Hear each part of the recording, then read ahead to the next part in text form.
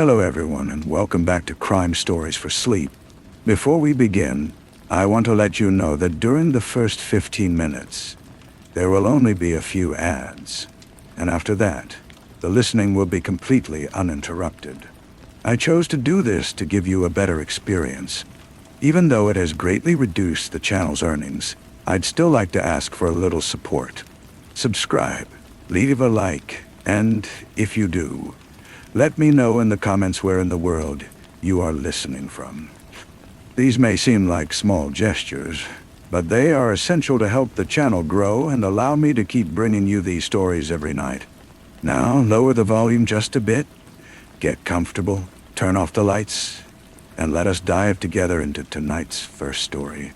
Story 1.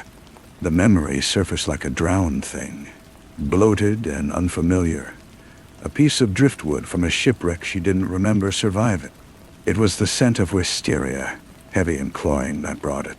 Brianna was standing on the front porch of her mother's house, key in hand, the painted white wood of the door blistered from the southern sun. The air was thick with the perfume of the purple blossoms cascading over the trellis, a scent she had not smelled in 15 years. And with it came the image, sharp and sudden. A small, pale hand, the fingernails painted a chipped, childish pink, resting on dark, damp earth. She did not know whose hand it was. She only knew with a cold certainty that settled deep in her bones that it was a hand that was no longer attached to a living girl. She had come back to Blackwater, Mississippi, because 2 girls were dead, and her editor, a man who thought of human tragedy in terms of column inches and web traffic, had decided her local connection was an angle. Lily, age 9, and Chloe, age 10, best friends. They had vanished from a playground on a Tuesday afternoon, their bicycles left leaning against the jungle gym like abandoned shells. Their bodies were found 3 days later in the choked, muddy creek that gave the town its name, a mile into the woods that bordered the old rail yard. The official cause of death was drowning, but the whispers, the ones that had reached her in her sterile apartment in Chicago, spoke of something else, something ritualistic and unclean. The town was a clenched fist, holding its secrets tight. The key turned in the lock, the sound a metallic scrape that echoed in the dense, humid air. The house exhaled a breath of dust and old perfume and simmering resentment. It was a grand, decaying Victorian, a testament to her mother's dwindling fortune and undiminished pride. Elena was in the parlor, a room preserved in amber. She did not rise from her velvet chaise lounge. She was a woman carved from marble and cigarette smoke, her blonde hair a perfect stiff helmet, her eyes the color of a winter sky. "Brianna," she said, and her voice was exactly as Brianna remembered, a low, cool instrument that could flay you open with a single note. "I see the city hasn't managed to teach you to stand up straight." The words were a familiar pressure on an old bruise. Brianna set her bag down, the leather suitcase looking alien and transient on the faded Persian rug. "Hello, Mother. I suppose you're here to pick at our scabs for your readers, to make a spectacle of our grief." Elena took a slow drag from her cigarette, the ember glowing like a malevolent eye in the dim room. "I'm here to write a story," Brianna said, her own voice sounding thin and reedy in comparison. "There is no story. There is only a tragedy, and tragedy is vulgar." Elena's gaze drifted to the window, to the sprawling, overgrown garden. "Your room is as you left it. Adriana will be down for dinner." Adriana. The stepsister. A late-in-life acquisition from Elena's second, brief marriage to a man who had the good sense to die quickly. Brianna had been 16 when Adriana, a silent, watchful child of 8, had been brought into the house. She was a shadow in the periphery, a creature of unsettling stillness. Brianna climbed the stairs, each step a groan of protest. Her room was a museum of a girl she barely recognized. Faded posters of bands, a bookshelf crammed with dog-eared paperbacks, a dried corsage from a prom she'd been forced to attend. It was a lie, this room. A carefully constructed diorama of a normal adolescence that had never existed. That night, at a dinner of overcooked roast and strained silence, Adriana appeared. She was 23 now, but she had the ageless, placid quality of a porcelain doll. Her hair was black as ink, her skin pale, her eyes a dark liquid brown that seemed to absorb the light. She moved with a languid, almost boneless grace. "Brianna," she said, and her smile was a small, closed thing. "You look tired. It was a long drive." "They found them near the old rail bridge," Adriana said, her voice conversational, as if discussing the weather. "The girls, where we used to play." Brianna's fork stilled. "We didn't play there, didn't we?" Adriana's gaze was unwavering. "I remember you showing me the place. You said it was a secret." A cold trickle of unease traced Brianna's spine. She had no such memory. The rail yard had been forbidden, a place of rust and rot and whispered dangers. She looked at Elena, who was watching the exchange with a detached, almost clinical interest. "You have a poor memory, Brianna," Elena said. "You always have. It's why you became a journalist, I suppose. To document other people's truths, since you can't hold on to your own." The next morning, Brianna drove to the police station, a squat brick building that smelled of stale coffee and floor waxite. Detective Brian Crocker was a large man who seemed to have been molded from the same red clay as the land. He had a weary kindness in his eyes, a stark contrast to the sharp, cynical cops she was used to dealing with. "Miss Kendrick," he said, gesturing for her to take a seat in his cluttered office. "I read your piece on the drug trade in Gary. It was good work. Thank you. I'm hoping I can do the same here." He sighed, a heavy, weary sound. "This isn't like Gary. This is quieter, deeper. These girls, they were just kids. The town is scared, and when people get scared, they either start pointing fingers or they stop talking altogether. Right now, I've stopped talking." He showed her the files. The crime scene photos were stark and terrible under the fluorescent lights. Two small forms, curled in the mud, their hair fanned out like waterweed. Their skin was bleached pale by the water. Lily had a small, star-shaped birthmark on her left ankle. Chloe's right hand was clenched in a fist. There were no obvious signs of violence, no bruises the coroner could definitively link to an assault prior to drowning. It was the absence of evidence that was most chilling. "The water washed away a lot," Crocker said, watching her face. "But not everything. There was a residue on their clothes, a kind of pollen from the wisteria vine." Brianna's blood went still. She saw the porch, the heavy, purple blossoms, the memory of the small, pale hand.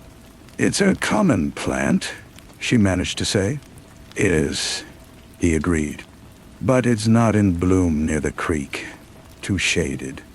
The only place it's blooming like crazy right now is in the old manicured gardens, the nice parts of town. Like her mother's garden." The investigation became a slow, hypnotic waltz through the town's submerged fears. Brianna walked the streets, the oppressive heat a physical weight on her shoulders. She interviewed neighbors, teachers, the grieving parents. Their answers were polite, evasive. Their eyes slid away from hers. They all knew who she was. Elena Kendrick's daughter. The one who got out. The one who thought she was better than them. Their silence was a wall. She spent her evenings in the oppressive silence of the house. Elena would hold court in the parlor, dissecting the town's reactions with surgical cruelty. Adriana would sit and sketch in a large pad, her pencil moving with a swift, sure grace. She never showed anyone what she was drawing. One night, Brianna woke to the sound of soft footsteps in the hall. She crept to her door and opened it a crack. Adriana was gliding down the staircase, a ghost in a white nightgown. She disappeared into the kitchen. A few moments later, Brianna heard the back door open and close. She followed. The moon was a sliver of bone in the sky. The garden was a labyrinth of shadows, the scent of wisteria so thick it was like breathing syrup. Adriana was standing by the old stone fountain, its basin dry and filled with rotten leaves. She was not alone. A man stood with her, his back to Brianna. They were speaking in low, urgent tones. Then the man turned, and the moonlight caught his face. It was Detective Crocker. He saw Brianna. His expression shifted. A quick flicker of something, surprise, guilt, warning, before it settled back into its usual weary mask. Adriana turned slowly, her face a pale oval in the dark. She showed no surprise. "Brianna," she said, "you couldn't sleep either." Crocker cleared his throat. "I was just following up on a tip, Miss Kendrick. Your sister thought she saw something out here a few nights ago." "What did she see?" Brianna's voice was a whisper. "A light," Adriana said. "Just a flicker. Probably kids." But the air was thick with the unspoken. Brianna went back inside, her heart hammering against her ribs. She stood in the dark of her room, looking out at the garden. The memory of the small hand returned, more vivid now. The chipped pink polish, and with it, another fragment. The sound of a child giggling, a high, silvery sound that turned, abruptly, into a gasp. She began to avoid the house, spending her days with Crocker, or what little time he would grant her. He was a careful man, a man who measured his words. But she sensed a tension in him, a fissure in his solid demeanor. "This town," he said one day, as they stood by the black, sluggish water of the creek, "it looks after its own, and it has a long memory. Your family, your mother, she's a powerful woman here. People are loyal, or they're afraid." "What are they afraid of, Brian?" He looked at her, his eyes full of a profound sadness.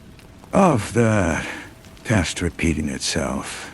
There was another girl, a long time ago. Her name was Sarah Miller. She drowned in this very creek when she was 10. It was ruled an accident." Brianna felt the world tilt. Sarah Miller. The name was a key turning in a lock she didn't know existed. A flood of images, sensations. A freckled face, a gap-toothed smile, a secret handshake.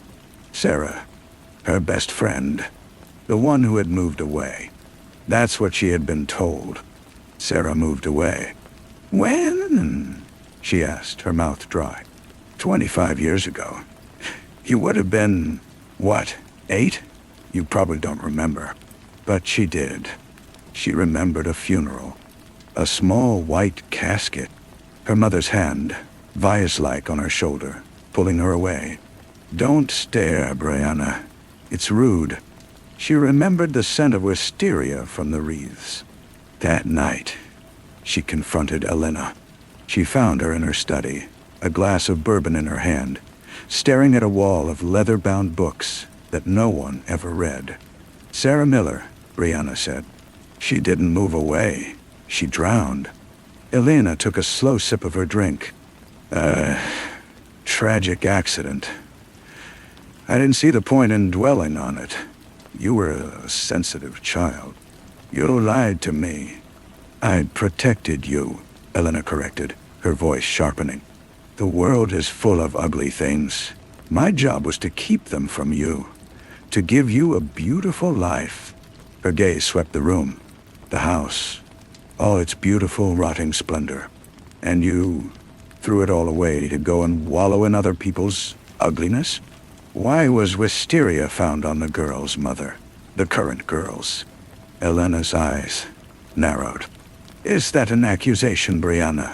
Have you become so corrupted that you would point a finger at your own family? Perhaps you should look to your own fragmented mind. You've always been unstable, prone to fantasies. You see things that aren't there." The gaslighting was a familiar fog, threatening to swallow her. She retreated to her room, the walls closing in. She opened her laptop, her fingers trembling as she typed. Sarah Miller, Blackwater, Mississippi.com. The archives of the local paper were digitized. It took her an hour to find it. A small, 2-paragraph obituary. Beloved daughter, tragically taken. No details, but there was a photo. A school portrait. Sarah, with her freckles and her bright, hopeful smile. And beside her, in a class photo she found from the same year, was a younger Elena Kendrick, then Elena Vance, the room mother, standing at the back of the group, her smile perfect and cold. A memory, long buried, broke the surface of her mind. It was the day Sarah died. They had been in the garden. They were playing a game, a secret game. Elena had come out, her face tight with anger. She had grabbed Sarah's arm. "You filthy little girl," she had hissed. "Get away from my daughter." Brianna had cried. Sarah had run, terrified, into the woods, toward the creek. She never saw her again. The pieces were there, jagged and sharp, but they would not fit together. She went looking for Adriana, needing a confrontation, needing to shatter the girl's placid mask. She wasn't in her room. The large sketchpad was on the bed. Driven by a compulsion she didn't understand, Brianna opened it. The breath left her body. The pages were filled with drawings of exquisite, unsettling detail. Not landscapes or portraits, but scenes. The creek, the rail bridge, and the girls, Lily and Chloe.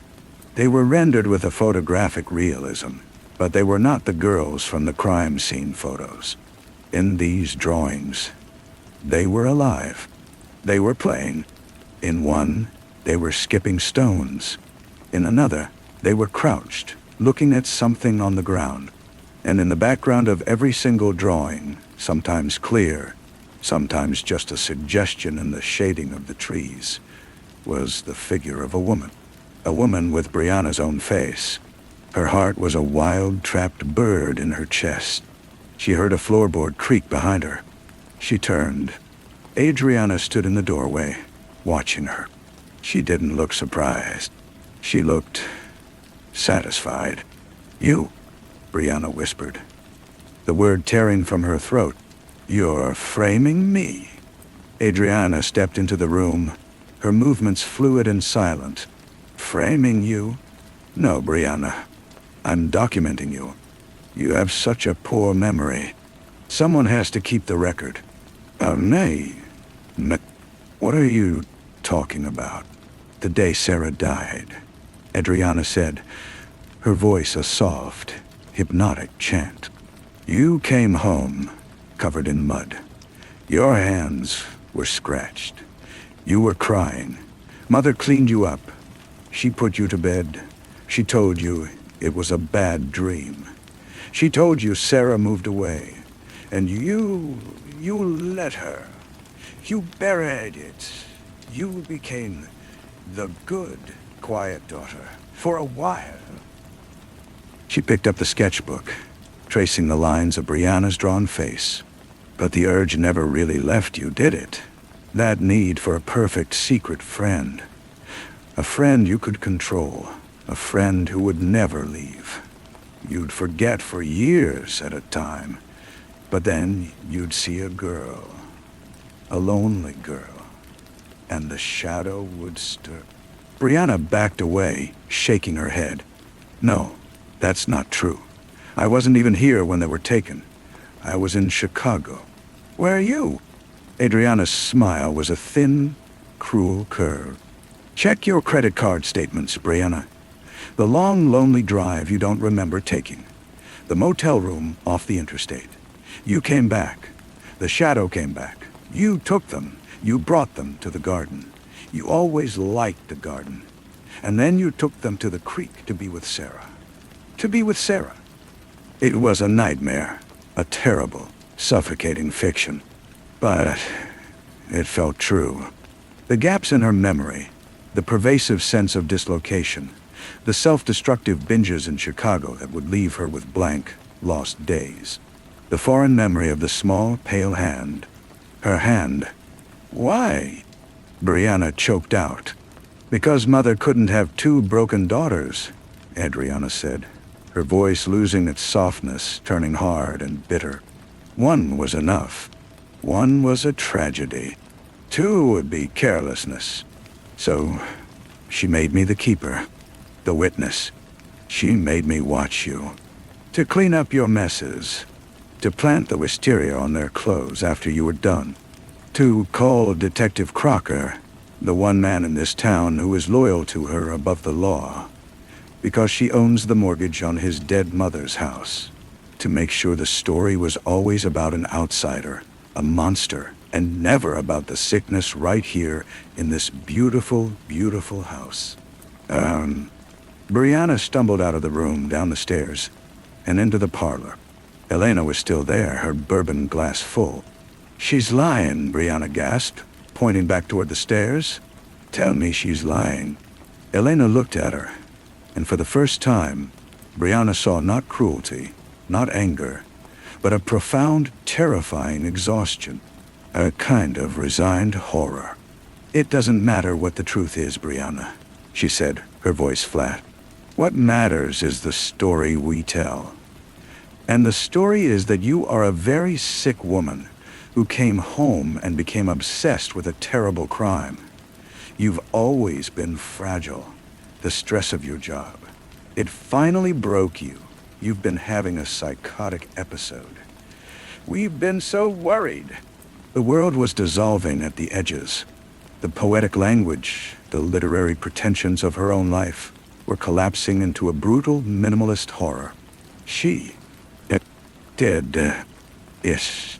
The empty spaces between her memories were not empty. They were filled with the black water of the creek. She ran, out the front door, past the suffocating wisteria, into the town. The streets were dark and empty. She found herself at the playground where Lily and Chloe were last seen. The yellow police tape fluttered in the humid breeze. She saw their bicycles, still there, a silent, haunting tableau. She got in her car. She didn't know where she was going. She drove on the dark, winding road out of town, toward the highway. The headlights cut a frail path through the oppressive darkness. In the rearview mirror, she saw the lights of another car. It followed, maintaining a steady distance. A memory surfaced. Not a foreign one, but a true one. She was 8. She was in the woods with Sarah. They weren't running from Elena. They were following her. They had seen Elena, her hands dirty, her face streaked with tears, coming from the direction of the creek. They had been playing a game of spy. They saw her secret. And Sarah, brave, foolish Sarah, had called out to her. "Mrs. Vance, are you okay?" Brianna remembered the look on her mother's face. Not anger. Panic. ... A raw, animal panic. She slammed on the brakes, the car skidding to a halt on the gravel shoulder. The car behind her stopped too, its headlights flooding her interior. She couldn't breathe. The truth was not that she was a monster. The truth was that she had been the witness. She had seen her mother kill Sarah Miller. She had buried the memory so deep it had festered, creating a phantom self, a shadow to bear the guilt. Elena had spent a lifetime convincing her the shadow was real, and Adriana, the true, loyal daughter, had helped her build the cage. The driver's door of the car behind her opened. Detective Crocker stepped out, his figure silhouetted by the headlights. He walked slowly toward her car. He wasn't holding his badge. He was holding a gun. This was the ending. Not a confrontation, not a revelation to the world. This was a quiet, domestic solution. A tragic end to a fragile woman's breakdown. The town would sigh with relief. The story would be closed. She looked past Crocker, back down the road toward Blackwater. She saw the faint glow of the town in the valley, and she saw the garden, the wisteria, the small, pale hand in the dark earth. It had always been there. It would always be there. The first shot was a sharp, final punctuation. The second was an echo, Then only the sound of the crickets and the heavy, perfumed silence of the night, and the dark, patient water of the creek, waiting for the next little girl to come and play. Crocker opened her car door. The interior light did not come on. He had disabled it before. He was a man who prepared. He looked at her, his face a mask of regret in the harsh backlight. The gun was steady. "It's better this way, Brianna," he said, his voice low and calm. "For the town, for your family, for you. You'll never have to remember." She did not look at the gun. She looked at his eyes, at the weary kindness that had always been a lie. "You knew about Sarah Miller," she said. "It wasn't a question." His jaw tightened. "Your mother was a young woman. She made a mistake. She panicked. That little girl, Sarah, she was going to tell about the arrangement your mother had with the foreman at the mill. It would have ruined everything. Your father would have left her. The life you had would have vanished. She did it to protect you. All of it. All of it," Brianna repeated. The words were ash in her mouth. "And you helped her cover it up. You were just a deputy then." "I owed her," he said simply, "and I owe her still. Some debts don't get paid off. They just get bigger." He raised the gun slightly. "Close your eyes," he said. "It will be easier." Brianna did not close her eyes. She looked past him into the darkness. A movement, a flicker of white. Adriana stood at the edge of the tree line, her nightgown glowing in the gloom. She was holding her sketchbook. She was watching. Her expression one of intense, focused interest, as if she were committing the scene to memory for a future drawing. Crocker followed her gaze. His resolve faltered for a fraction of a second, his head turning slightly toward the woods. It was all the time she needed. Brianna's hand, which had been resting on the gear shift, slammed the car into drive. Her other hand wrenched the steering wheel hard to the left. The car lurched forward, tires spitting gravel. The front bumper caught Crocker in the hip, spinning him around. The gun fired, the report deafening inside the car, the bullet shattering the passenger window. She didn't look back. She stomped on the accelerator, the car surging onto the blacktop. In the rearview mirror, she saw Crocker scrambling to his feet, raising the gun again. She saw Adriana, still watching, not moving to help him, not moving to run, just watching. The second shot hit the rear of the car, a metallic thunk. Then, a third. The mirror exploded, glass shards peppering the side of her face. She swerved, fighting the wheel, and kept driving. She drove without thought, without plan, guided only by the instinct to get away from the light, from the gun, from the terrible patient story they had written for her. She found herself not on the highway, but on a narrow, crumbling service road that ran parallel to the creek. The woods pressed in on both sides. The car, a rental, whined in protest. A warning light flickered on the dashboard. He had hit something vital. Steam began to curl from under the hood. She coasted to a stop where the road ended at a rusty gate, the entrance to a long-abandoned quarry. The engine died with a final shuddering sigh. Silence descended, broken only by the hiss of the radiator and the relentless chorus of the crickets. She was trapped. Getting out, she stumbled toward the quarry's edge. Below, the rainwater was a black, stagnant pool. It looked like a giant, dark eye staring back at the sky. This was where it would end after all. Not with a clean shot on the highway, but here, in the rot, where no one would find her for weeks. A twig snapped behind her. She turned, expecting Crocker, expecting the final act. It was Adriana. She had followed on foot, her nightgown torn and dirty, her feet bare and bleeding. She was still holding the sketchbook. "You can't run, Brianna," she said, her voice eerily calm. "He'll find you. Or the woods will. Or the water." "Why are you here?" Brianna asked, her voice raw. "To finish the story," Adriana said. My version. She held out the sketchbook. Take it. Brianna didn't move. Take it. Adriana's voice sharpened, a crack in her placid surface. Look at the last page. Hesitantly, Brianna stepped forward and took the heavy book. She flipped to the final page. The drawing was different from the others. It was not a scene of the creek or the garden. It was a drawing of this moment, the two of them standing at the edge of the black quarry. But in the drawing, Adriana's hands were around Brianna's throat, and Brianna was falling backward into the water. It's the only way, Adriana whispered, her eyes wide and fever-bright. Don't you see? If you're gone, the story becomes mine to tell. I can tell them how you confessed, how you led me here, how you attacked me and I fought back, how you fell. I can be the hero. I can be the daughter who finally stopped the monster. Mother will have to see me then. She will have to. She took a step closer, her hands rising, her fingers curling. She was stronger than she looked. The drawing was not a prediction. It was an instruction.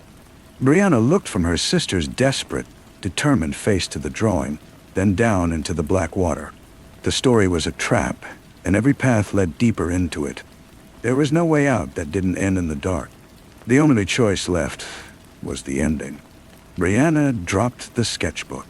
It landed face up on the muddy ground, the violent image staring at the sky.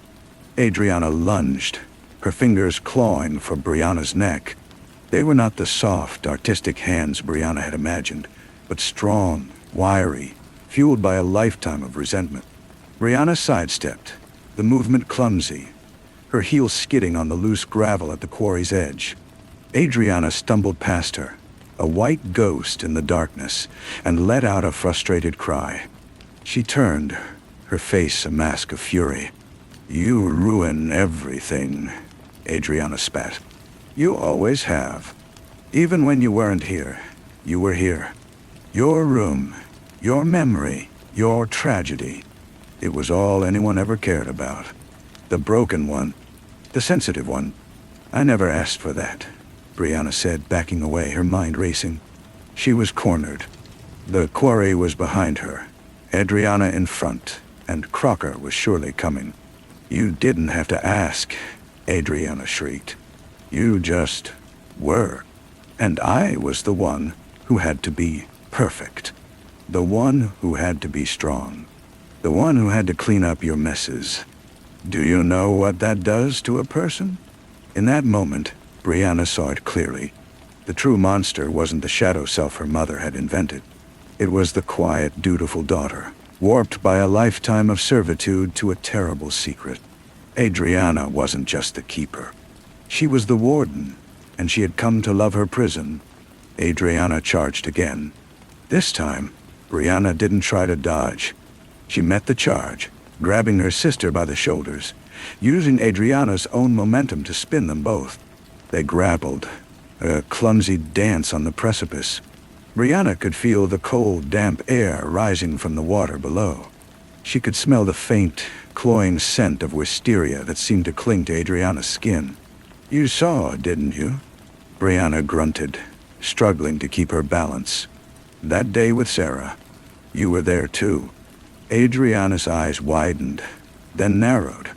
I was told to forget, so I forgot.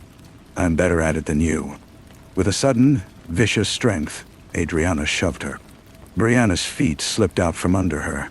She fell hard on her back, her head snapping against the ground. The world swam in dizzying circles. Adriana stood over her, panting, her hair a wild halo in the faint light. It's better this way, Adriana said, echoing Crocker. She bent down, her hands reaching once more for Brianna's throat. From the woods, a voice cut through the night. Adriana, stop. It was Elena. She stood at the tree line, her silk robe looking absurdly elegant in the grim setting. She held a small, pearl-handled revolver, pointed not at Brianna, but at Adriana. Adriana froze, her hands inches from Brianna's neck. She looked at her mother, her expression one of utter betrayal. Mother? I'm finishing it. For us. Putting her in the water won't finish it, Elena said, her voice trembling with a strange cold grief. It just creates more questions. More mess. Crocker is bleeding in the ditch. He can't help us now. It's over. It's not over, Adriana screamed, the sound tearing through the quiet. It will never be over unless she's gone. You said we had to protect the family. You said... I was wrong, Elena whispered. The words seemed to cost her everything. I was trying to protect a ghost. Adriana stared, her whole body shaking. Then, with a cry of pure, undiluted rage, she launched herself not at Brianna, but at her mother. The gun went off. The sound was small, almost polite. Adriana stopped, a look of profound surprise on her face. She looked down at the dark stain spreading across the front of her white nightgown.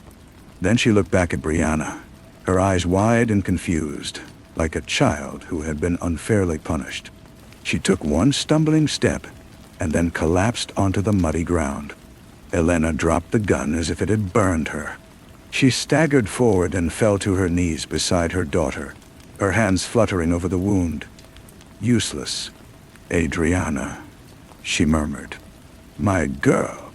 My strong girl. Brianna pushed herself up, her body aching, her mind numb. She looked at the two of them, the mother and the daughter, the architect and the keeper of the lie, now bound by a final, terrible truth. The story was rewriting itself in blood. Sirens wailed in the distance, growing louder. Someone had heard the shots. The real world was coming, and it would have its own version of events. Brianna walked away from the edge of the quarry. She left the sketchbook on the ground, its pages soaking up the dark water from the earth. She left the gun lying in the mud.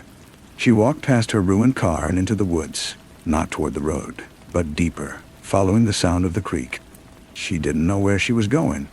She only knew she had to keep moving, one foot in front of the other, through the tangled, endless dark. The woods were a cathedral of shadows. The canopy so thick it swallowed the moonlight. Brianna moved by feel, the sharp tang of pine and decay filling her lungs.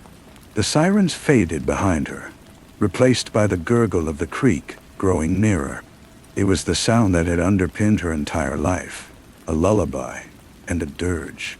She pushed through a final wall of ferns, and there it was, the black water sliding past, patient and knowing. This was the place. She knew it in her bones. The bank was a tangle of exposed roots like skeletal fingers clutching the earth. This was where Sarah had fallen. This was where her mother had panicked, her hands pushing, not digging. This was where a little girl's laughter had been silenced, and where Brianna's own mind had fractured, building a monster from the pieces to survive the unsurvivable. She knelt, the dampness seeping through her jeans. She looked at her hands, pale in the gloom. They were clean. They had always been clean. The phantom memory of a small, pale hand in the dirt was not hers. It was Sarah's. A final, desperate image her brain had conjured to make sense of the senseless. A branch cracked upstream. She didn't turn. She knew who it was. Elena emerged from the trees, a specter in silk. She was alone. She had left Adriana for the paramedics and the police. She stopped a few feet away, her face a ruin of mascara and grief. They'll find her, Brianna said, her voice flat. They'll find Adriana. They'll find Crocker. They'll ask you what happened. Elena said nothing. She just stared at the water, as if she could see the past reflected on its dark surface. You can tell them I did it, Brianna continued.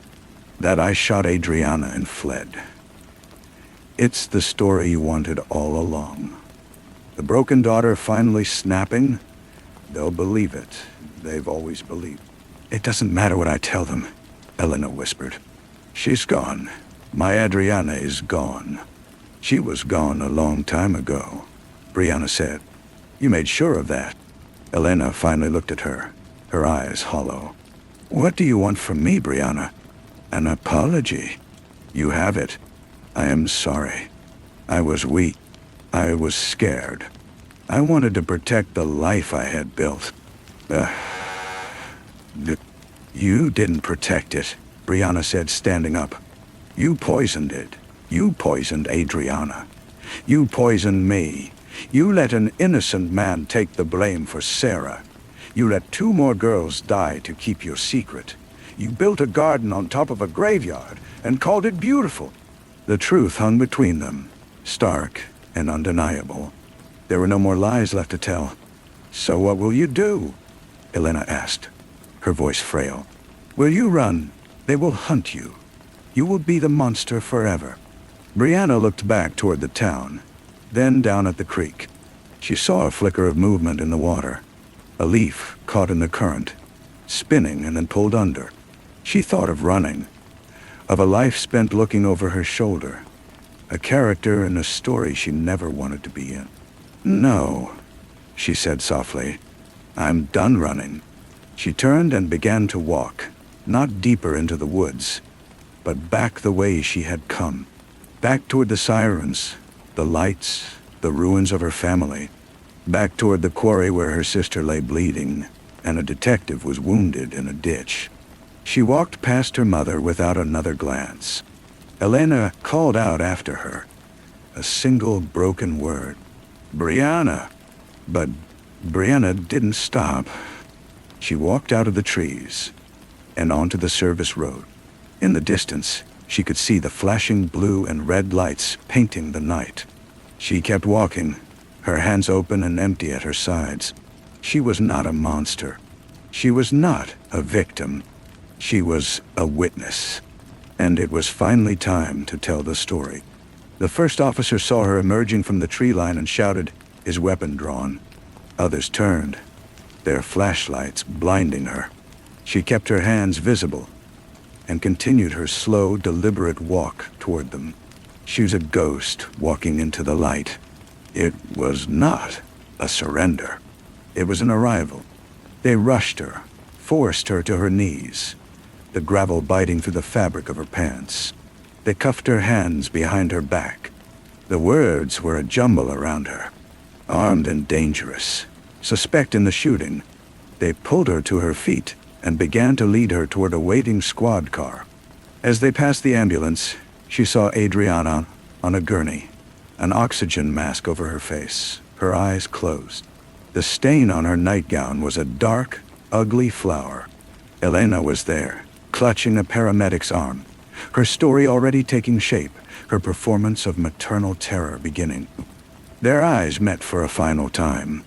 Elena's were pleading, desperate, a silent command to play her part, to complete the final lie. Brianna looked away. They put her in the back of the car. Through the window, she watched the scene recede. The flashing lights, the frantic movements, the dark mouth of the quarry. It looked small now. Just a place. A terrible place, but just a place. The car began to move, bouncing down the rough road. The officer in the passenger seat was talking on the radio. "We have the Pierce girl in custody, proceeding to the station." The Pierce girl, that's who she was. That's who she had always been. Not a monster, not a shadow. A girl from a family with a terrible secret.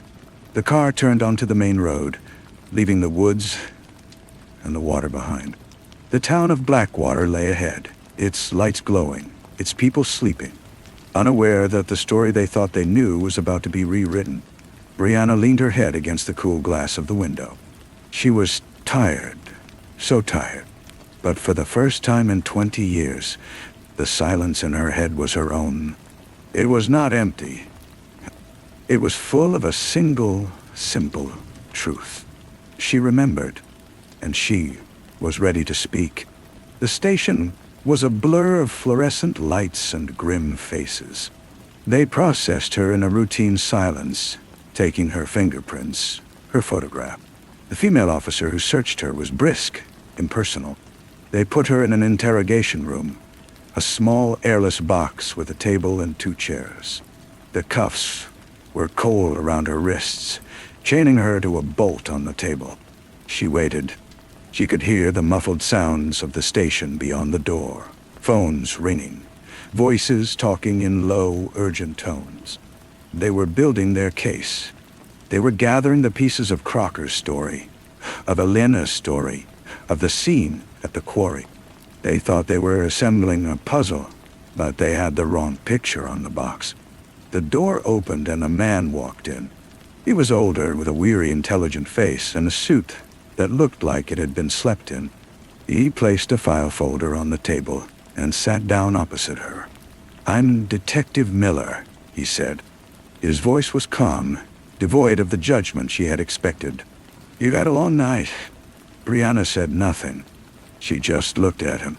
"Sheriff Crocker is in surgery," Miller continued, watching her closely. "He'll live. Your sister is in critical condition. Your mother is being treated for shock." He opened the folder. It was empty, except for a single photograph.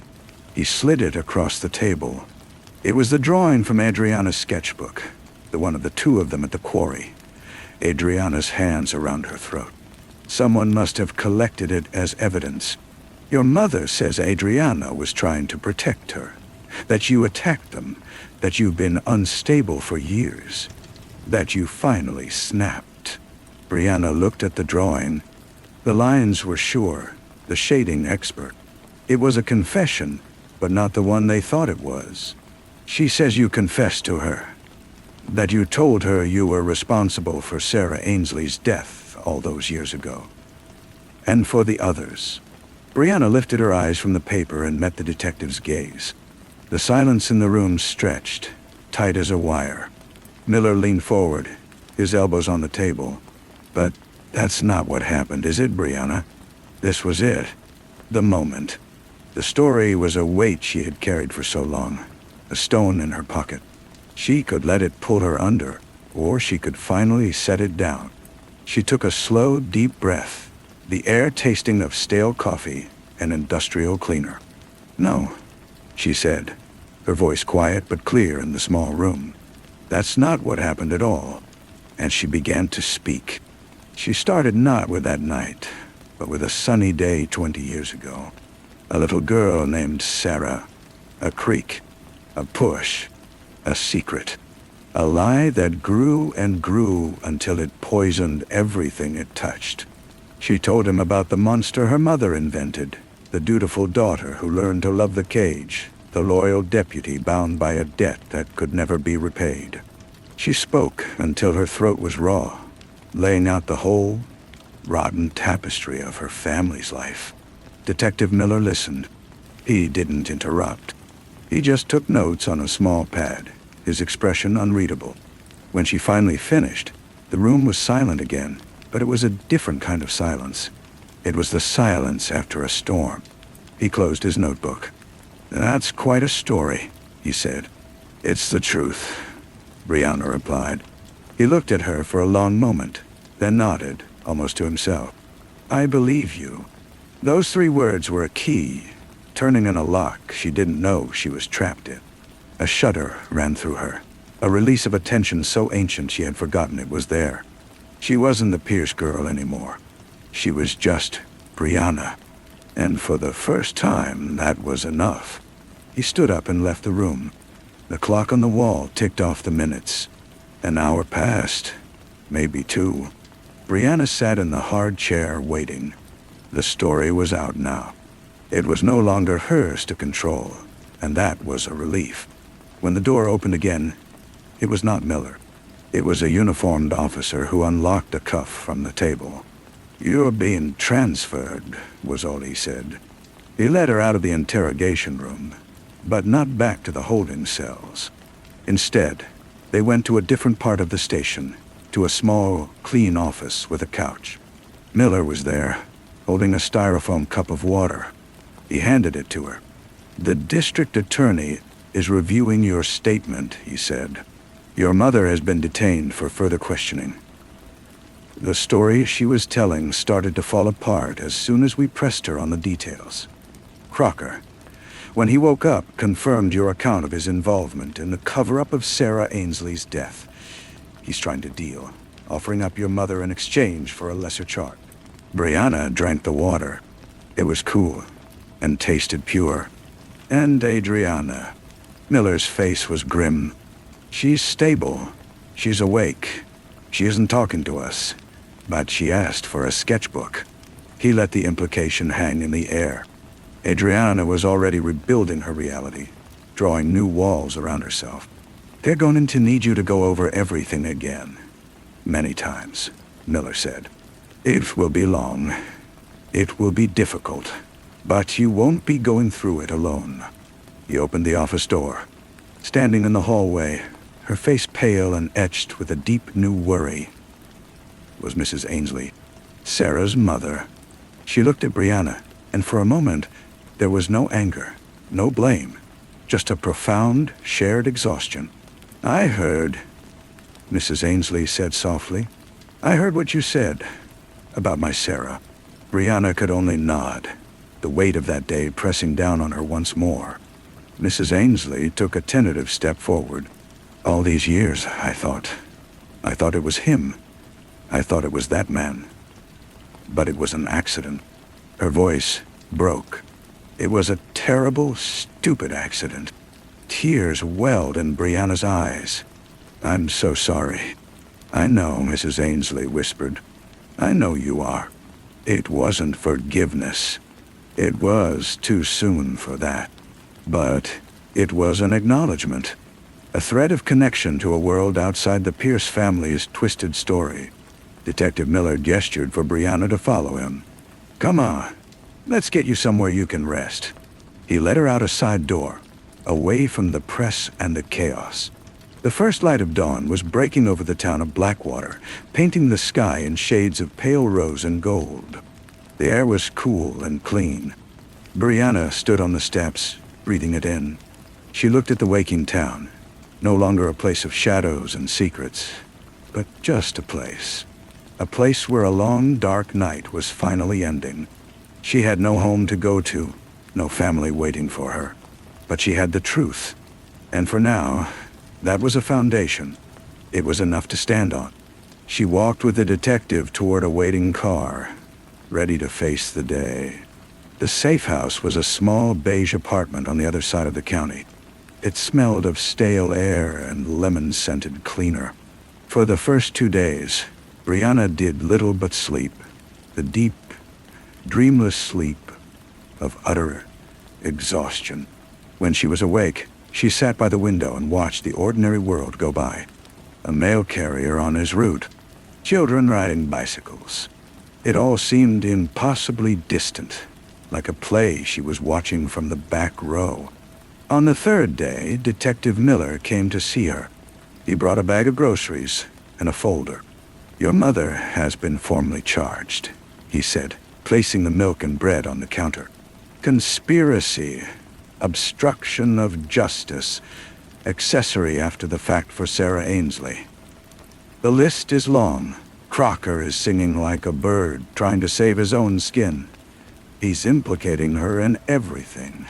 Brianna nodded, absorbing the information. It felt clinical, like a weather report about a storm that had already passed over her. And Adriana? She asked. Miller's expression tightened. She's been transferred to a psychiatric facility. She's still not speaking, but the doctors... They're concerned. She spends all her time drawing. The same thing over and over. He opened the folder and slid a photocopy across the kitchen table. It was a drawing of the quarry. But in this version, Brianna was not there. It was just Adriana and Elena, standing hand in hand at the water's edge, their faces serene. In the dark water, a single pale face was visible beneath the surface, the features blurred. It was impossible to tell if it was Sarah, or Brianna, or some composite of all the ghosts Adriana had been tasked to keep. She's building a new world, Brianna said softly.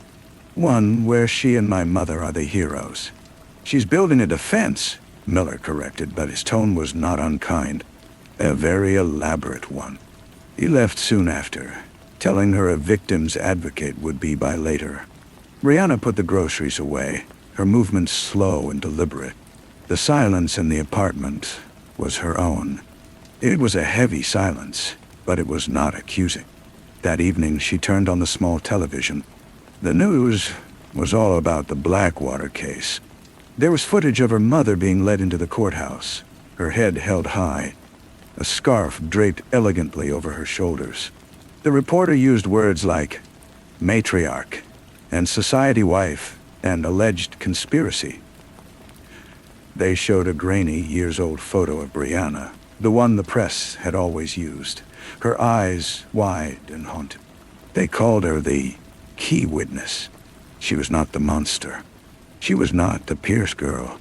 She was a witness. The label was a strange, ill-fitting coat, but it was better than the others she had worn. A week later, she asked Miller to take her to the creek one last time. He was reluctant, but he agreed. They drove in silence, a second, unmarked car following behind them. When they arrived, the police tape was gone. The place was just a place again. Brianna walked to the bank alone. The water was higher than before, swollen from a recent rain. It moved quickly, chattering over the stones. She looked at the roots, at the spot where her life had split in two.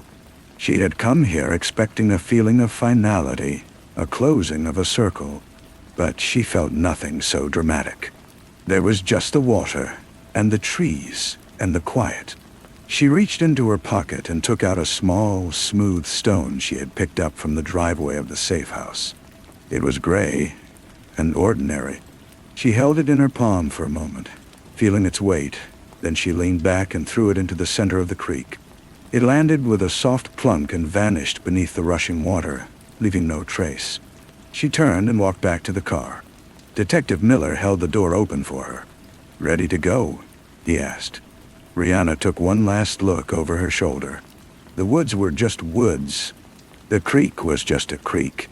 The past was a story she had finally finished telling. "Yes," she said, and got in the car. "I'm ready." The car pulled away from the curb and Brianna did not look back. The investigation would be long. The legal proceedings a tangled web she would have to navigate for months, perhaps years. But the hard part was over. The story was told. Miller drove her to a different apartment, this one with a few more personal touches. A stack of books left by the victim's advocate on the coffee table. He gave her his card, told her to call any time, for any reason. Then he left, and she was alone. The silence was different here. It was not the heavy, watchful silence of her mother's house, or the frantic, screaming silence of her own mind. It was just quiet. She picked up a book from the stack, a novel about people with problems entirely unrelated to her own, and she began to read. Days turned into weeks. She met with lawyers, with therapists, with the district attorney. She repeated her story until the words began to feel detached from their meaning, like stones worn smooth by a river. She saw her mother's face on the news again, thinner now, the elegance replaced by a sharp, bitter rigidity. Elena Pierce was fighting, denying everything, building her case on the foundation of a mother's love and a daughter's instability. It didn't matter. The truth had its own momentum now. One afternoon, a plain envelope arrived with no return address. Inside was a single sheet of paper. It was a drawing done in familiar, precise pencil strokes. It was a portrait of Brianna, but not as she was now. It was her as a child of 8, her eyes clear and untroubled, a faint, hopeful smile on her lips. There was no quarry, no darkness, no monstrous hands. It was just a girl. At the bottom, in small, neat letters, were 2 words. I remember. Brianna held the paper for a long time. It was not an apology. It was not an explanation. It was a message from a prison of its own making. It was a thread, thin and fragile, connecting her to the sister she had once known, the one who existed before the lie. She did not know what to do with it, so she simply placed it in a drawer, an artifact from a country that no longer existed. Spring deepened, and the trees outside her window leafed out in a vibrant, shocking green. She started taking walks, at first just around the block, then further, exploring the quiet neighborhoods of this new town. She bought a notebook and began to write, not about the past, but about the things she saw. A blue door on a yellow house. Pass, vaping on a wall. The way the light fell through the leaves in the evening. They were small, insignificant observations, but they were hers. They were true. She was in a coffee shop, writing about the pattern of foam on her latte, when a woman approached her table. Brianna. She looked up, her heart giving a familiar, fearful lurch. But the woman's face was kind, her expression one of hesitant recognition. "I'm sorry to bother you. My name is Clara. I knew your sister. A long time ago. At art camp." Brianna gestured to the empty chair, and the woman sat. "I heard about everything," Clara said. "I just wanted to say, the Adriana I knew was funny and brilliant. She could draw anything. She once did a portrait of me that was so perfect, it made me cry." She looked down at her hands. "I guess I just wanted to say that to someone who would understand, that there was a before." Brianna felt a thickness in her throat. "Thank you," she said. "I remember that Adriana too." They talked for a few more minutes about nothing important, and then Clara left. Brianna sat for a long time after, watching the people come and go. They had their own stories, their own sorrows and secrets. She was not alone in carrying a weight. She closed her notebook and stepped outside. The sun was warm on her face. The future was not a bright, certain path. It was a misty road, full of unknowns and the echoes of the past. But for the first time, she was the one walking it. She was not being pulled by the current. She was choosing her own direction, one step, one breath, one true thing at a time. Story 2. The room was wrong. It was the first thing I noticed when I unlocked the door, the air stale and cool against my face. My office. A 10 by 12 cell on the 4th floor of a building that didn't officially exist. A place of humming servers and the soft, constant glow of monitors. I knew its dimensions the way I knew the weight of my own body. I could navigate it in the dark, but that morning, stepping across the threshold, I felt it. A shift in proportions. The far wall, the one that should have been a perfect unbroken plane of beige, seemed to have retreated an inch, maybe 2. The ceiling pressed down lower. It was a subtle wrongness, a note played just flat enough to grate on the nerves without announcing its discordance. I stood there, my bag heavy on my shoulder, and tried to place the feeling. It was like looking at your own reflection and seeing a stranger's blink. I am an intelligence analyst. My name is Colt. My work is the quiet architecture of facts, the careful arrangement of data into a structure that can bear the weight of decisions. I build houses of cards in the dark, and other men use them to decide who lives and who dies. I am good at my job because I notice things. The gap between a cartel lieutenant's reported location and the background noise in a satellite phone call. The rhythm of money moving through shell companies like a nervous pulse. And the feeling that my office, my sanctuary of logic, had been subtly, irrevocably altered. I dropped my bag by the desk. My fingers traced the cool, smooth surface, finding the familiar hairline scratch near the monitor. Everything was in its place. The chair was at its correct height. The framed photograph of my wife, Lena, and our daughter, Chloe, was angled just so. Yet the air itself felt different, thicker, as if it had been breathed by someone else and then put back. I sat down. The leather of the chair sighed, a sound I knew as well as my own heartbeat. I woke the monitors. The familiar login screen glowed, a blue as deep and empty as a tropical sea. I typed my credentials, the click of the keys, a staccato prayer to the god of order. The operation was called Silent Viper. It was a beautiful, poisonous name.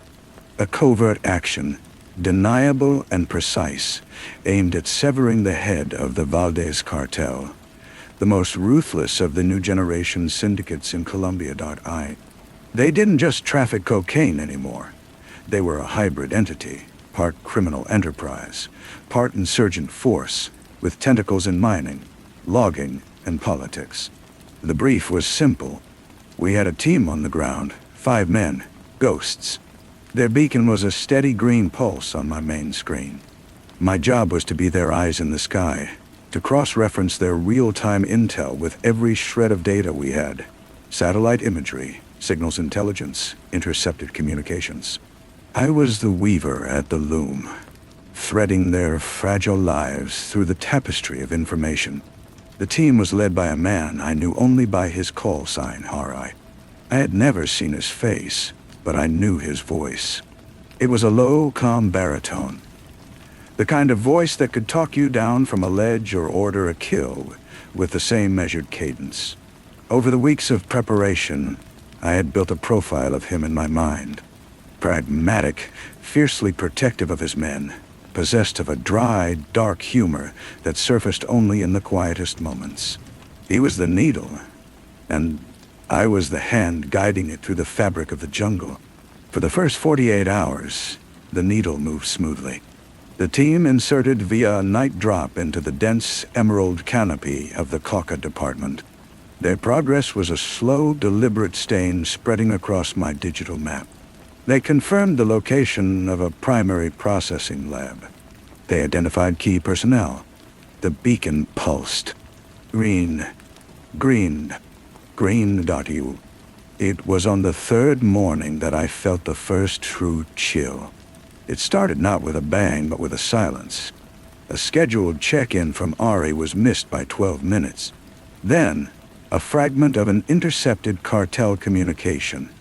A voice snarling in rapid Spanish about halcón en el árbol, hawks in the tree. It was local slang for lookouts, but the context was wrong. The cadence was off. It felt staged, like a line delivered by a bad actor.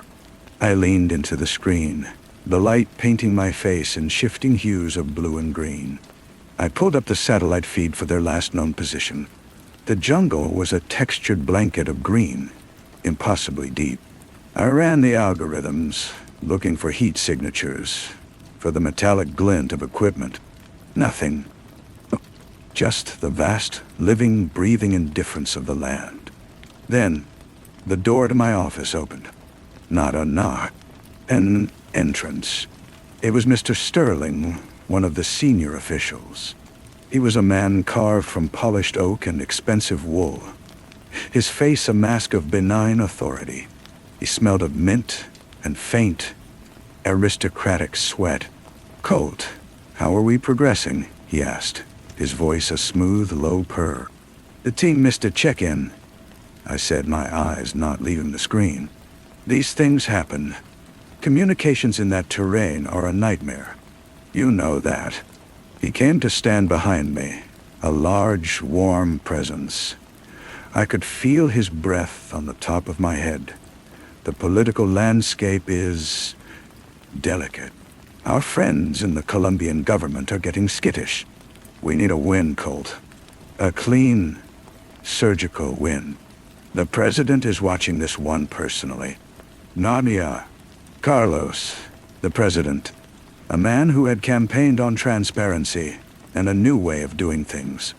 I had believed in him once. Now his name was just another piece of data. A variable in an equation I was no longer sure I understood. "I'm getting anomalous signals," I said, my voice tight. "The cartel chatter feels wrong. Contrived." Sterling placed a hand on my shoulder. It was meant to be reassuring, but the weight of it felt like a shackle. "That's your analyst's mind, always looking for patterns. Sometimes a cigar is just a cigar. Trust the process, trust the men on the ground." He left as quietly as he came, the door clicking shut with a sound of finality. The room felt wrong again. Not just the proportions, but the atmosphere. It was filling with an invisible gas, odorless, tasteless, but deadly. I looked at the photograph of Lena and Chloe Dot. They were smiling on a beach, the sun in their hair. A world away from this silent, airless box. The green beacon pulsed once more, a lone firefly in a vast, dark field. Then, it vanished. It didn't flicker. It didn't fade. It was there, and then it was not. A perfect, absolute erasure. My heart became a frantic bird beating against the cage of my ribs. I typed commands, my fingers clumsy. I initiated emergency protocols, pinging the backup systems. Silence. A null response. The void where the beacon had been was a hole in the world. I felt a cold sweat break out on the back of my neck. The air conditioning hummed its indifferent tune. I began to dig. This is what I do. When the world outside becomes chaos, I retreat into the world within the machines. I pulled logs, access records, communication, transcripts. I became a ghost in my own machine, tracing the footprints of other ghosts. And I found them, not in the data itself, but in the spaces between the data. A timestamp that was a microsecond out of sync. A routing number for a satellite that was, according to the official schedule, undergoing maintenance. A door left slightly ajar in the code. They had been in my system, not the cartel. Someone here, someone with higher clearance than me, had accessed the Silent Viper operational channel. They had inserted a ghost signal, a perfect replica of the team's beacon, while the real one had gone dark hours, maybe a day earlier. The team had been moving through the jungle, thinking I was watching their back, while I was actually watching a brilliant, convincing lie. Ari's voice came back to me from one of our last secure chats. You ever feel like we're the bait in a trap, Colt? Not the hunters. I had dismissed it as pre-op jitters. Now the words felt like shards of ice in my gut. I worked through the night, the darkness outside my window, a mirror of the darkness on my screen. I was a miner in a cave of my own making, chipping away at the rock face of a conspiracy. The pieces began to coalesce. There had been a meeting, a high-level strategy session. I found a memo, so heavily redacted it was mostly black ink, but a few words survived. Plausible deniability, asset reallocation, political necessitude. It was a sacrifice. The soldiers, Ari and his men, were not casualties of war. They were offering on the altar of political convenience. The Valdez cartel had become too powerful, too destabilizing. But a public, messy confrontation was off the table. So a deal was made. The cartel would be handed a victory, a demonstration of their power, to ensure their cooperation in other, quieter matters. In return, they would eliminate a problematic American team that knew too much. The operation was never meant to succeed. It was designed to fail. The team was sent into a slaughterhouse, and I was the one who had handed them the map. I thought of the soldiers. I had their files. Young men with names and faces and families. I thought of Ari's voice, the dry humor, the unshakable competence. They were out there, betrayed. Their lives traded like currency in a game they never knew they were playing. I had to get a warning out. It was a futile, insane thought. The team was likely already dead. The beacon had been dark for over 18 hours. But what if one of them was alive? What if Ari was still out there, fighting? I crafted a message. A single encrypted burst, routed through a back door I had built for a rainy day, a line I was never supposed to use.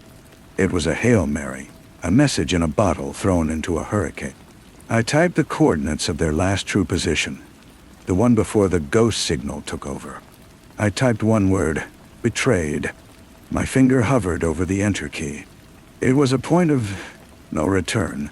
Sending this was treason.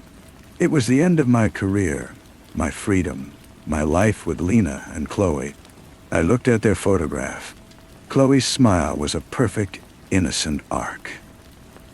I saw the room around me, its walls still subtly wrong. A prison of lies. I saw the void on my screen where 5 men had once been. I pressed the key. The sound was not a dramatic swoosh. It was a soft, almost inaudible chime. The message was gone. I sat back, my body drained, a hollow shell. For a long moment, there was only silence. The hum of the servers, the beat of my own heart. Then, the door to my office opened again. It was not Mr. Sterling this time. It was 2 men I had never seen before. They were dressed in dark, unremarkable suits.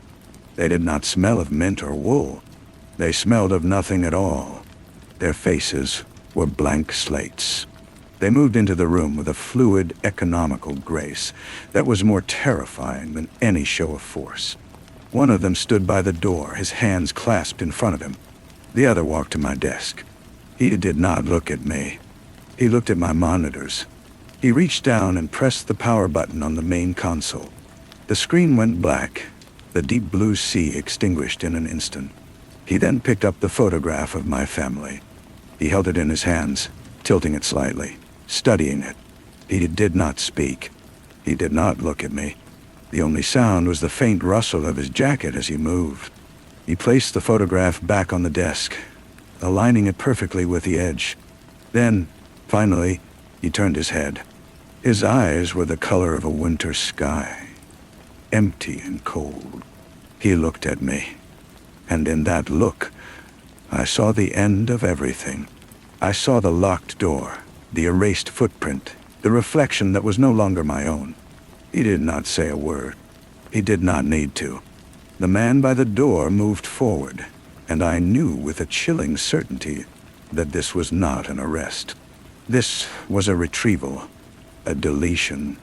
I thought of Lena and Chloe, probably still asleep in our bed, the morning sun beginning to warm the windows of our suburban house. They were part of a world that no longer included me. I did not resist. There was no point. The man in front of me took my arm, his grip like iron, and pulled me to my feet. It was not rough, but it was absolute. My body felt numb, disconnected. I was a piece of data being removed from the board. They flanked me and walked me out of the office. The hallway was empty and silent, the fluorescent lights casting a sickly glow on the linoleum floor. We did not go toward the elevators. We turned left, toward a service stairwell I had only ever used during fire drills. The door clicked shut behind us, the sound echoing in the concrete shaft. We began to descend.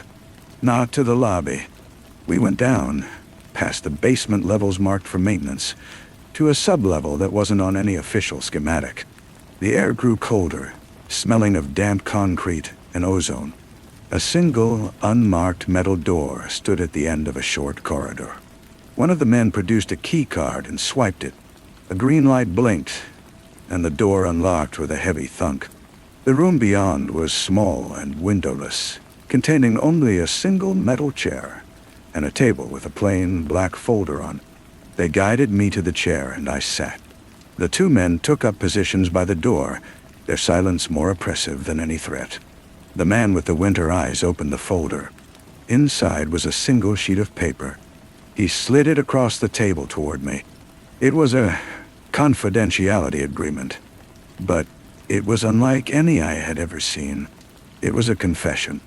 It detailed, in dry legal prose, my gross negligence in the handling of the Silent Viper operation, my unauthorized use of a backdoor communication channel, and my subsequent mental breakdown. It stated that in lieu of a public trial, and to spare my family the shame, I was agreeing to be remanded to a private psychiatric facility for indefinite treatment. I looked up at him. My voice, when I found it, was a rasp, dotty get gaia. And if I don't sign? He didn't blink. The narrative will be established with or without your cooperation. Your choice is whether your wife receives a pension and the chance to remember you as a sick man or as a traitor who sold secrets to the Valdez cartel, leading to the deaths of 5 American heroes. The evidence for the latter is already being prepared. He placed a pen on the table. It was a cheap, disposable ballpoint. I thought of Chloe's smile. I thought of the life she would have, the whispers that would follow her if her father was a traitor. A sick man was a tragedy. A traitor was a stain. I picked up the pen. The metal was cold. I signed my name at the bottom of the page. The signature did not look like mine. It was the shaky scrawl of a stranger. The man took the folder, closed it, and tucked it under his arm. He gave a slight, almost imperceptible nod to the other man, who then opened the door. 2 new men entered. They were dressed in the white uniforms of orderlies. As they held me to my feet, my arms held in a firm but clinical grip. The man with the winter eyes spoke for the first and only time. His voice was as flat and empty as his gaze. The room will be corrected. Then I was being led away, down another darker corridor, toward a van with tinted windows. The last thing I saw was not the building or the men, but the memory of that morning. The stale, cool air. The far wall that had retreated. It hadn't been my imagination. They had been in there, altering my space, preparing the physical stage for my psychological unmaking. The room was wrong because they had made it so. And now, they were sending me to a place where all the rooms would be wrong, forever. The van moved without urgency through the pre-dawn streets. I sat on a plain metal bench, one orderly across from me, the other in the passenger seat. No one spoke. The world outside the tinted windows was a blur of muted grays and blues, the sleeping city unaware of the small, quiet transaction that had just taken place within it. I was a secret being transported, a file being moved to a more secure drawer. We did not go to an airport or a train station. We drove to a private hangar on the outskirts of the city, a place that smelled of jet fuel and emptiness. A small, unmarked plane waited, its engines already whining. The transition was seamless. From the van to the tarmac, up the short flight of stairs, into a cabin with no windows. The doors sealed with a hiss of equalizing pressure. There were no seatbelts, just more benches. The orderlies sat opposite me, their faces placid. They were not guards. They were escorts for a piece of cargo. The flight was long. I had no sense of direction, no way to mark the passage of time, except for the growing numbness in my legs. I tried to hold on to Lena's face, Chloe's laugh, but they were becoming distant, fading signals from a country I could no longer reach. I had built my life on the integrity of information, and now I was being erased by it. When the plane landed and the door opened, the light was different, softer, warmer. The air was thick with the smell of pine and damp earth. We were in the mountains somewhere. A single black car was parked on the cracked asphalt of another, smaller airstrip. The transfer was repeated. The drive was winding, climbing higher. Through the car window, I saw dense forest, untouched and deep. The facility was not what I had expected. It was not a sterile hospital, but a collection of low, modern buildings made of wood and glass, designed to blend into the landscape. It looked like a retreat, a place for wealthy executives to escape their stress. The deception was elegant, and therefore more terrifying. The intake process was silent. My clothes were taken, my watch, my wedding ring. I was given soft gray trousers and a gray t-shirt.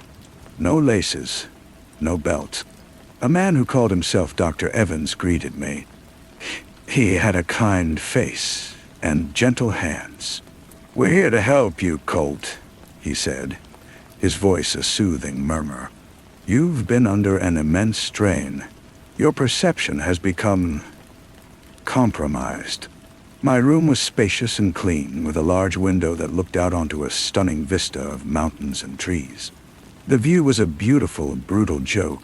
It was a prison without bars, a cage designed to convince the inmate he is free. The door locked from the outside with a soft, electronic buzz. Days began to blend. The routine was gentle, inexorable. Therapy sessions with Dr. Evans, where he would patiently, methodically, lead me through the events of Silent Viper. He would present me with documents, with logs, all of them proving that the ghost signal was a figment of my paranoia, that my message of betrayal was the result of a psychotic break brought on by stress and guilt over the team's loss. He was not confrontational. He was compassionate. He was rewriting my memory, line by line. I fought it. I clung to the cold, hard certainty I had felt in my office. I recited the timestamps, the routing numbers, the feel of the air that was not my air. Dr. Evans would nod, his eyes full of pity. The mind is a powerful thing, Colt. It can build entire worlds to protect itself from a truth it cannot bear. The truth is, you made a mistake. The team died because of a communications failure, and you cannot forgive yourself. Weeks, or perhaps months passed. The sharp edges of my reality began to soften, to blur. Was it possible? Had I broken? The food was bland. The medication they gave me made my thoughts slow and syrupy. One afternoon, I was in the common area, staring at the mountains, when a new patient was brought in. A woman, her eyes wide with the same disoriented fear I must have had. She was led to a seat near me by an orderly. She looked at me, a fleeting glance of shared desperation. Then her eyes dropped to the table between us, to a newspaper someone had left behind. It was a week old. The headline was small, tucked away on page 6. Former intelligence analyst, committed after tragic breakdown. There was no picture of me, but there was a picture of Lena and Chloe, leaving our house, their faces etched with a grief that looked real. What? And below that, another, smaller headline. Valdez cartel announces ceasefire, pledges cooperation in peace talks. A victory for President Carlos' diplomacy. The pieces, the real pieces, clicked into place one final time. I saw the entire hideous architecture. The sacrifice of 5 men had bought a political victory. My silencing had cemented the official story. It was so clean, so efficient. I looked from the newspaper to the woman, and I saw the faint, almost invisible scar along her hairline. The same scar I had seen on one of the orderlies who had first taken me. The same scar on Dr. Evans' left hand. A marker. They were all actors. The other patients, the staff, all part of the production, hired to perform my reality until it became the only one I could remember. The woman's fear was a brilliant performance. She was here to observe, to report on my progress. I looked back out at the mountains, at the perfect, peaceful view. I had been trying to hold on to the truth, but the truth was no longer a solid thing. It was a vapor. They were not just deleting me. They were formatting my mind, preparing it to be rewritten with a better, safer story. I felt the last of my resistance break, not in a storm of anger, but in a quiet, profound surrender. I was in a room that was wrong, and they would keep correcting it until I agreed it was right. So I turned to the woman and I gave her a small, shaky smile. "It's a beautiful view," I said, my voice sounding hollow in my own ears. She smiled back, a practiced, sympathetic curve of her lips. "It is," she said. "It really is." And in that moment I knew Colt was gone. The man who remained would learn to appreciate the view. He would learn to believe the story. He would forget the weight of the bag on his shoulder, the feeling of the cool desk, the green pulse of a beacon, and the 5 ghosts in the jungle who had been betrayed twice over.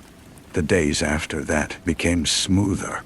The sharp, metallic taste of betrayal that had lived in my mouth since that night in the office began to fade, replaced by the bland, nutritious food and the subtle, constant medication. Dr. Evans noted my progress with a warm, paternal pride. My sessions shifted. We talked less about Silent Viper and more about my childhood, my relationship with Lena, my anxieties about fatherhood. He was building a new foundation, one without the structural flaw of my inconvenient discovery. I started to participate in group activities. Art therapy, where I painted vague, pleasant watercolors of the mountains. Woodworking, where I sanded a block of pine into a smooth, featureless shape. I spoke to the other patients. A man named David, who believed he had invented a new form of energy, and a woman named Sarah, who was convinced her thoughts were being broadcast on local radio waves. Their delusions were loud and messy. Mine, I was learning, had been quiet and insidious.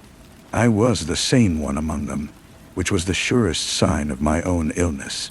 One evening, as I sat in the common area watching the sunset paint the peaks in shades of orange and purple, the woman from the newspaper day sat beside me. Her name was Claire. "The light is different tonight," she said softly, her voice perfectly calibrated to be soothing. "It is," I agreed, and I found that I meant it. The view was no longer a mockery. It was a fact, a beautiful, undeniable fact. "You seem more at peace," she observed. I nodded, my eyes still on the mountains. "I think I'm starting to understand. The mind, it can play terrible tricks. It's a relief to stop fighting it." This was the script I wanted. I recited it flawlessly. Inside, the last ember of the man I had been guttered and died. There was no audience for him anymore, not even in the privacy of my own skull. The surveillance was total. The self I was constructing was the only one permitted to exist.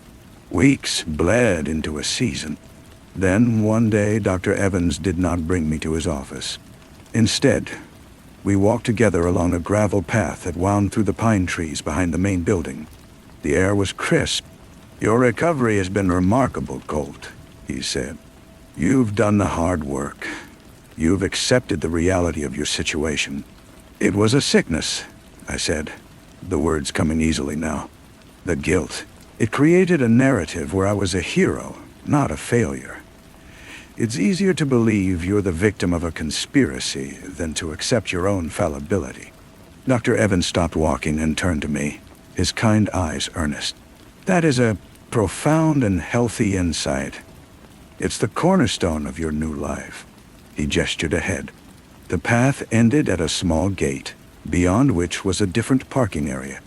A familiar black car was waiting. Not the van, but the car that had brought me from the airstrip. "You're being discharged," Dr. Evans said. "Your wife is waiting for you at a transitional facility. She's been briefed. She understands the fragility of your condition, the importance of your continued medication and outpatient therapy."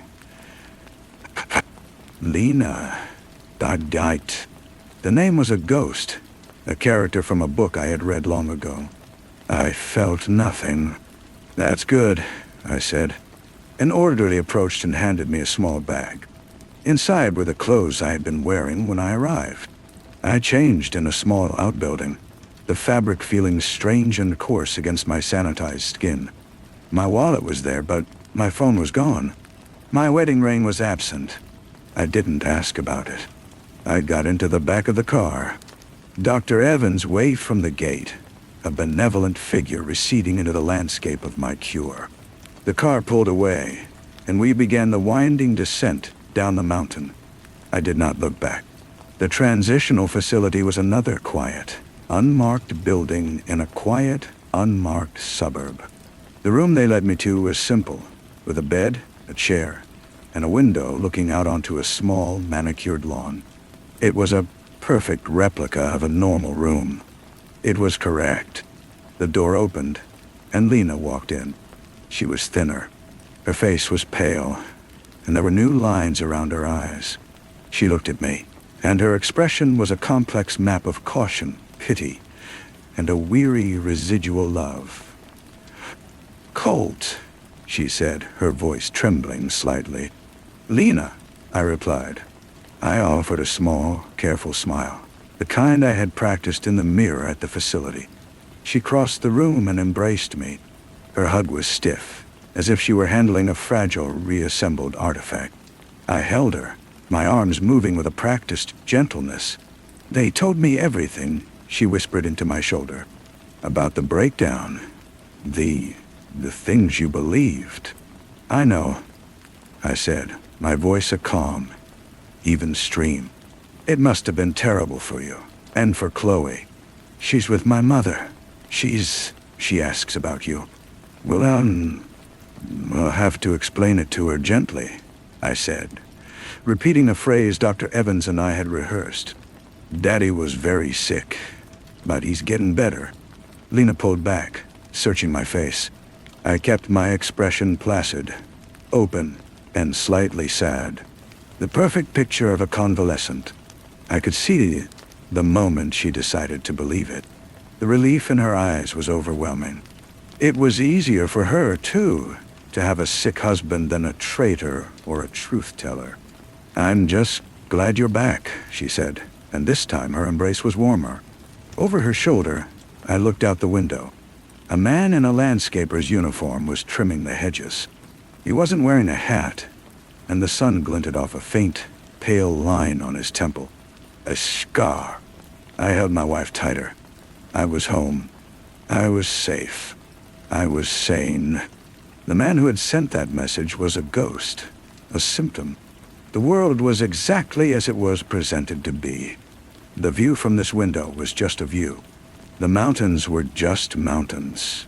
And the 5 silent men in the jungle were simply, tragically, dead. I believed it all. I had to. It was the only room left. We were taken to a small furnished apartment in a complex nearby. It was beige and quiet.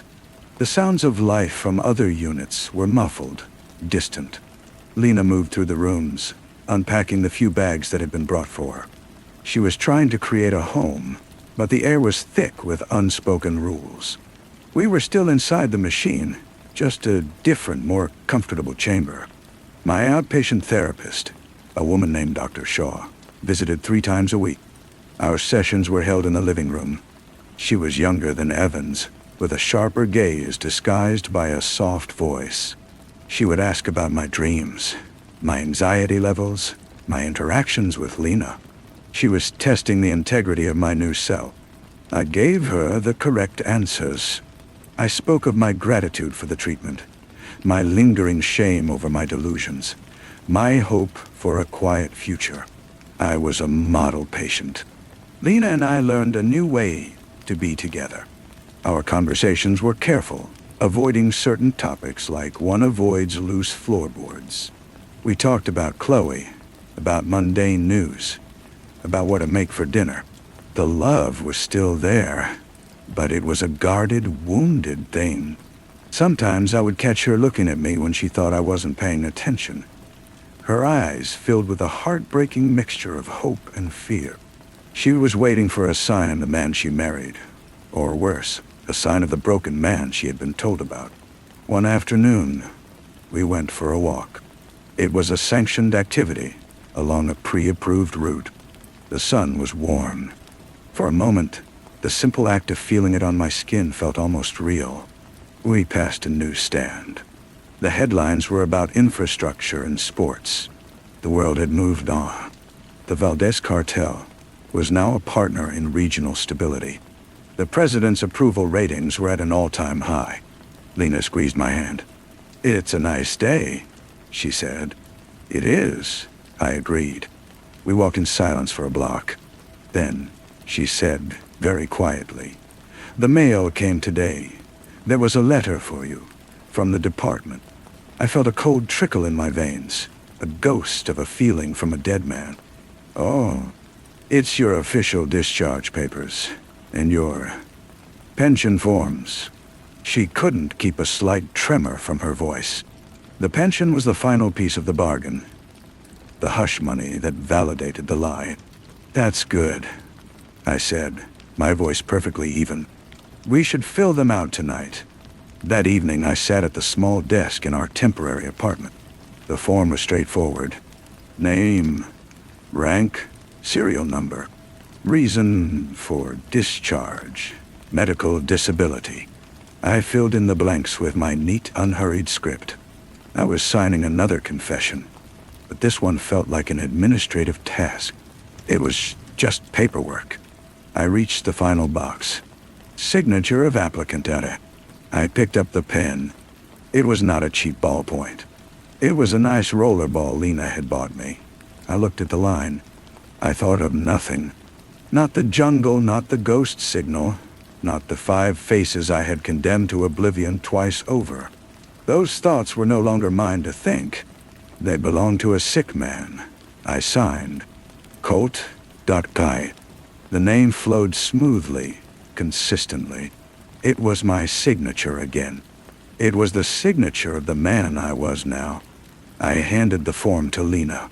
She looked at it, then at me, and gave me a tearful, relieved smile. "It's over," she whispered. "Yes," I said. "It's over." Later, as she slept beside me, I stared at the ceiling. The man in the landscaper's uniform was gone, replaced by a different man walking a dog on a repeated loop. The surveillance was a comfort. It was a reminder that I was cared for, that my reality was being maintained.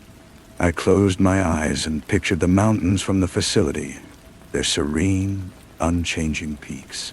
It was a beautiful view. It really was. And here, in this beige room, with my wife sleeping safely beside me, I had finally learned to appreciate it. The correction was complete. The room was right. The pension checks began to arrive with a regular, soothing rhythm. We used the first one as a down payment on a small house in a new development far from the city. The streets were wide and clean, the houses uniform and new. It was a place without history, and that was what we needed. I got a job at a local library, processing returns and reshelving books.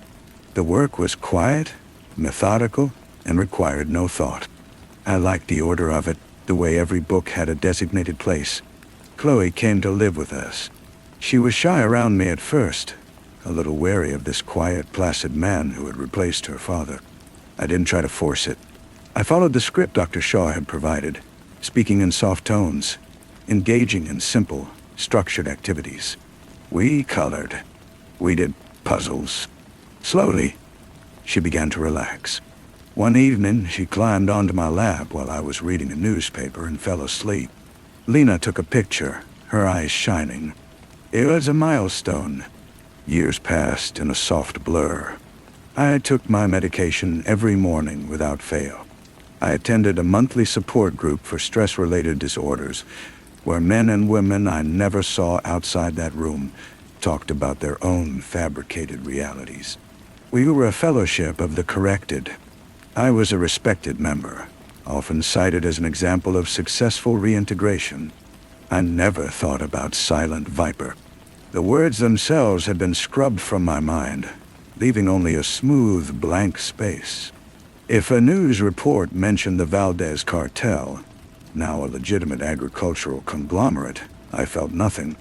If I saw the president's face on television, I felt a vague, approved sense of civic pride. My past was a patient, sanitized story I could recite on demand. The man who had uncovered a conspiracy was a phantom, a fever dream. Then, on a Tuesday, I was sorting through a donation box at the library. It was mostly old paperbacks and cookbooks, but at the bottom, nestled under a stack of magazines, was a hardcover book. Its dust jacket was missing, and the green cloth cover was faded. I pulled it out. It was a field guide to the birds of South America. A common enough book, but as I held it, a strange sensation, cold and sharp, pricked at the base of my spine. It was a feeling from a different life. I almost put it back in the box. That was the correct thing to do. Instead, my fingers, acting with a will of their own, opened the cover. There was no name inscribed inside, but tucked into the fold of the end paper was a single, brittle, pressed flower. It was small and a vivid, impossible purple, a color that did not belong in my beige world. And I remembered. It was not a loud, crashing memory. It was a silent, internal detonation. The smell of wet orchids and hot metal. The weight of a pack. Martinez, not as a ghost, but as a living man, pointing to a cluster of these exact flowers. Their purple a shocking contrast against the green gloom. Look at that, boss. Pretty. Doesn't look real. He had reached out to touch one, and I had snapped at him to focus. We were on the move. We were hunting. The memory was perfect, intact, and utterly damning. It had not been erased. It had been waiting. I stood frozen in the back room of the library, the book trembling in my hands. The carefully constructed edifice of my new life did not crack. It simply vanished, revealed as the illusion it always was. The view from my window was not just a view. The mountains had not been just mountains. They had been a backdrop in a play, and I had been the lead actor, convinced of my own authenticity. I closed the book. My heart was not racing. My breath was even. The medication ensured that my body would not betray the storm inside. I felt a terrifying clarity, a cold, clean focus I had not known since the night I sent the message. They had not killed Colt. They had buried him alive under a mountain of lies. An oppressed purple flower had been the earthquake that set him free. I slipped the book, with the flower still inside, onto the cart of items to be cataloged. My movements were calm, routine. I finished my shift. I drove home. I kissed Lena on the cheek. I helped Chloe with her homework. But that night, as I lay in bed beside my sleeping wife, I did not stare at the ceiling in passive acceptance. I stared into the darkness and I began to plan. They thought the room was correct. They thought the story was over.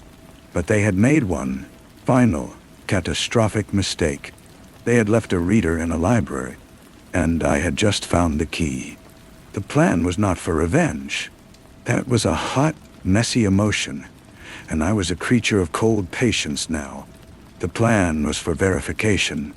I needed to know if I was truly sane, or if this was the final, most sophisticated layer of the delusion. The purple flower was either a key or a symptom. There was only one way to know for sure. I began with small, invisible acts. At the library, I started to subtly alter the system. A book on South American geography misfiled in European history. A biography of a general placed next to a text on signal intelligence. They were whispers, thrown into the universe to see if anyone was listening. I watched the patrons, the other staff. No one ever seemed to notice. The world was as oblivious as it appeared. At home, I was the same man. The medication ensured that. It smoothed the edges of my resolve into a placid, dependable calm. But inside, a new architecture was being built, room by secret room. I started taking long, solitary walks, a habit my wife and therapist encouraged for my continued well-being. I mapped the neighborhood not by its streets, but by its sight lanes and its blind spots. I noted the cars that were always parked in different locations, yet never seemed to accumulate dust or leaves. I never went near the pressed flower in the book. It remained in the library, a silent anchor to my secret reality. To check on it would be to risk exposure. I had to believe it was still there, that the memory was real. After 3 months of perfect behavior, my opportunity came. Dr. Shaw reduced the dosage of one of my medications, citing my remarkable stability. The world became slightly sharper, the colors a little more vivid. The beige of my house began to feel less like a comfort and more like a cage. On my next walk, I deviated from my route. It was a small deviation, just 2 blocks into an area of older, larger trees that offered more cover. I stopped, pretending to tie my shoe. My heart, for the first time in years, thudded against my ribs. I waited for a shout, for a hand on my shoulder, for the sudden appearance of the landscaper or the dog walker. Nothing happened. Only the sound of the wind in the leaves. It was the first test, and I had passed. Their surveillance was not total. It was a net, and I had found a hole. A cautious, calculated hope began to burn in me. A feeling so foreign it was almost painful. The next day, I went further. I walked to a busier commercial street and entered a diner I had never visited. I sat in a booth and ordered a coffee I did not want. The waitress was bored. The other customers were absorbed in their own lives. I was just a man. I was invisible. On the way out, I saw a public payphone. It was an ancient, grimy thing. A relic. My hand went to my pocket, to the handful of change I had started carrying for exactly this purpose. This was the second test, and the most dangerous. I stepped inside the booth, the glass walls foggy with dirt. I picked up the receiver. The dial tone was a low, steady hum. I did not dial a number I remembered. That'd be traceable, predictable. Instead, I dialed the main switchboard for the Department of the Interior, a number I had seen on a pamphlet at the library. It was a meaningless call. The test was not in who I called, but in the act itself. A woman's voice answered. "Department of the Interior, how may I direct your call?" I said nothing. I simply listened to the tone of her voice, the background sounds of a functioning office. I held the receiver for 10 seconds, then 20. "Hello," the voice said, impatient now. I hung up. The coins clattered back into the return slot. I stood in the booth, breathing in the smell of stale smoke and old metal. No one rushed the booth. No sirens sounded. They were not listening. Or if they were, they did not care about a wrong number from a payphone. I walked home, my mind clearer than it had been in a decade. The room they had built for me was not just a room. It was an entire wing of a vast, intricate prison. But I had just found the lock on the door. It was a simple lock.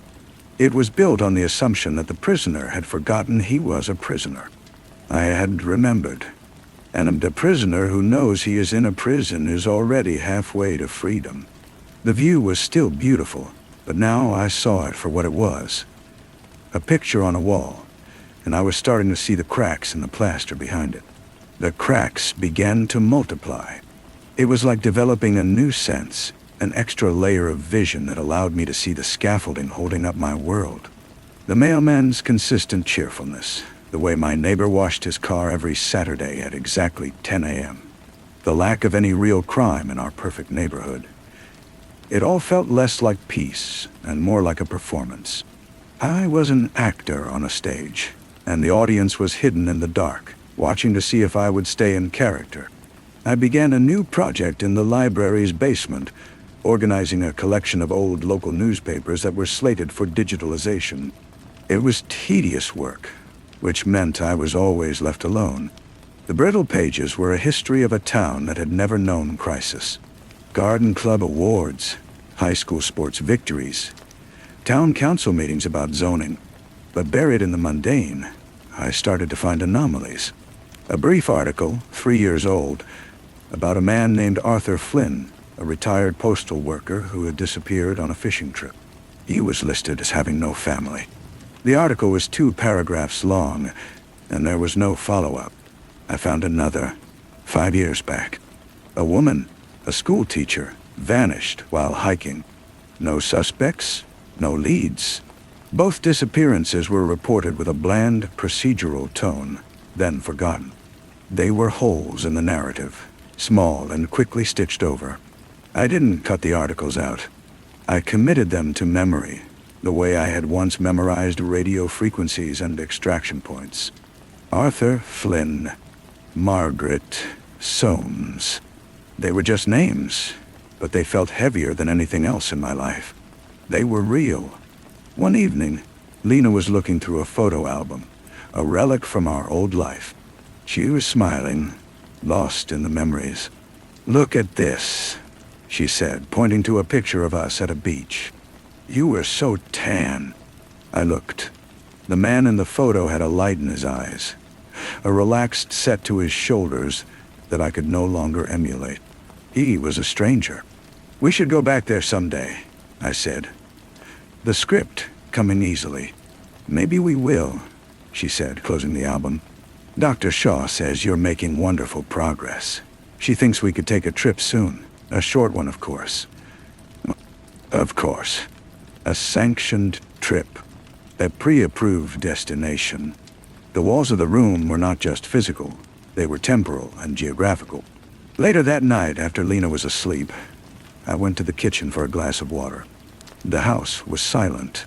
Through the window over the sink, I saw a car I didn't recognize parked 2 houses down.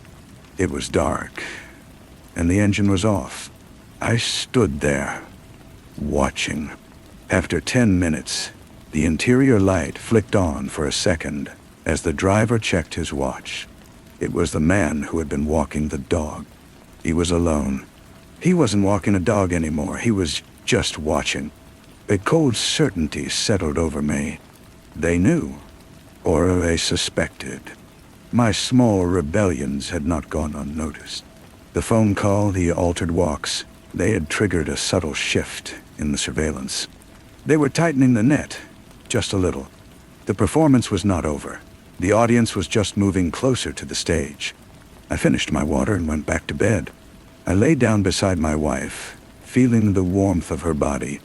I thought of Chloe sleeping down the hall, of the life we had built on this foundation of sand. I had 2 choices. I could fall back into the role, the perfect patient, and live out the rest of my days in this comfortable, beautiful lie.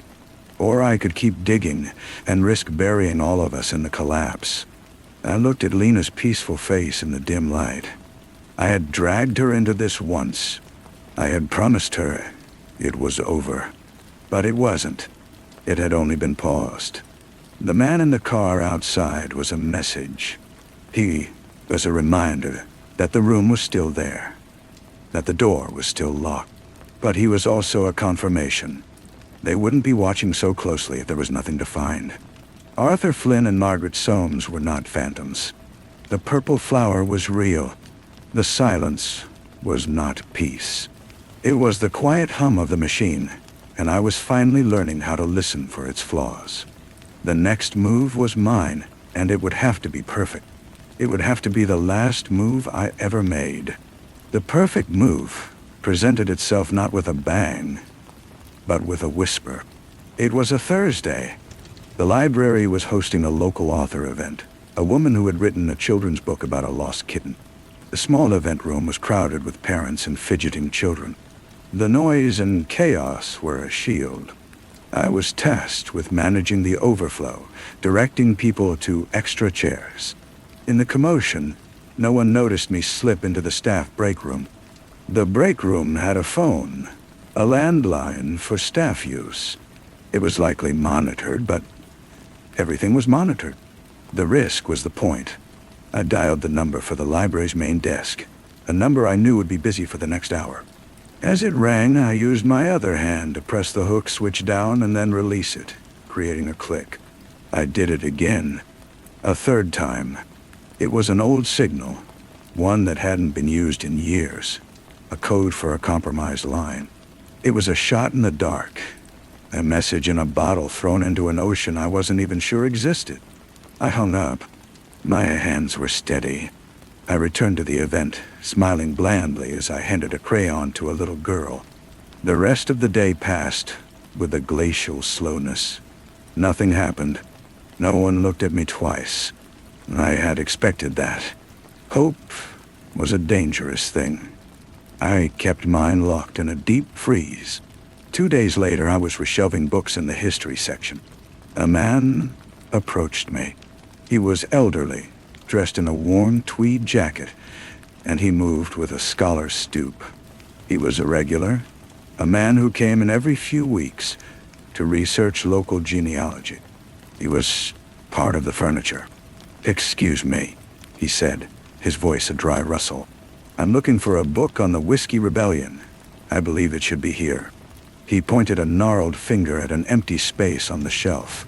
"I can check the system for you," I said, my voice the same placid tone I always used. As I turned to lead him to the computer terminal, his hand brushed against mine. It was a fleeting, accidental contact, but in that instant, I felt the small, cool shape of a USB drive pressed into my palm. My fingers closed around it without a single twitch of surprise. I did not look at him. I did not break character. "Right this way, sir," I said, and I walked him to the public computer. He did not need my help. He sat down, thanked me, and began typing. I walked away, the drive a secret burn in my clenched fist. I went to the men's room, locked myself in a stall, and slid the drive into my sock. It was done. That night, after Lena and Chloe were asleep, I sat in the dark of my home office. The computer was old, slow, and almost certainly monitored. But the monitoring software would be looking for keywords, for suspicious network activity. It would not be looking for a physical insertion, a local read. I plugged in the drive. There was a single file on it, a text document. It opened to reveal 2 words, centered on the screen. "Audience is restless." I stared at the words. They were not a comfort. They were a confirmation of my deepest fear and my wildest hope. I was not alone. There were others, but the message was also a warning. The performance was nearing its end. The actors were getting impatient. I deleted the file, wiped the drive, and the next morning, on my walk, I dropped it into a storm drain. The message was received. The plan was in motion. There were no more tests to run. The next step would be the real thing. I walked home, the perfect husband, the perfect father, the perfect patient. A ghost already learning how to walk through walls. The room was correct, but I was no longer in it. I was in the space between the walls, and I was moving. Story 3. The first thing she felt was the silk, cool and treacherous against her fingertips. It was the color of a deep bruise, a twilight purple, and it slid across the cutting table with a whisper that sounded like a secret. Jessica Harper held her breath, her hands flat on the fabric, feeling the ghost of its potential. A dress for a banker's wife. A promise of a payment that would keep the lights on for another month. The silk was a lie, of course. It felt like luxury, but it was just a surface. Underneath, everything was grit. That was 1934. The world outside her small shop on a forgotten Chicago side street was a symphony of despair. The low grumble of hunger, the sharp scent of fear like ozone after a storm. But in here, in the sanctuary she had built with her own bleeding hands, there was only the whisper of scissors through cloth, the hum of the singer sewing machine, the smell of steam and new fabric. It was a fortress against the ruin her husband, Ian, had left behind when he evaporated one Tuesday, leaving nothing but a note that smelled of cheap gin and a void where a father should have been. He was a man made of tissue paper, crumpling under the first strong wind. Jessica was made of colder, harder stuff. She had 2 daughters. Lorelei, 16, who had inherited her father's weak chin, but her mother's ferocious eyes. And Lisa, just 10. A wisp of a child, with hair like corn silk, and a nervous system tuned to every tremor in the house. Jessica's love for them was not a gentle thing. It was a frantic, clawing animal, a determination to feed them, clothe them, arm them for a world that had already shown its teeth. Harper's dressmaking and design was her weapon. It started in their cramped apartment, a single room choked with tulle and gabardine, and grew inch by painful inch into a proper storefront. Her hands, once soft, were now a map of needle pricks and calluses. Hugh Maddox walked into the chaos 2 years later.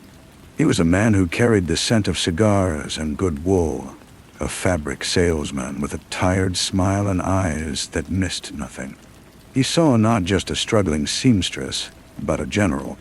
He began supplying her with remnants and overstock, then with better materials on credit. His belief in her, a quiet, solid thing in a shifting world. Their partnership became a friendship, and the friendship in the dark of the back office after the girls were asleep became something else.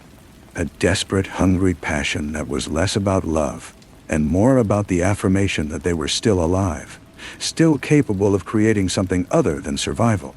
He was her anchor, but Jessica always sensed the opportunist swimming beneath the surface of the lover. He was investing in a winner.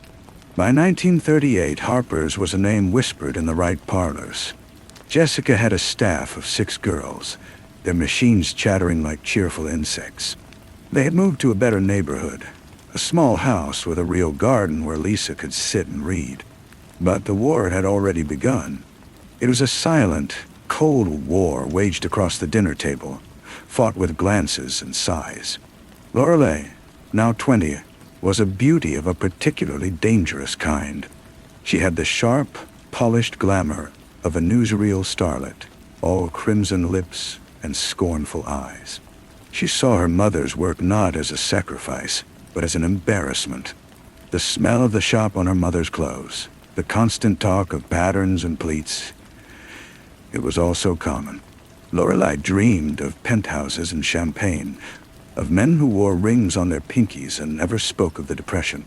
She looked at Jessica and saw a drudge, a woman who had chosen sweat over silk in the most literal sense. "Must you work so late, Mother? The Rosen party is tonight. Mrs. Rosen's daughter will be there. She knows the Gold Coast set." Lorelei's voice was like the silk, smooth and cold. "Mrs. Rosen's dress pays for the ticket to that party, Lorelei," Jessica would reply, not looking up from the seam she was basting. "Or have you found a way to spin straw into gold? There are other ways, easier ways. You just refuse to see them." The air between them grew thick and heavy, a fabric of its own, woven with resentment and a terrible unspoken competition. Lisa, caught in the middle, became quieter, paler. She was a silent auditor of their battles, her loyalty to her mother a fragile thing, constantly tested by her sister's venomous allure. Lorelei would take Lisa shopping with Hugh's money, buying her frivolities, whispering that mother's love was conditional, a transaction of obedience for food and shelter. The climax of the Cold War came on a night in November. The wind off the lake was a razor. Jessica had just secured her biggest account, dressing the entire bridal party for a society wedding. It was their ticket to real security. She came home, flushed with the victory she foolishly believed her daughter would share. She found Lorelei in the sitting room, wearing the bruise-colored silk dress Jessica had been saving for a special client. It was too tight in the hips, strained across Lorelei's fuller bust, a beautiful thing made vulgar. "Take it off," Jessica said, her voice low. "It fits me better than it would some fat banker's wife," Lorelei sneered, turning before the mirror. "It's wasted on them. It should be worn by someone who understands what it means. It means we eat for 3 months.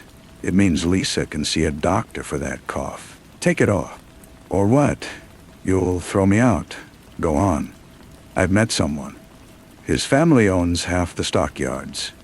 He doesn't think dressmaking is a suitable occupation for a lady's mother." The word occupation was a slap. Jessica stood rigid, the victory of the day turning to ash in her mouth.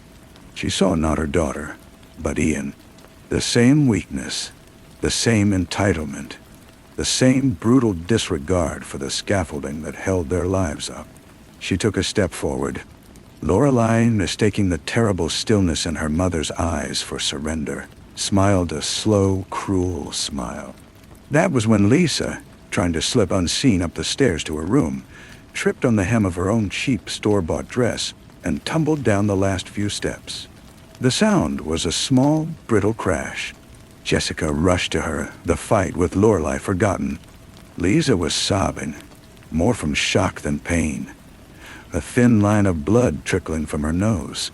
As Jessica knelt, cradling her, she looked over her youngest daughter's shoulder and saw Lorelei still standing before the mirror, adjusting the neckline of the stolen dress, her reflection a mask of perfect, untouchable indifference. The investigation began the next morning, though Jessica would not have called it that. It was a mother taking stock of her own ruin. Lisa was not just bruised. She was listless, her cough worse. The doctor spoke of rest, of clean air, of worries that were too heavy for a child. Jessica knew the source of the worry. It lived in their house, preened in their mirror, wore her hard-won silk. She confronted Hugh that afternoon in the back office. The room smelled of his cigar and her starch. "I need you to stop giving Lorelei money." Hugh leaned back, his expression unreadable. "She is a young woman, Jessica. She has wants. Her wants are a poison. She's killing her sister with them. She's killing me. Perhaps you see a rival where you should see a successor," he said softly. "The business is strong. It could be her legacy, too. This is not a legacy. This is a life raft. She wants to drill holes in it to see if it will still float." He was silent for a long moment. "I'll speak to her," he said, but the words had no weight. Jessica saw the truth. He was hedging his bets. Lorelei was young, beautiful, and connected to new money. Jessica was tired, frayed, and represented an old, hard struggle. He was a businessman, after all. The revelation did not come in a thunderclap, but as a slow, sickening dawn. It was a week later. Lisa had a fever. Jessica sat by her bed through the night, wiping her brow, listening to the ragged breath. In the deep quiet, she heard a sound from Lorelei's room. Not crying, the soft, rhythmic click of a suitcase latch. Jessica rose, a ghost in her own home. She did not confront her. She simply stood in the hallway and watched through the crack in the door. Lorelei was packing, not frantically but with a cold, methodical precision. She folded her best things, the things Jessica and Hugh had bought her. And then, from under her bed, she pulled out a small wooden box. Jessica's box, the one she kept on the top shelf of her closet, filled with a few pieces of jewelry her own mother had left her, and the emergency fund she had scraped together, $20 bills folded tight and hidden beneath a false bottom. Lorelei opened it. She did not rifle through it. She went straight for the false bottom, her fingers knowing and sure. She took the money, every bill of it, and tucked it into a small purse. Then she closed the box and slid it back into the shadows. Jessica did not move. She did not scream. She felt a coldness settle in her bones, a final, absolute coldness. The maternal bond was not just broken. It had been a fiction all along. The love she had fought for, bled for, had been a one-way transaction. She had been building a future for a creature whose only instinct was to consume the builder. She stepped back into the shadows and returned to Lisa's bedside. She held her daughter's small, hot hand and made a decision. It was not a decision of passion, but of a terrible, serene clarity.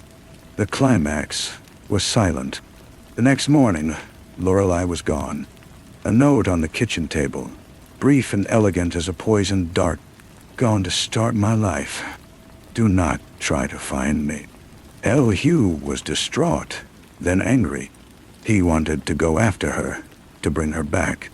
Jessica just looked at him, her eyes like stones at the bottom of a river. "Let her go," she said. Her voice held no emotion. It was a statement of fact. 2 days later, Lisa's fever broke. The color returned to her cheeks. The house, without Lorelei's presence, was suddenly profoundly peaceful. It was the peace of a battlefield after one side has been annihilated. Jessica worked. She built Harper's into an empire. She sent Lisa to a fine college back east. She never spoke of Lorelei again. Hugh stayed for a year, then drifted away, unnerved by the absolute finality in Jessica's heart. The years folded over one another like layers of sediment. Jessica grew old. The business was sold. Lisa married a kind man and had children of her own in a sun-drenched house in California, far from the Chicago winds. Jessica lived alone in a clean, quiet apartment, a woman of substance, a local legend of self-made success. The ending was not a resolution. It was a quiet afternoon in 1972. Jessica was clearing out the last of her things, preparing to move to a smaller place. In the back of a closet, behind a stack of old hat boxes, she found it. The small wooden box. She had not opened it since the night she watched her daughter rob her. Her hands, now gnarled with arthritis, trembled as she lifted the lid. The jewelry was still there. The few trinkets, the memories of a mother she could barely recall. She pried up the false bottom. It was empty, of course. But as she went to close it, a glint of color caught her eye. Tucked into the very corner of the compartment, wedged where a frantic hand might have missed it, was a single folded bill. A 20. And with it, a small, sharp sliver of fabric. Silk, dark. The color of a deep bruise, a twilight purple. She lifted the fragment of silk. It was still cool, still treacherous after all these years. She held it between her thumb and forefinger, feeling its smooth, mocking surface. It was not an apology. It was not a message. It was a clue. A tiny, perfect piece of evidence from a crime that had no name, a mystery that had no solution. It was the ghost of a dress that had never been finished, the shadow of a daughter who had chosen to become a thief in the night. The proof of a love that had been cut on the bias, and had frayed at the edges until nothing was left but this single, unanswerable threat. Jessica Harper sat on the floor of her empty closet, the past rising around her like a tide of forgotten scents, steam and new fabric, cigar smoke and cold fear. She did not cry. She simply held the piece of silk, turning it over and over in her fingers, a detective at the scene of a perfect, intimate crime, forever wondering if the culprit had left it behind by accident, or if it was, and had always been, the entire point. The silence in the apartment was a physical presence, thick and heavy with the dust of decades. She could hear the traffic far below, a sound so different from the clatter of streetcars and the shouts of vendors that had been the soundtrack to her youth. Here, in this clean, modern building, the past was supposed to be neatly packed away in boxes. But it had escaped. It was right here in her hand. The sliver of silk seemed to pulse with a cold life of its own. Why had Lorelei taken it? A keepsake? A trophy? Or was it, as Jessica had always suspected, a deliberate act of cruelty, a final, petty theft of the very symbol of her mother's labor? And why leave the single $20 bill? A mistake? An afterthought? A payment? She had built a life on certainty, on the unshakable knowledge that a straight seam was stronger than a crooked one, that hard work yielded results, that a mother's love, however fierce, was a sacred debt. Lorelei had taken a crowbar to the foundations of that certainty. The note, the stolen money, the fragment of silk, they were not just acts of rebellion. They were a philosophical argument against the very core of Jessica's existence. A sudden, sharp memory surfaced, unbidden. Lorelei, maybe 7 years old, sitting on the floor of the old apartment, surrounded by scraps of fabric. She wasn't playing. She was sorting them by color with a concentration that was almost frightening. "This one is sad," she had said, holding up a piece of gray wool. "And this one is angry," pointing to a scrap of scarlet taffeta. She had held up a piece of purple silk, similar to the one Jessica now held. "This one is a secret," she had whispered, her eyes wide and serious. Had she always been like that? A child who saw the hidden world in things, who understood the language of objects better than the language of people. Jessica had dismissed it as a game. Now, she wondered if it was a key she had been too busy, too pragmatic to see. The move to the smaller apartment happened the following week. The new place was efficient, bland, a waiting room for the rest of her life. She unpacked the essentials and left the boxes of memories stacked against one wall. The small wooden box she placed on her bedside table, a strange dark altar. The piece of silk she did not put away. She kept it in the pocket of her housecoat, her fingers seeking it out throughout the day, worrying the edge like a wound. It was there a month later when the letter came. The envelope was of expensive, heavy cream paper. The address written in a looping, confident hand she did not recognize. The postmark was New York. Her heart, that old and tired muscle, gave a single hard thump against her ribs. She carried it to her chair by the window, the silk fragment a knot in her pocket. She used a bone letter opener, a gift from Lisa, and slid the single sheet of paper out. It was not from Lorelei.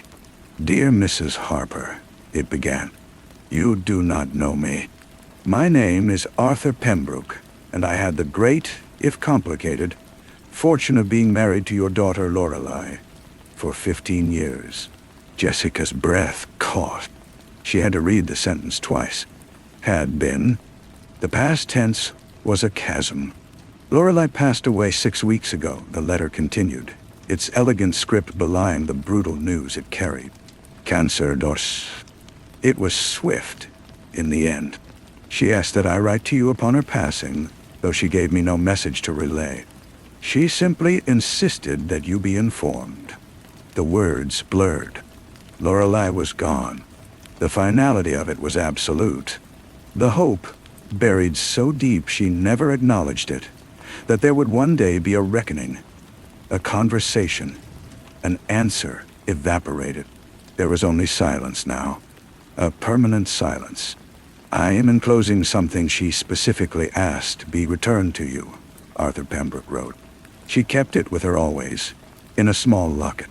I never understood its significance, but she told me once it was the first thread. Tucked into the fold of the letter was not another piece of silk, but something else. A single mother-of-pearl button. It was small, delicate, and slightly iridescent. Jessica knew it instantly. It was from a blouse she had made for Lorelei when she was 12. A blouse Lorelei had claimed to hate and had never worn. Jessica had salvaged the buttons, thinking she might use them again someday. She never had. She held the button in one palm and the piece of silk in the other. The secret and the first thread. They were not an apology. They were not an explanation. They were pieces of a code she could not crack.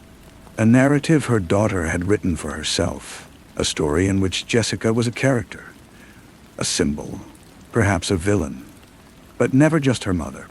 She looked out the window at the bleached California sky, so different from the bruised purple twilight of that long-ago Chicago.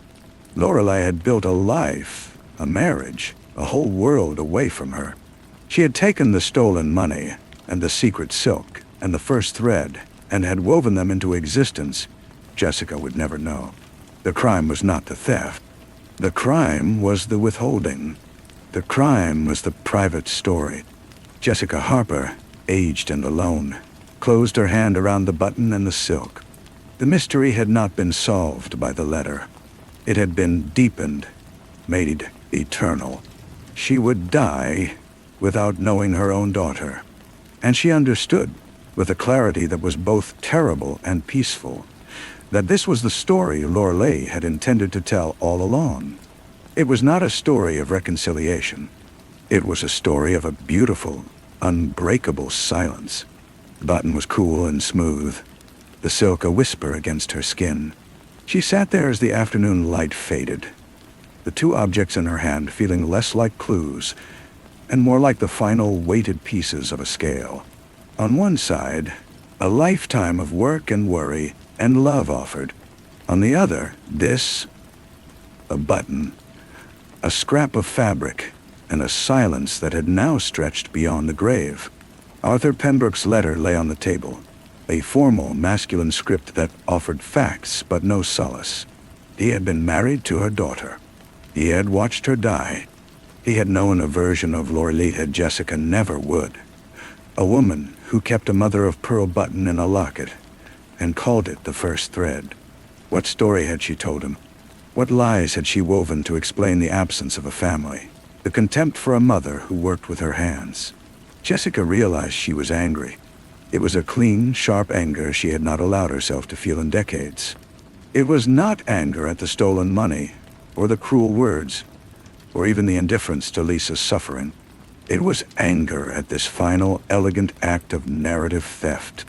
Lorelei had taken their shared history, the messy, painful, real story of their lives, and had rewritten it into a private myth where Jessica was a footnote, a symbol of something to be escaped. She had died as she had lived, controlling the story. She thought about writing back to Arthur Pembroke. She could tell him about the real first thread, about the blouse she'd stayed up all night to finish, about the way Lorelei had wrinkled her nose and declared it common. She could tell him about the stolen silk, the hidden money, the Cold War in their small apartment. She could try to reclaim her daughter from the elegant ghost this man had married, but her hand remained still. What would be the point? It would be just another story, her version fighting a dead woman's version. Lorelei would still win, because her version was the one that had been lived with, the one that had been believed. Arthur Pembroke would likely dismiss Jessica's letter as the ramblings of a bitter, estranged old woman. Lorelei had seen to that. Instead, she stood, her joints protesting, and walked to the small desk where she kept her stationery. She took out a single sheet of paper and her fountain pen. She did not write to Arthur Pembroke. She wrote to Lisa. She told her about the letter, about Lorelei's passing. She was factual, gentle. She did not mention the button or the silk. She did not speak of her anger. She ended the letter with love, with a question about the grandchildren, with a promise to call soon. She sealed the envelope, the act final and decisive. Then she returned to her chair, the two small tokens once again in her palm. The mystery was over. There were no more answers to find. There was only what had always been there, her own life, lived. She had built something.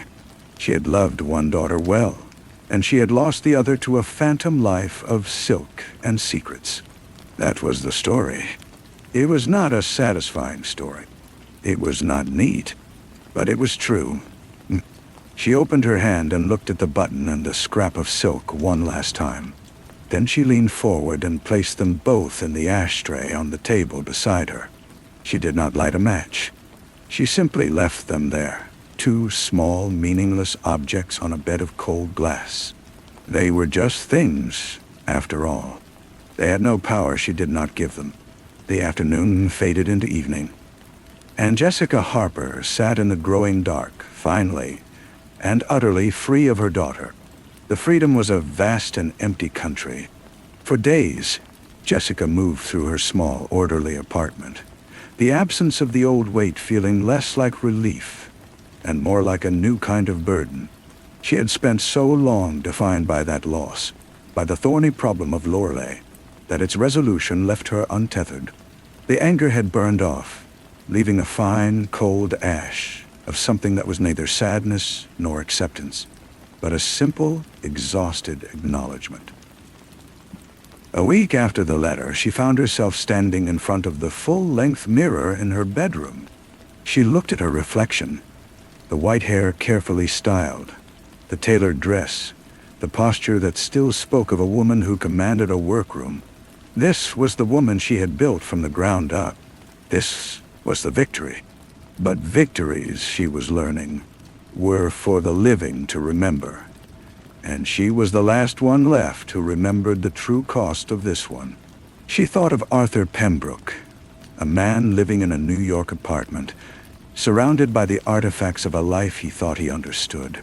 She pictured him grieving, his grief pure and uncomplicated by the knowledge of a stolen emergency fund, or a dying sister ignored. He was mourning the phantom Lorelei had chosen to be. In a strange way, Jessica almost envied him. His pain was clean. Hers was a tangled knot she had simply cut and thrown away. The doorbell rang, startling her from her thoughts. It was a deliveryman with a large, flat package.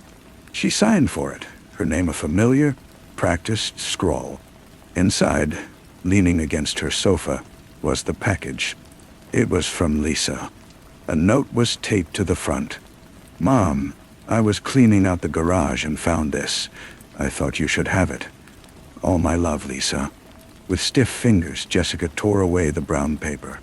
It was a painting, one of Lisa's from college, a phase of bright, chaotic abstracts that Jessica had never understood, but had always displayed in the office out of a fierce, proud love.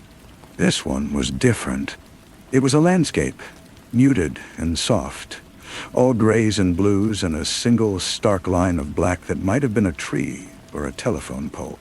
It was lonely. It was beautiful. It was the kind of painting Lorelei would have loved. She propped it against the wall and stepped back. The quiet apartment seemed to shift, to make space for this new, silent presence. It was not a ghost. It was a gift from the daughter who had stayed. It was a reminder that her story was not only one of loss. It was also one of Lisa, and of the grandchildren whose laughter filled a sun-drenched house, and of the business that had borne her name long after she had left it. She left the painting, leaning there for the rest of the day. In the evening, she went to the ashtray. The button and the silk fragment lay where she had left them. She picked them up. They felt different now. Lighter, not as symbols of a great unsolvable crime, but as simple, sad relics. The button from a blouse she made, the silk from a dress she never finished. They were just pieces of a life, her life. She walked to the kitchen and pulled the small metal trash bin from under the sink. She held her hand over it, ready to let the pieces fall. But she hesitated. Letting go was not the same as erasing. Letting go was an act of choice. She turned and walked back to her bedroom. In her jewelry box was a small velvet pouch that had once held a pair of earrings. She tipped the button and the sliver of silk into it. She pulled the drawstring tight and placed the pouch at the back of the top drawer, next to her stockings. It was not a place of honor, nor was it a hidden shame. It was just a place, a part of the archive of her life. Then she went back to the living room and lifted the painting. It was heavier than it looked. She carried it to the wall opposite her chair, the one that got the best light in the mornings. She found a hammer and a nail in a kitchen drawer, and, with a few sure strikes, hung it firmly on the wall. She sat down in her chair and looked at it. The muted colors soothed her. The lonely black line seemed brave. The world was full of stories that had no proper ending, of loves that were cut on the bias. Her own was just one of them, and as the first stars appeared in the California sky, Jessica Harper sat in the company of her daughter's art, and found that the silence, at last, was peaceful. The peace held through the night and into the next morning. She woke with the sun, her routine of coffee and the newspaper feeling less like a ritual of endurance and more like a simple, pleasant way to start the day. The painting was the first thing she saw when she walked into the living room, and the sight of it gave her a small, steady sense of grounding. She was rinsing her coffee cup when the phone rang. It was Lisa, her voice bright with its usual morning energy. "Did it arrive? I was so worried the shipping would be a nightmare." "It's here," Jessica said, looking back toward the living room. "It's beautiful, Lisa. I just hung it up." "Oh, good. I'm glad. You know, I almost didn't send it. It's so different from the stuff I usually do. But something about it felt right. For you, I mean." None, Dad. It feels right, Jessica agreed. And it did. They talked for a few more minutes about the children, about a new project Lisa was starting. The conversation was easy, a flowing stream compared to the stagnant pond of her thoughts about Lorelei. After she hung up, Jessica stood by the phone for a long moment. The impulse was quiet but clear. She picked up the receiver again and dialed the number from Arthur Pembroke's letter. The phone rang twice before a man's voice answered, cultured and slightly wary. Pembroke residence. "This is Jessica Harper," she said, her own voice firm. "I received your letter." There was a pause. "Mrs. Harper, thank you for calling." He sounded tired, older than she had imagined. "I won't keep you," she said. "I just wanted to thank you for writing, and for returning the butt." "It was her wish," he said simply. Then, after another beat of silence, "She spoke of you sometimes." Jessica's hand tightened on the receiver. "Did she?" "Not often, and never with any detail. It was more. A tone, a sort of reverence, I suppose, mixed with something else. Awe, perhaps, or fear. I could never quite tell." He gave a soft, humorless laugh. "I learned not to ask." Jessica closed her eyes. "Reverence. Oh, fear." They were not the words of a daughter who despised her mother. They were the words of a daughter who had built a goddess or a monster and found she could not live in the same world with her. "I see," Jessica said. Because she did, with a sudden, piercing clarity. Lorelei hadn't stolen from a mother she hated. She had stolen relics from a figure too large for their small apartment. A woman of steam and strength and impossible expectations. The silk, the money, they were not just things. They were tributes. They were talismans. "Thank you for telling me that, Mr. Pembroke," she said. And she found she meant it.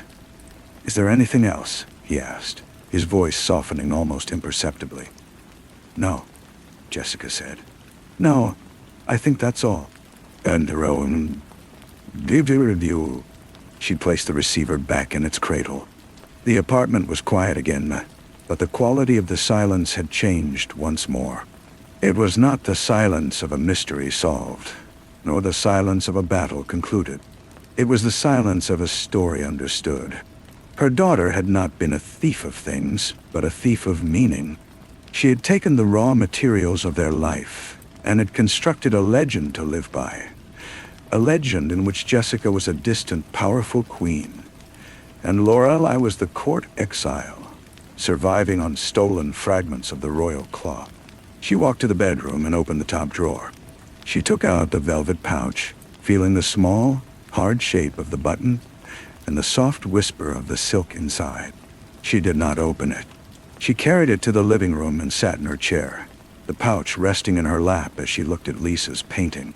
The lonely black line against the soft gray sky no longer seemed brave. It seemed true. It was the line of a life, singular and separate. She would keep the pouch, she decided, not as a source of pain, but as a testament. She had been a mother. She had been loved in a way that was too fierce and too complicated to be simple. She had been a figure in a story that was now complete, and her own story, the one she was still living, was waiting. Jessica Harper sat in the morning light, a quiet historian of her own heart, and began, slowly, to turn the page. The page, once turned, revealed a blankness that was not empty but full of potential. The next day, she called a real estate agent. The apartment, with its careful order and its view of a sky that was not Chicago's, had been a way station. Now, it felt like a cage. She had spent a lifetime building things. A business, a family, a reputation. Now, she realized, she wanted to build a room for herself in Lisa's house. Not to be a burden, but to be a presence. To hear the laughter from the next room. To be able to look at a painting and know the hand that made it was just a short drive away. The agent was a brisk, efficient woman who spoke of square footage and market trends. Jessica listened, but her mind was elsewhere. She was thinking of the weight of a hammer in her hand, of hanging a painting on a new wall.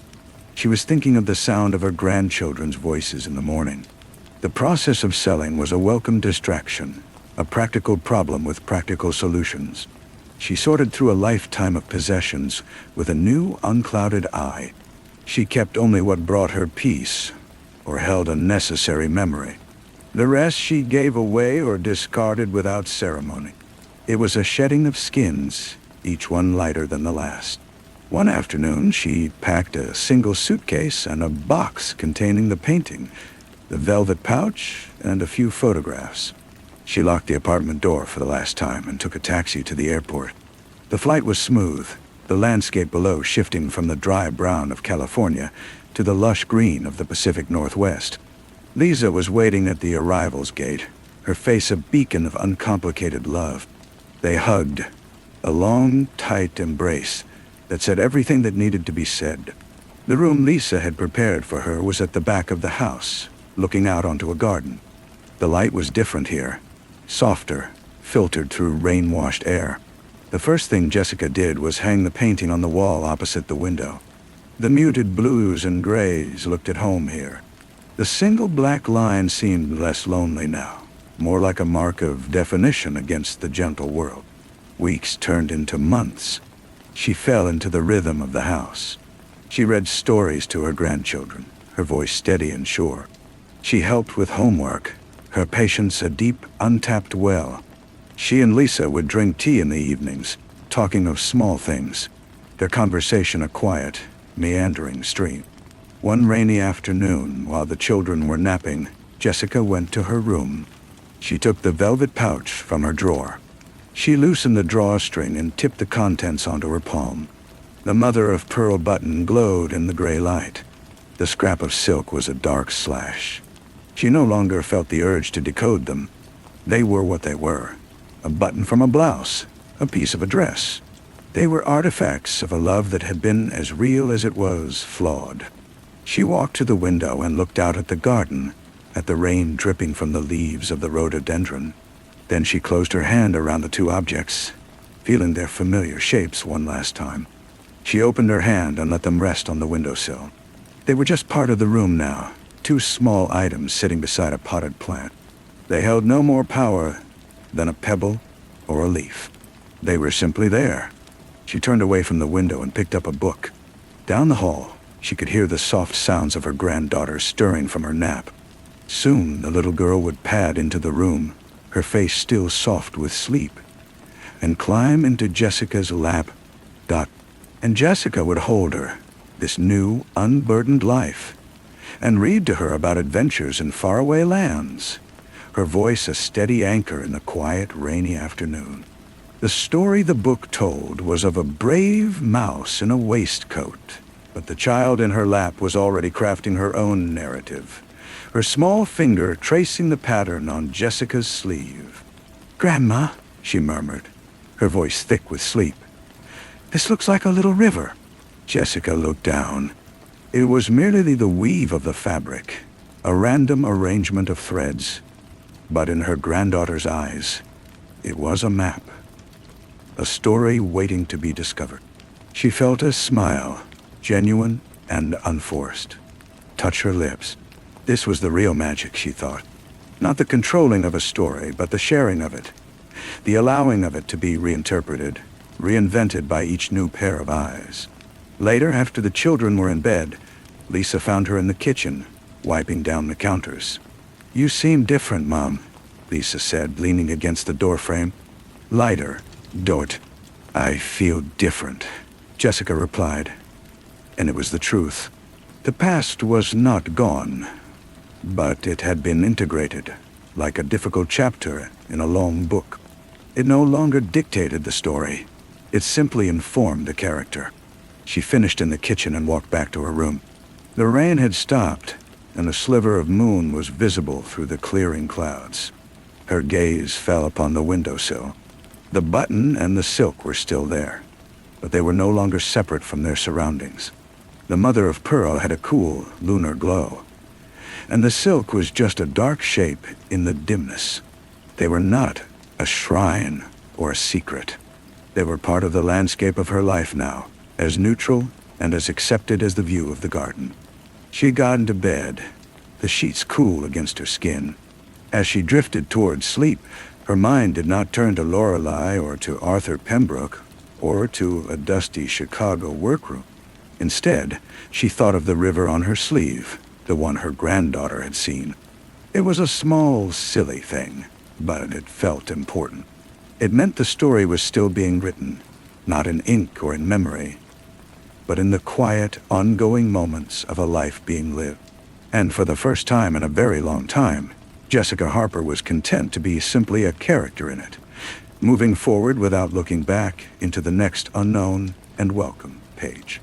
The next morning, the world was washed clean. Sunlight, pale and determined, broke through the lingering clouds. Jessica woke not to the memory of a dream, but to the sound of a robin in the garden and a distant, cheerful clatter of breakfast being made. She dressed in a simple sweater and slacks, her movements unhurried. When she entered the kitchen, the children were already at the table, and the smell of toast and scrambled eggs filled the air. "Grandma, we're building a fort later," her grandson announced around a mouthful of food. "You can be in charge of the blankets." "I would be honored," she said, and she was. Later, as she directed the draping of an old quilt over 2 chairs, she caught Lisa watching her from the doorway, a soft, wondering expression on her face. Jessica simply smiled and handed her the end of a sheet. "Anchor that corner, would you? We need structural integrity." The days began to stack, one upon the other, not in a monotonous pile, but like the pages of a book she was enjoying. She joined a local gardening club, surprising herself with her interest in the pH of soil and the stubborn habits of slugs. She offered her expertise, quietly and without pressure, to a young woman who was starting a small dressmaking business in town, finding a deep satisfaction in the passing on of knowledge. Not one evening, she was looking for a particular book in her room, and her hand brushed against the velvet pouch still on the windowsill. She picked it up. It was dusty. She carried it to the small desk she used for writing letters and tipped the contents onto the blotter. The button and the silk fragment lay there, inert and harmless. She did not put them back in the pouch. Instead, she left them there. 2 more objects on a desk that also held a pen, a letter from a friend, and a smooth gray stone her granddaughter had given her. Weeks later, she was clearing the desk and her hand hovered over the button. Without ceremony, she picked it up and walked to the kitchen, where Lisa was sorting through a box of old sewing supplies. "Here," Jessica said, holding out the button. "This might be useful. It's a good one." Lisa took it, her fingers closing around the mother of pearl. She didn't ask where it came from. She simply nodded and dropped it into the old tin box that held an assortment of fasteners. It landed with a faint click, joining a jumble of other buttons, anonymous and ready for a new purpose. The scrap of silk remained on the desk for another day, a dark, forgotten smudge. The next time Jessica dusted, she picked it up. It was too small for anything, really. She crumpled it in her palm, feeling the delicate weave give way. And then she dropped it into the wastebasket with the used coffee grounds and the discarded envelopes. There was no ceremony, no final moment of release. There was only the simple, practical act of clearing a space. And in that space, the present rushed in, bright and demanding and full of life.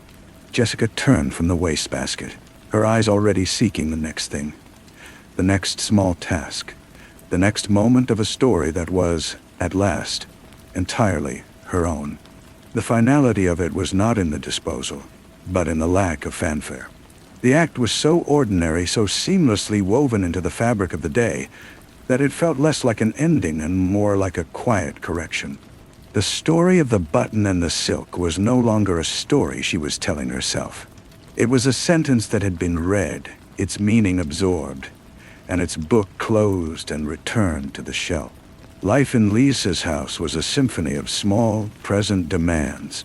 There were skinned knees to bandage, school plays to attend, and quiet evenings where the only sound was the turning of a page. Jessica found a new rhythm in this life, one built on availability, not on ambition. She was not the center of this world, and the relief of that was immense.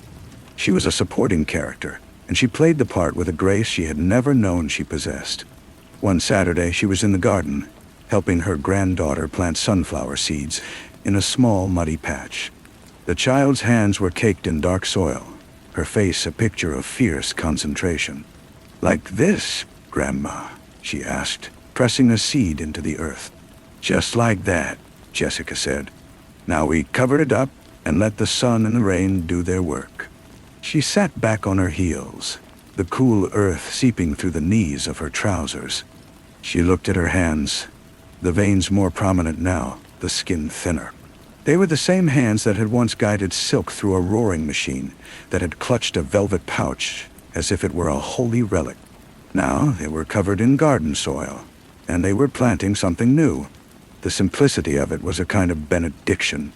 She knew then, with a certainty that settled deep in her bones, that she was finally home. Not in a place, but in herself. The archives were complete. The historian had laid down her pen.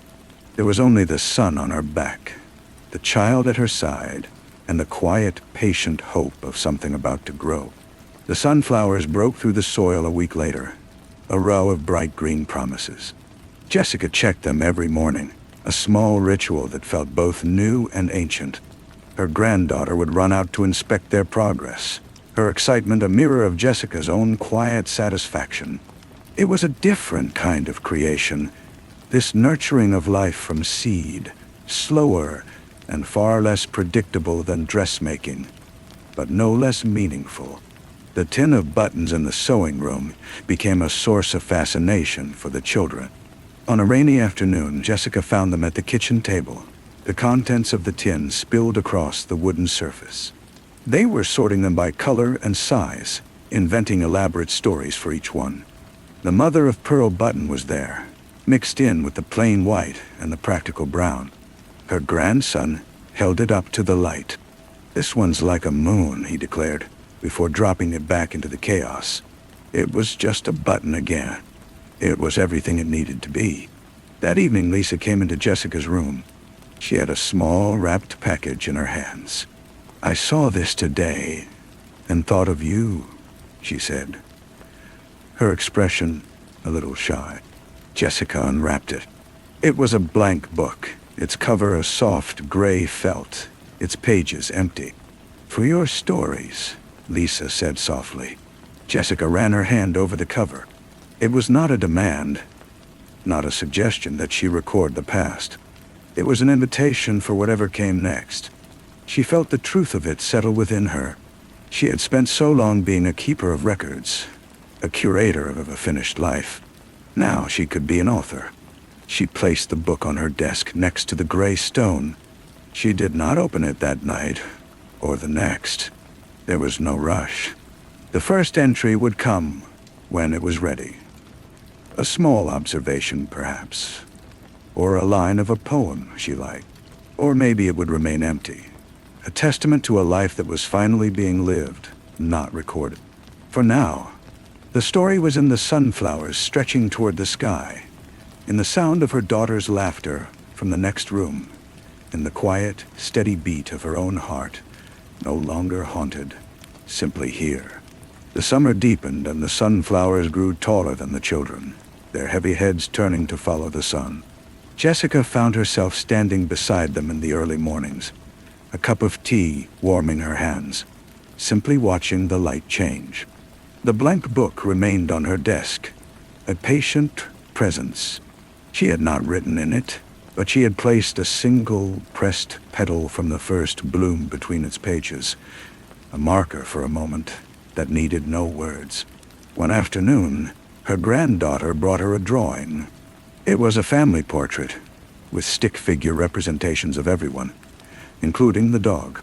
Jessica was in the center, her hair a wild scribble of yellow crayon, and in her hand, the child had drawn a small black circle.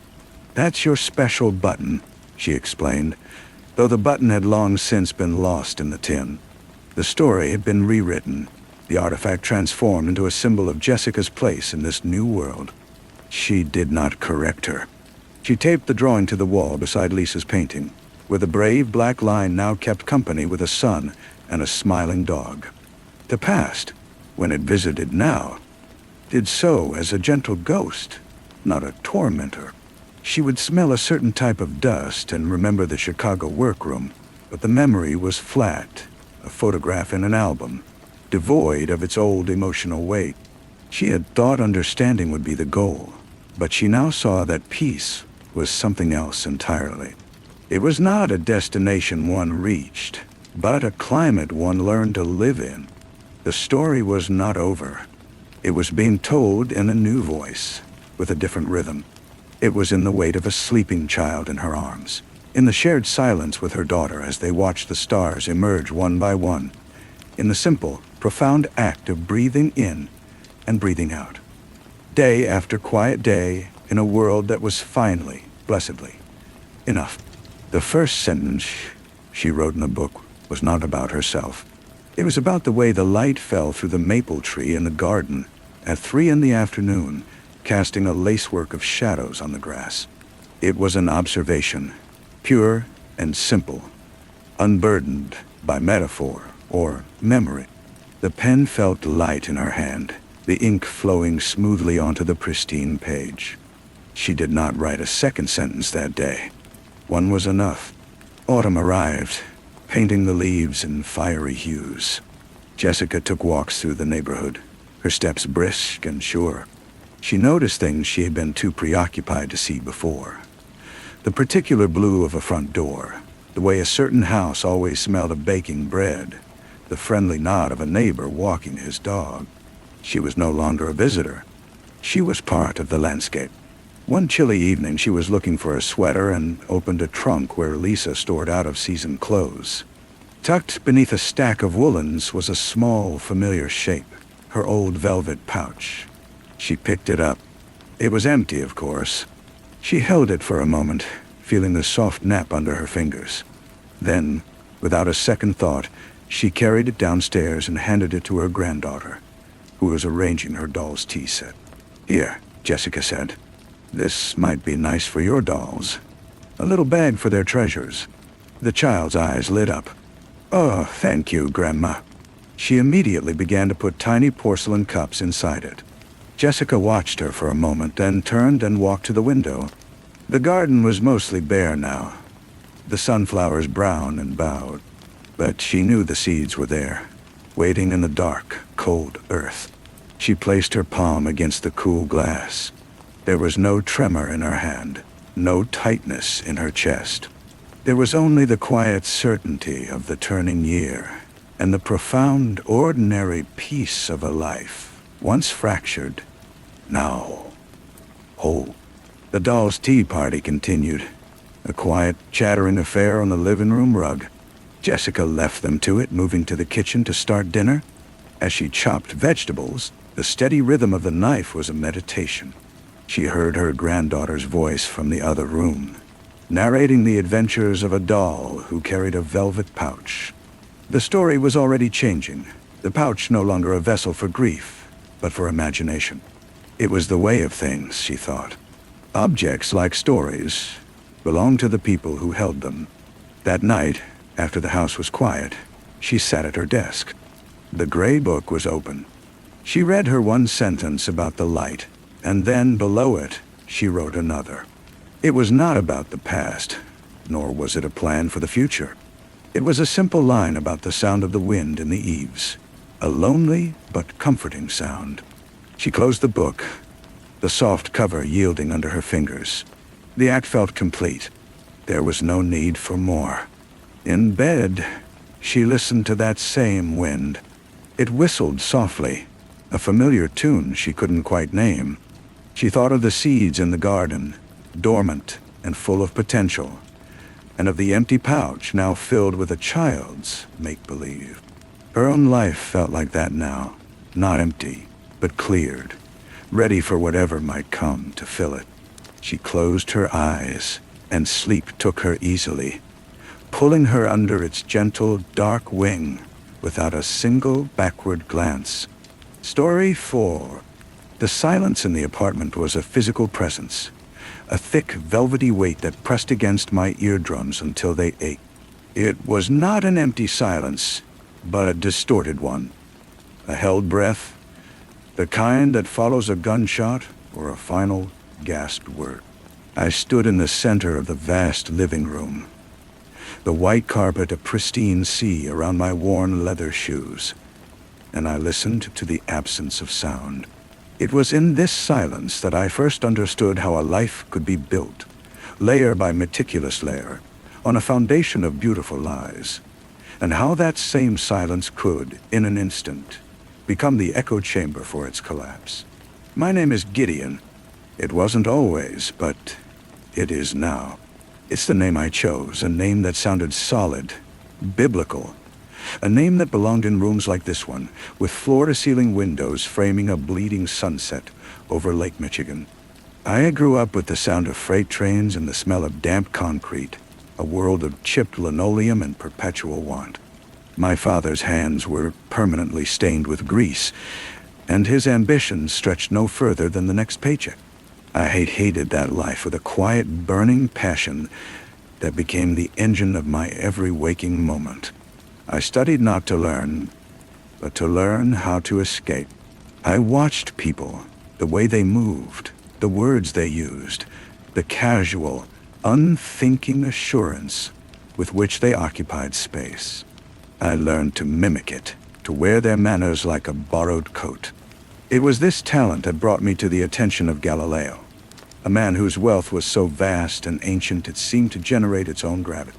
He found me through a series of convoluted connections, a bright, presentable young man with no attachments and a chameleon's grace.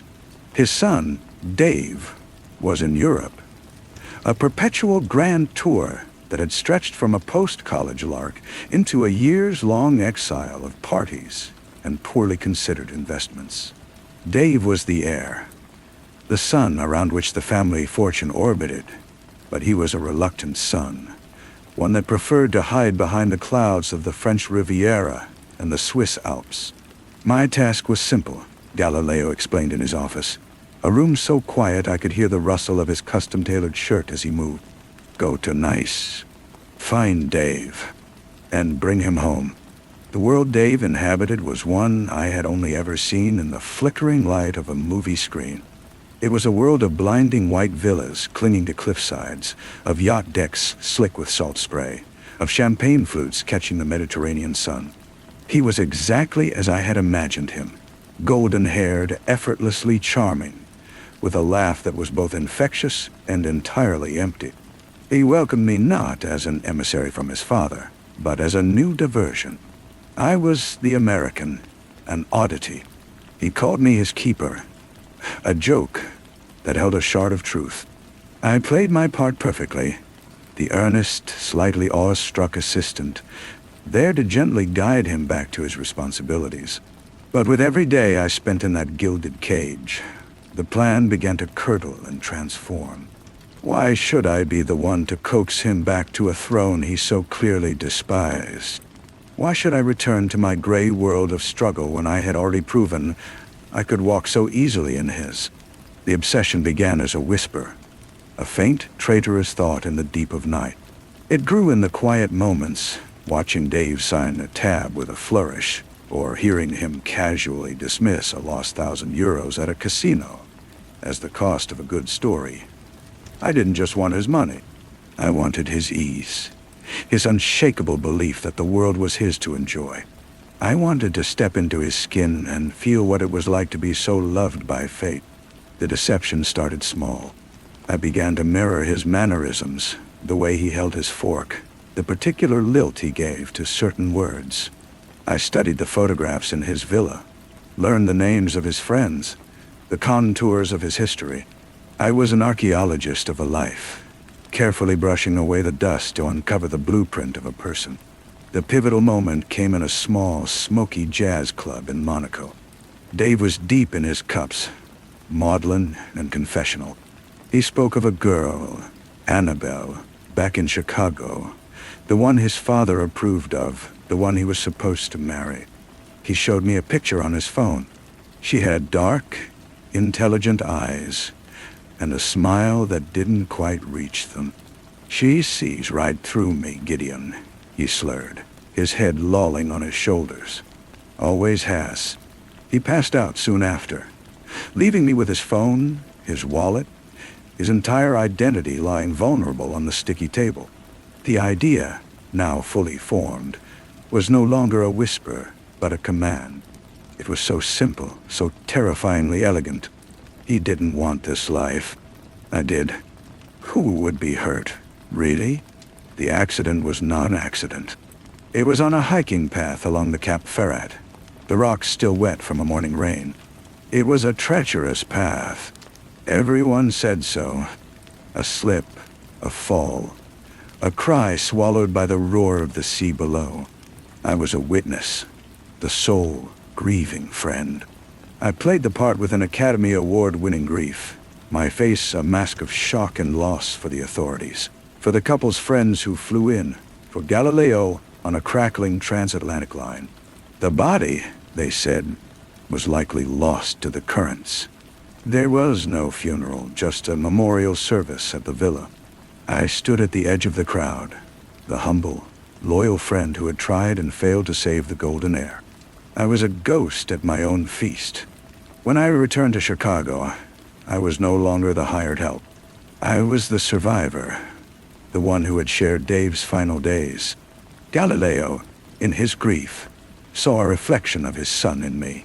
Or perhaps he just needed someone to fill the void. He took me in. I moved into the apartment, the one with the silent white rooms. I began to wear Dave's clothes, which fit me perfectly. I learned to use his turns of phrase, to replicate his signature. The transition was seamless, a slow, deliberate metamorphosis. I became a curated version of Dave, more responsible, more appreciative of the fortune I now subtly guided. Galileo began to speak of my future in the company. Our future. Then there was Annabelle. She was the flaw in the crystal, the hairline crack that threatened to shatter everything. The others, the couple's friends, were easy. They were surface creatures, happy to see the more grounded influence I was having on the family business. But Annabelle watched me with those dark, perceptive eyes. She was the only one who didn't call me Gideon. She didn't call me anything. She would simply look at me, her head tilted, as if trying to decipher a code written in a language she almost understood. We were at a gallery opening, surrounded by the clinking of glasses and the low hum of cultured conversation. She materialized at my side, her presence a sudden chill. "That's a lovely watch," she said, her voice quiet. "I gave it to David for his graduation. He hated it, said it was too heavy. He never wore it." The watch, a Patek Philippe, felt like a leaded weight on my wrist. I had found it in his vault, a beautiful object, and I had taken it. A stupid, sentimental error. "He must have changed his mind," I said, my voice steady, a practiced calm. "He was wearing it that day. Nice. I thought it was a piece of him I could keep." She didn't smile. She just looked at the watch, then back at my face. "It looks better on you," she said. And the words were not a compliment. They were an accusation. She saw the shape of Dave in me, the stolen posture, the borrowed charm. But she also saw the seams where I had stitched myself into his life. She saw the hunger in my eyes, a hunger Dave never possessed. He had been born sated. I was a man starving at a feast. The authorities were a distant background threat, a low drone of potential exposure. A detective had called once, a formality, about the tragic accident. I had answered his questions with a voice choked with manufactured sorrow. He had been satisfied. But after my encounter with Annabelle, I began to see unmarked cars, to feel the weight of unseen eyes. Paranoia is a scent, and I began to fear I was wearing it like cheap cologne. Every stranger was a potential agent of my undoing. Every wrong number, a portent of the end. The climax was not a shootout or a frantic chase. It was a conversation. Annabelle came to the apartment. The silence was different that day, charged and brittle. She didn't sit. She stood by the window, her back to me, looking out at the steel-gray lake. He had a scar, she said, her voice flat, on his left knee. A bicycle accident when he was 12. He was so proud of that scar, called it his first battle wound. I said nothing. My left knee was unmarked. I've been going through his things, the things they shipped back, she continued. There's a photograph of the two of you in Monaco.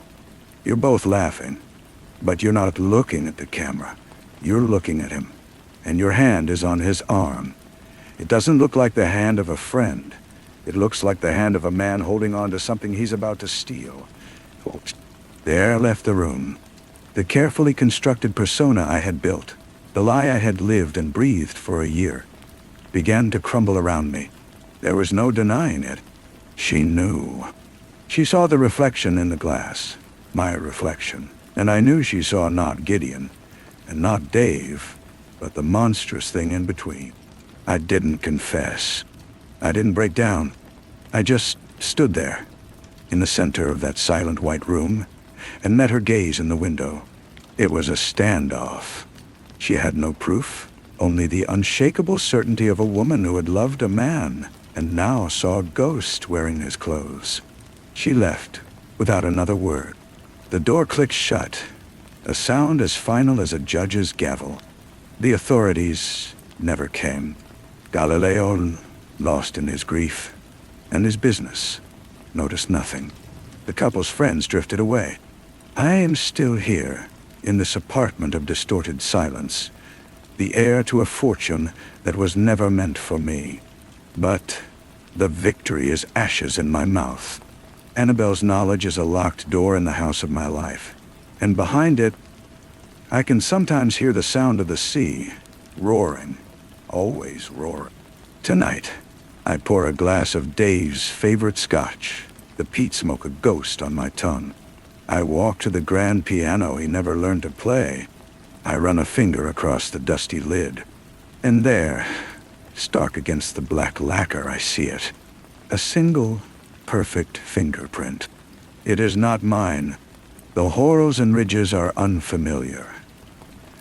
A tiny, intricate map of an identity that does not belong here. I lean closer, my own breath catching in my throat. The print is fresh, and it is smudged, ever so slightly, with a familiar coppery scent I have spent a year trying to forget. The scent of the wet red clay from the cliffs of Cap Ferrat. I stare at the print, my heart a frantic drum against my ribs. The coppery scent of the clay is faint but unmistakable. A thread of memory pulling me back to the slick, red path, and the cry swallowed by the sea. It's impossible. The body was lost. He is gone. I am him now. My hand trembles as I pull it back from the piano. The silence in the apartment is no longer just heavy. It is watchful. I feel the weight of a gaze I cannot locate. I move quickly, checking the locks on the doors, the latches on the windows. Everything is secure. The alarm system shows no breach. Yet, the evidence is there. A visceral stain on the pristine surface of my new life. I grab a cloth from the bar, my movements jerky, and wipe the print away. The action feels both necessary and sacrilegious, the erasure of a ghost's touch. But the scent lingers on my fingertips. I scrub my hands until the skin is raw, but the phantom smell of the earth and the sea remains. For days, I am a ghost in my own home. I jump at the sound of the elevator, my head snapping up at every creak of the floorboards. I find other small things. A book on the shelf, a volume of French poetry, is slightly askew. A faint, muddy smudge on the white carpet near the terrace door. Dried and brushed away, but not completely. They are whispers, taunts. Someone has been here. Someone who knows. It isn't Annabelle. This is not her style. This is something else, something more intimate and more cruel. She would confront me. She would expose me. This is a game, a reminder that I am not alone in my deception. The call comes on a Tuesday afternoon. Galilea's voice is strained, tighter than usual. Gideon, there's a matter. A financial discrepancy. A series of transfers from a holding company in the Caymans. Dave set it up years ago, a little slush fund for his adventures. I had forgotten about it. The activity has resumed.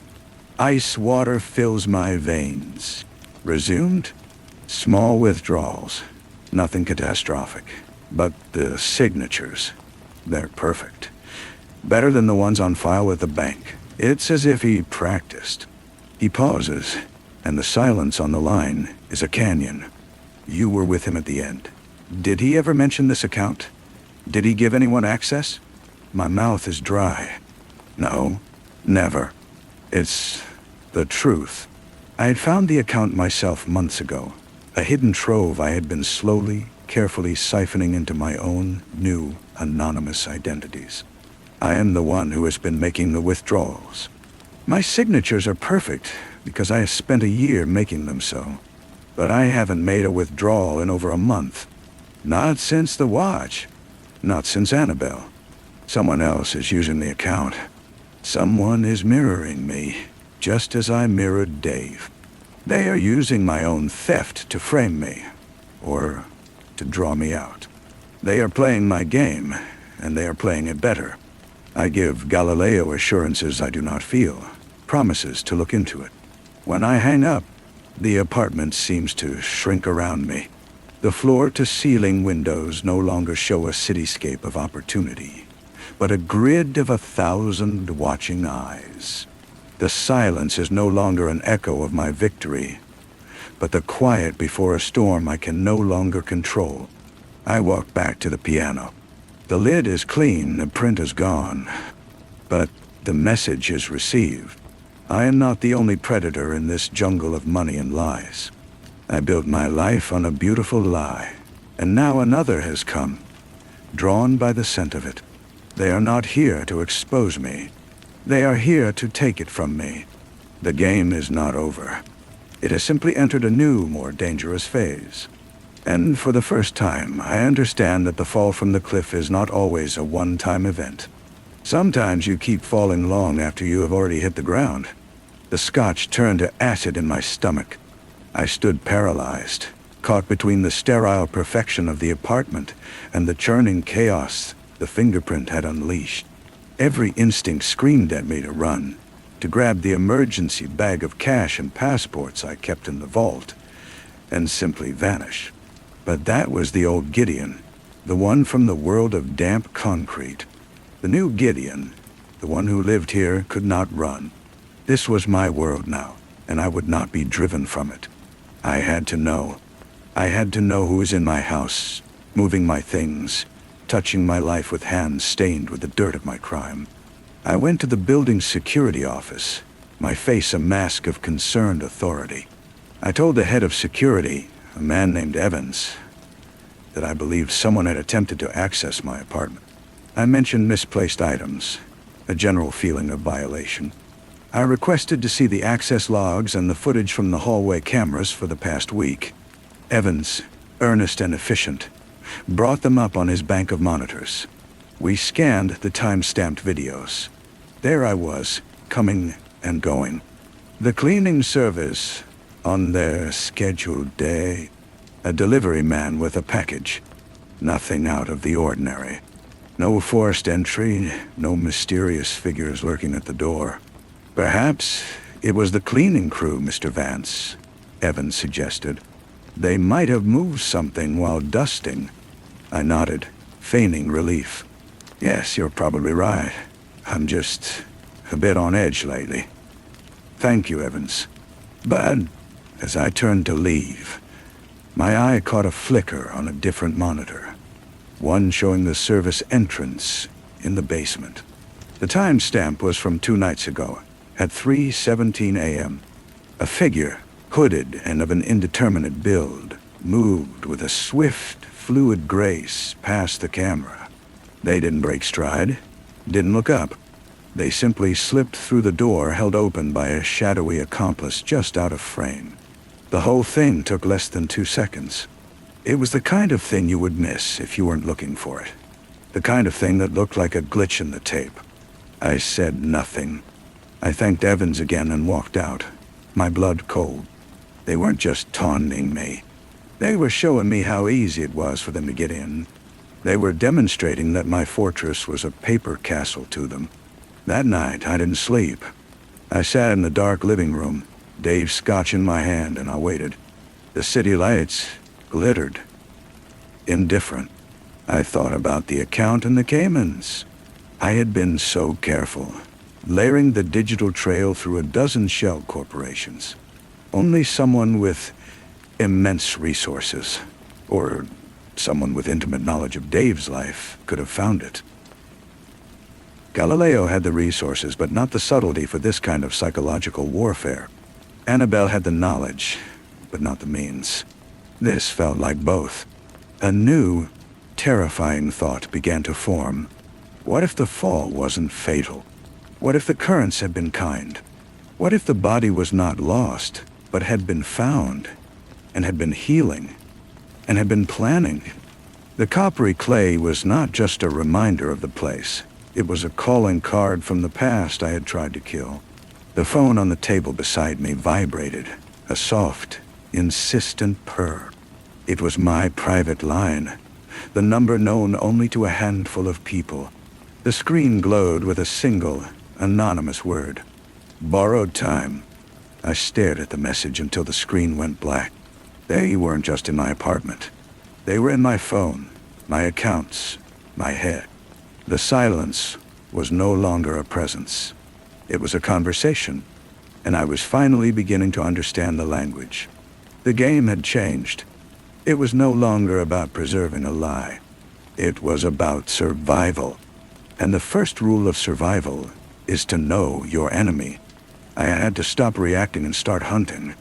The ghost I had created was now hunting me, and the only way out was to kill it a second and final time. The hunt began not with a flurry of action, but with a retreat into memory. I sat at Dave's desk, the vast, empty lake a dark mirror beyond the glass, and I forced myself to relive every second of that morning on Cap Ferrat. The feel of the damp air, the scent of pine and salt, the treacherous give of the mud under our boots. I had planned it for a week, chosen the spot for its isolated, crumbling edge. I remembered the push, not a violent shove, but a precise, calculated pressure on his shoulder. The surprise in his eyes had been brief, replaced by a terrifying clarity as he lost his balance. He hadn't screamed until he was already falling, the sound ripped away by the wind. I had watched until he was a speck, then gone, until the sea claimed him. I was certain. But certainty was a luxury I could no longer afford. I accessed the shell corporation I used for my most sensitive inquiries.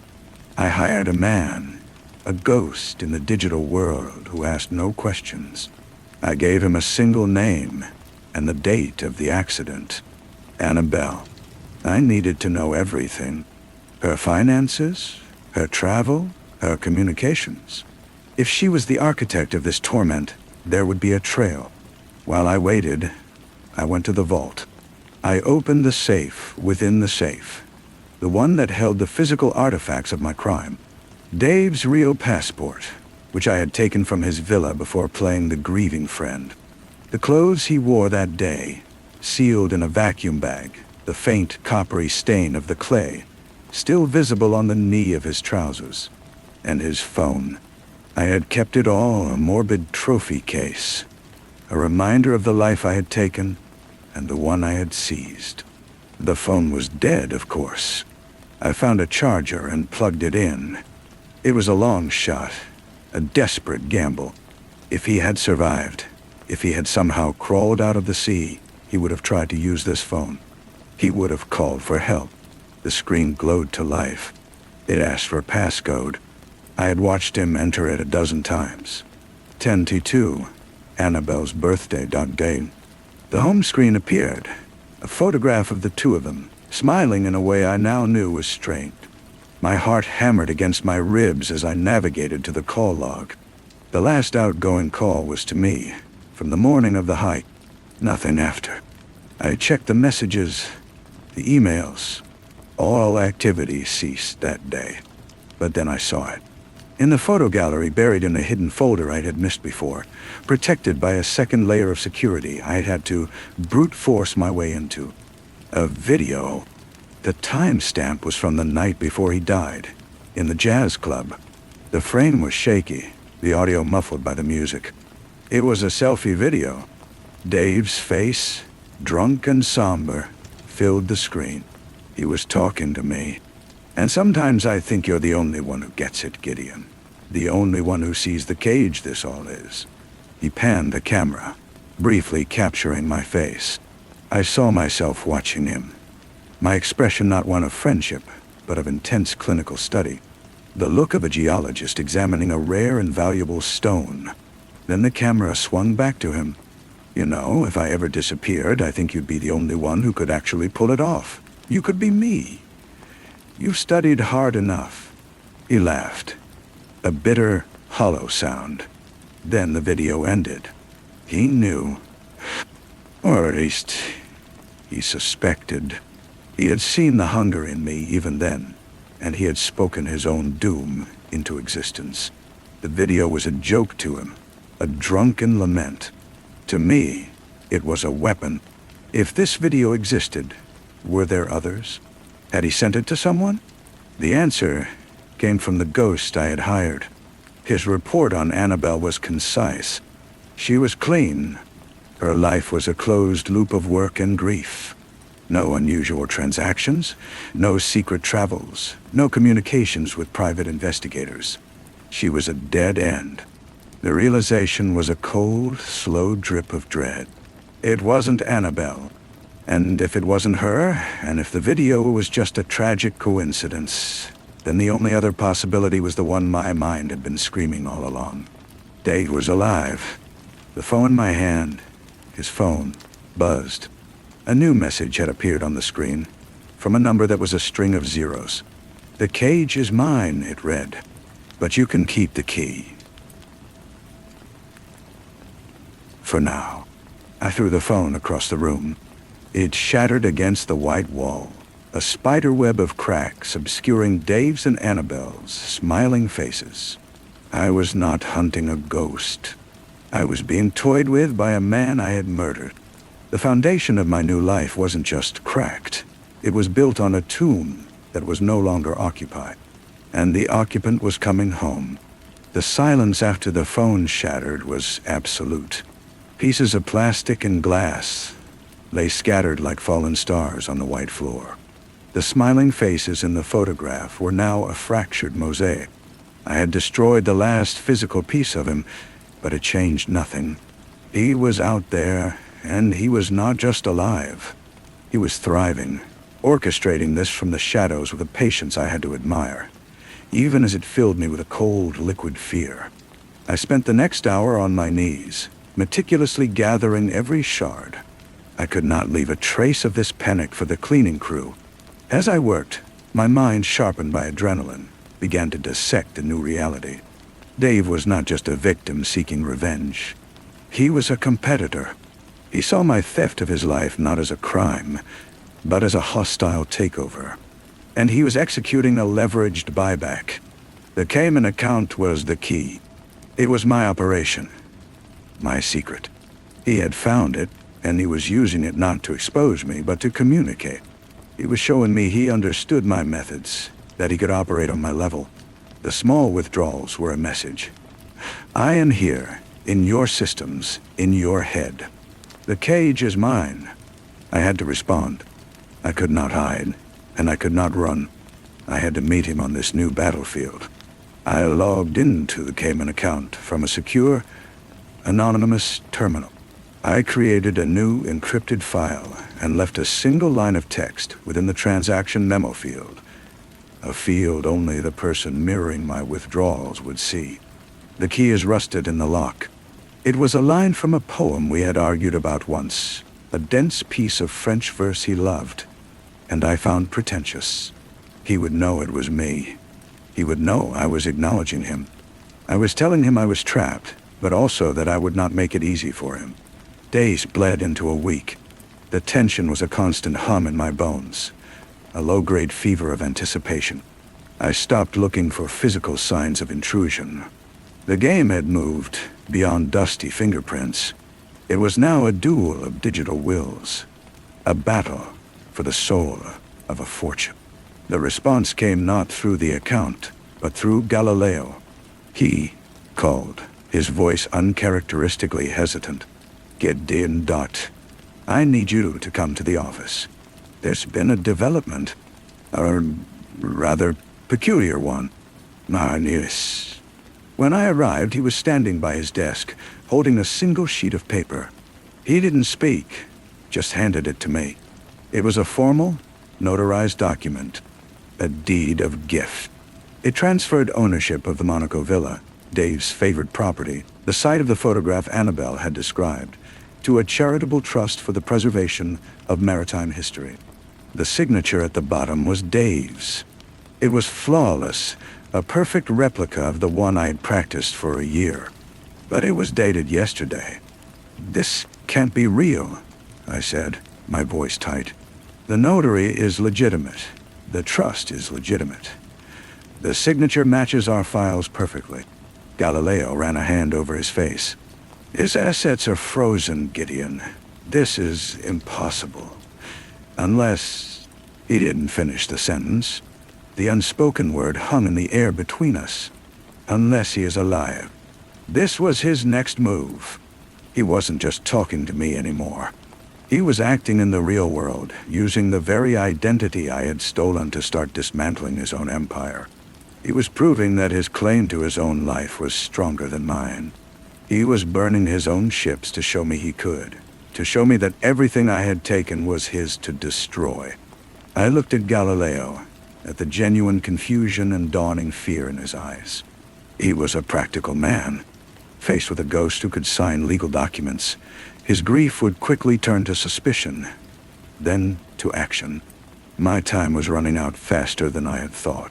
I left the office, the city streets blurring around me. He wasn't just trying to scare me away. He was systematically dismantling the structure that supported my existence. He's not coming for me with a knife or a gun. He was coming for me with a pen. He was going to erase the life I had built, line by line, until there was nothing left for me to inhabit but the ghost I was. I stood on the sidewalk, people brushing past me, their lives simple and real. I had to find him. I had to look into his eyes and understand what he had become. The hunt was no longer a metaphor. It was a necessity. The cliff at Cap Ferrat had not been the end. It had only been the beginning of the fall. And I was still falling, waiting for the second, final impact. I knew then where I had to go. I had to go back to the beginning. I had to go to Monaco. The flight to Nice was an exercise in stillness. I sat in the first-class cabin, a blanket over my legs, and looked every inch the weary financier. Inside, a storm was raging. Every passenger felt like a potential sentry for him. Every glance from a flight attendant a subtle assessment. He would know I was coming. This was all part of his script, and I was merely reading my lines. I didn't go to the villa. That would be too direct, too expected. Instead, I took a room at the Hôtel de Paris, under one of my secondary identities, and spent the first 24 hours watching. I watched the harbor, a forest of gleaming masts, and I watched the villa from a distance. its white walls blinding in the sun. It looked empty, a beautiful shell, but I felt his presence like a change in atmospheric pressure. On the second evening, I put on a linen suit I knew he would have approved of, and walked to the bar at the Hermitage. This had been his place. The red velvet, the low lights, the quiet clink of crystal.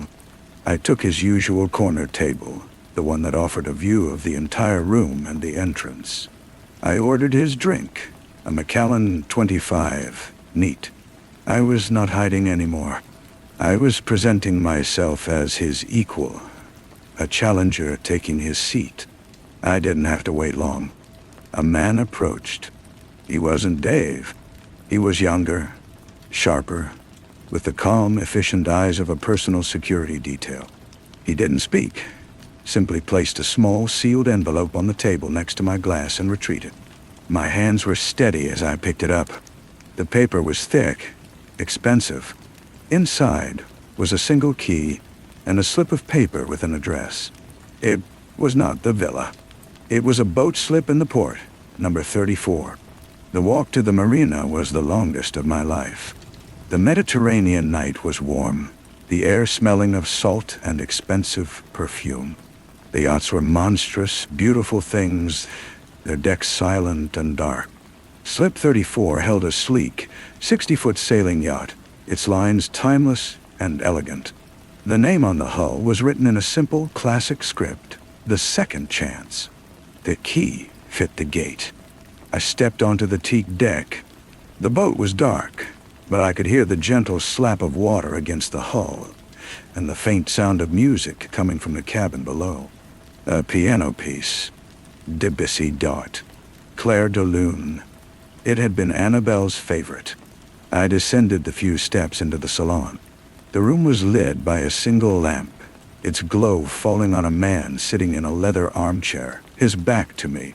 He was silhouetted against the large aft window, the lights of Monaco glittering behind him like a scattered necklace. He let the final notes of the recording hang in the air before he spoke. "You always had a better ear for money than for music, Gideon." The voice was his, but it was different. Older, stripped of its former lazy warmth, honed to a sharp, quiet edge. He turned the chair slowly. It was Dave, and it wasn't. The face was his, but harder. The lines around his eyes and mouth deeper, carved by more than just sun and sea. There was a stillness to him I had never seen before, a calm that felt more dangerous than any outburst of anger. He looked at me not with hatred, but with a profound, weary understanding. "You look well," I said, the words ash in my mouth. "I had a very motivating recovery," he replied. He gestured to a bottle and a second glass on the table between us. "The scotch is the same. Some habits are hard to break." I didn't move. The cliff. A fisherman saw me fall. He thought I was a bird at first. He took a slow sip of his drink. He was a poor man, living in a cove the world had forgotten. He asked for nothing. He saved my life for the price of a few meals and a dry place to sleep. It gave me a great deal of time to think about my life, about my friends.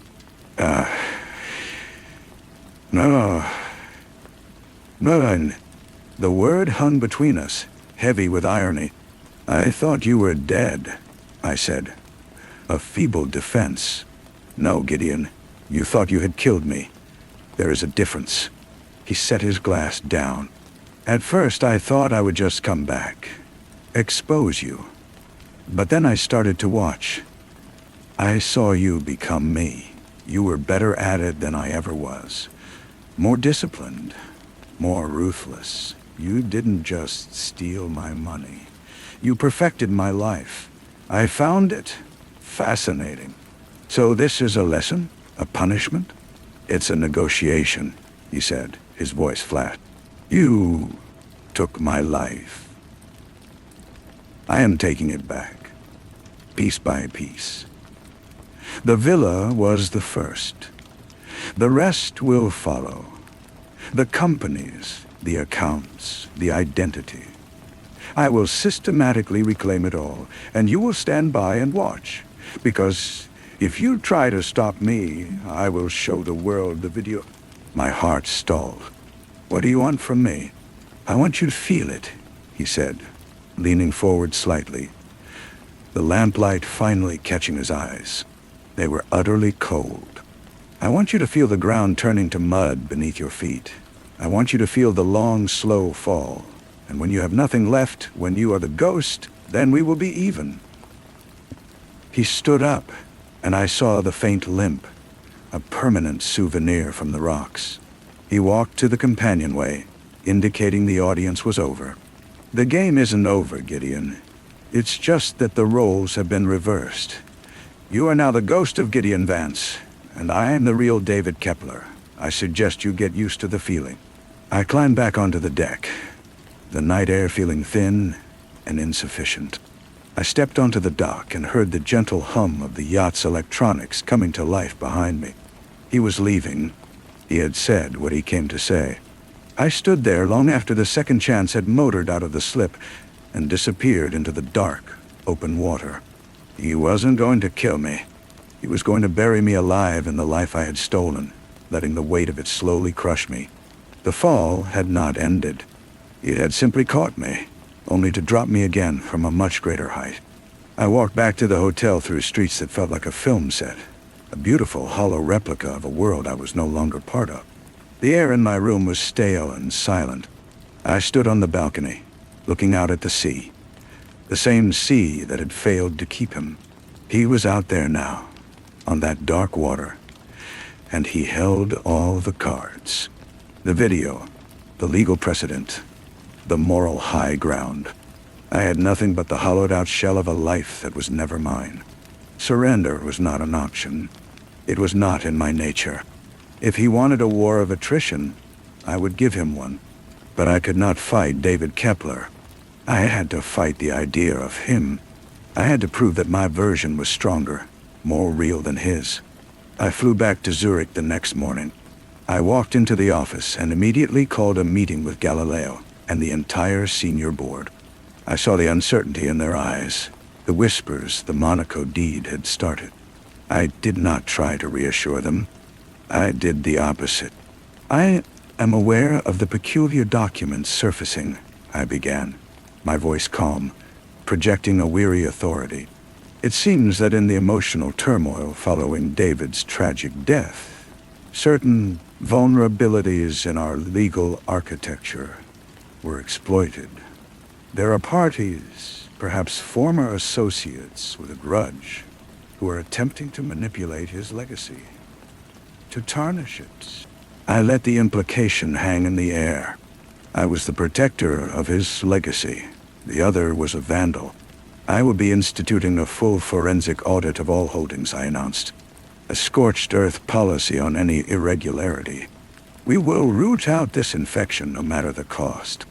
I was no longer just fighting for a fortune. I was fighting for the only semblance of a soul I had left. He was no longer just reclaiming his life. He was methodically destroying mine. The cage was his, and he was slowly, lovingly, bending the bars around me. I sat in the silence for a long time, the hum of the laptop the only sound. He had moved the conflict to a new plane, one where financial maneuvers were useless. I could not audit a human heart. I could not liquidate his connection to her. My first, primal instinct was to run to Paris, to get to Annabelle first, and what? Tell her a version of the truth? Any version I offered would shatter her. My second instinct was to find him and finish the job I had started. But he was a ghost on the water, and I was anchored to the life I had built. There was only one move left that wasn't a reaction. I had to become the author of this story again. I had to use the very thing he was threatening as the weapon. I booked a flight to Paris, but not to see Annabelle. I checked into a small, anonymous hotel near Père Lachaise, and I waited. I knew he would be watching her. He would want to see the effect of his threat, to savor my panic. He would be close. For 2 days, I did nothing but watch the watchers. I sat in cafes across from Annabelle's apartment building, my face hidden by a newspaper, my eyes scanning the street. I saw the usual flow of city life, the delivery drivers, the tourists, the students. And then, on the third morning, I saw him. Or rather, I saw his proxy. The same sharp-faced man from the Monaco bar was sitting in a parked Citroën, reading a book, his gaze occasionally flicking toward Annabelle's door. Dave was using the same personnel. It was a connection. I didn't approach the car. I followed the man when his shift ended. He led me to a nondescript apartment building in the 11th arrondissement. It was a rental, temporary sterile, a base of operations, not a home. Dave was nearby, but he wouldn't be here. He would be somewhere with a view of the water, even if it was just a sign, somewhere that felt like his. I went back to my hotel and I wrote a letter. Not an email, not a text. A physical letter on heavy, cream-colored stationery from the Hotel de Paris. I used the fountain pen I always carried, the one David Kepler had given Gideon Vance as a birthday gift. The irony was perfect. I did not address it to the proxy. I had the front desk call a premium courier service. I gave them the address of the apartment I had followed the man to, and I instructed them to deliver it to the occupant, whoever that may be. The letter contained a single sentence, written in my most controlled script. The music has changed.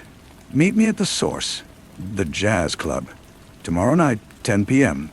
I was calling his bluff and raising it. I was choosing the battlefield, the very place where he had his ultimate weapon, the video of my crime. I was walking back into the cage and inviting him to join me. He would come. His curiosity, his ego would demand it. He would want to know what I could possibly have left to play. The following evening, I put on the same suit I had worn the night I killed him. It felt like a shroud.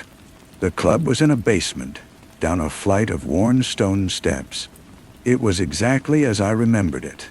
The low ceiling, the smell of spilled wine and old wood, the small empty stage. I had rented the entire place for the night. The owner, a wizened man named Claude, had asked no questions when I offered him a small fortune. I sat at the same table, in the same chair. I ordered 2 glasses of Macallan 25 and waited. The silence was a physical presence. At exactly 10 o'clock, I heard footsteps on the stairs. They were slow, measured, with the slight hesitation of his limb. He emerged from the shadows, dressed in a dark, simple coat. He looked around the empty club, a faint, appreciative smile on his lips. He saw the 2 glasses and nodded slowly. He sat down across from me. "No Debussy tonight?" he asked. "The Source is silent before the music begins," I replied. He picked up his glass but didn't drink. "This is a surprisingly bold move, Gideon. Or is it desperation?" "It's a conclusion," I said. "You're right. This can't continue. You have the power to destroy me. But destruction is a crude tool. You were always an artist, Dave." He watched me, his eyes narrowed, trying to decipher the new angle. "I am prepared to surrender," I said, my voice even, "to give you back everything, the money, the companies, the identity. I will sign it all over to you publicly, and then I will disappear. You can have your life back, intact and enhanced. You can even have the narrative, a miraculous survival, a quiet return." He swirled the scotch. "And the price for this magnanimous surrender?" "Annabelle," I said. "You leave her out of it. You let her believe the story we have already told her. That I, Gideon, your grieving friend, am here. And that you are gone. You never contact her. You never show her the video." He leaned back, a genuine look of surprise on his face. It was the first crack in his calm facade I had seen. "You would give up all of it? For that? To preserve her memory of you?" "It's not for me," I said, and for the first time, I believed it was the truth. "It's for her. She has grieved. She has started to heal, to give her you back, only to show her that her husband is a monster who faked his death to torment his friend, and that her friend is the monster who tried to kill him. That is a cruelty beyond even what I am capable of. Let her have her peace. It is the one truly valuable thing left in this whole sordid affair. I pushed a thick envelope across the table. It's all in here. The legal framework for the transfer. My signed confession to be held in escrow. You win, Dave. You get everything. All I ask is that you let one good, innocent thing remain untouched by our war. He was silent for a long time, looking from the envelope to my face. I had presented him with a perfect victory, wrapped in a moral quandary. He could have his empire back, but only if he agreed to permanently exile himself from the heart of it, from his own wife. I was betting that the man who had become this cold, patient strategist valued the game, the victory, and the power, more than he valued the love he had left behind. He finally reached out and took the envelope. He didn't open it. He simply held it, his fingers tapping lightly on the paper. An elegant solution, he murmured. You grant me my kingdom, but exile me from its queen. You would make me the ghost in my own story. He stood up, tucking the envelope inside his coat. He looked down at me, and for a fleeting moment, I saw not the cold avenger, but the man I had once called a friend, haunted and tired. The key is rusted in the lock, he said softly, quoting my own message back to me. Then he turned and walked up the stairs, his limp slightly more pronounced, and disappeared into the Paris night.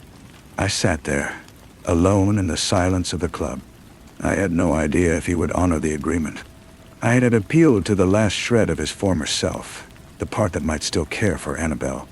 I had given him everything he wanted, and in doing so, I had perhaps engineered the only escape possible. I was free.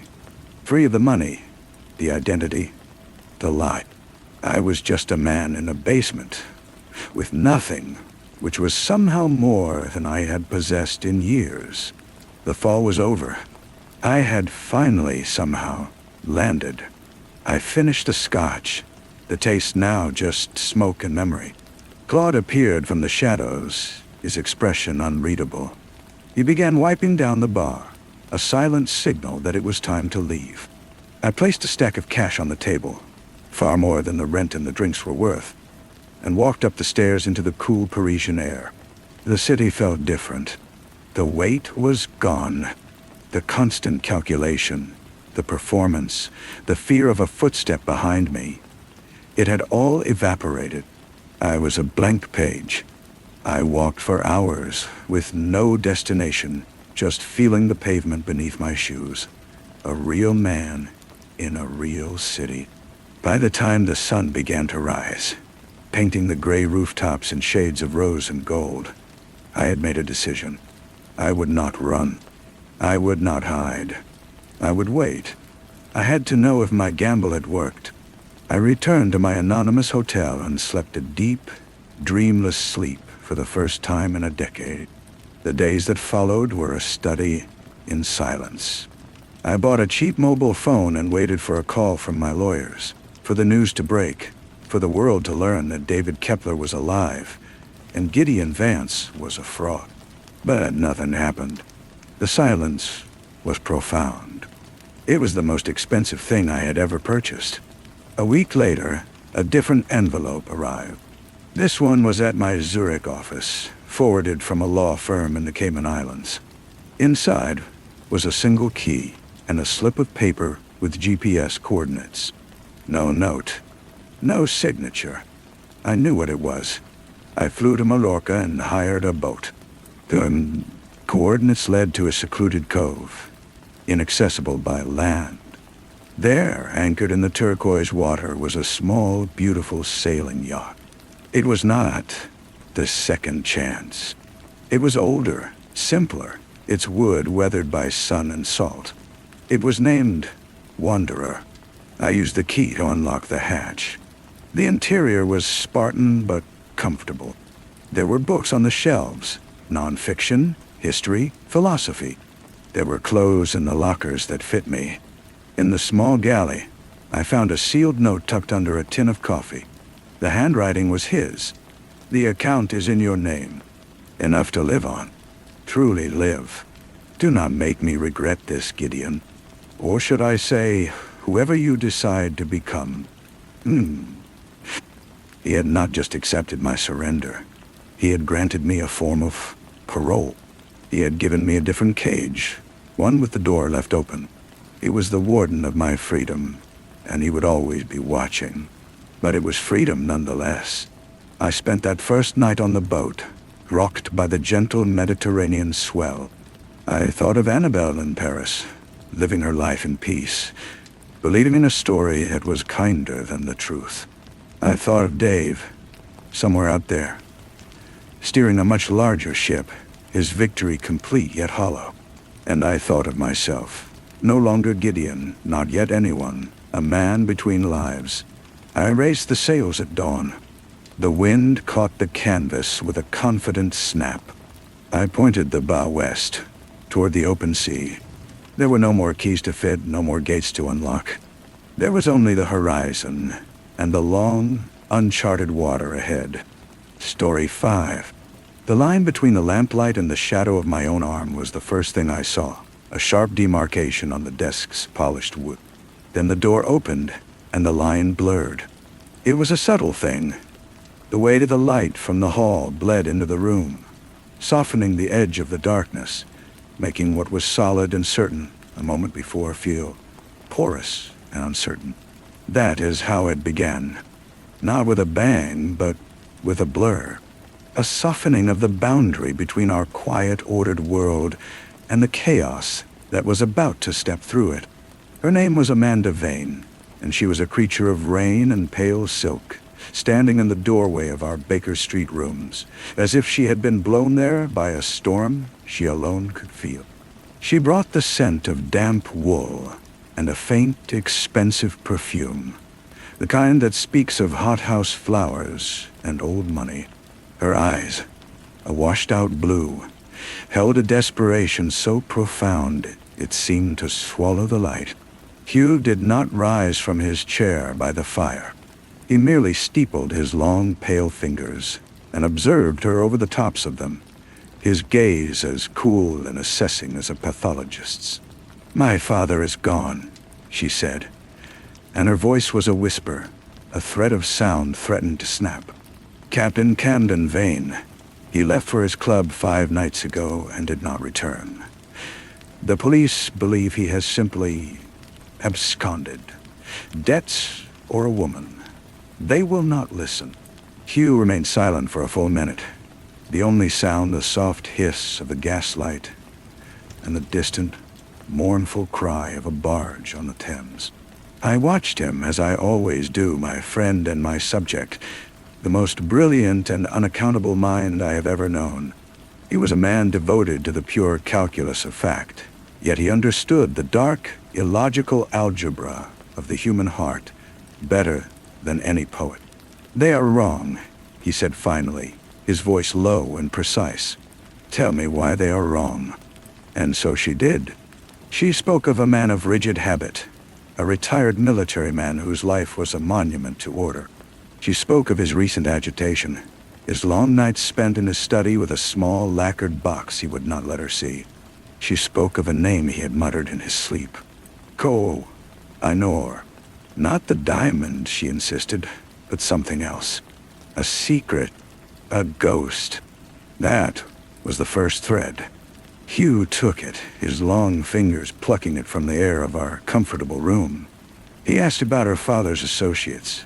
She mentioned his solicitor, Mr. Croft, and his treasurer, a man named Kevin Everton, who had managed the family's affairs for decades. A good man, she said, a loyal man. But Hugh's eyes, I saw, sharpened at the name. He saw the same thing I did, the faintest tremor in her lower lip when she said it. A blur. Our investigation began in the fog of London, a city that is itself a living boundary between the seen and the unseen. We went to Camden Vane's house. a tall, grim edifice in Kensington that smelled of beeswax and silence.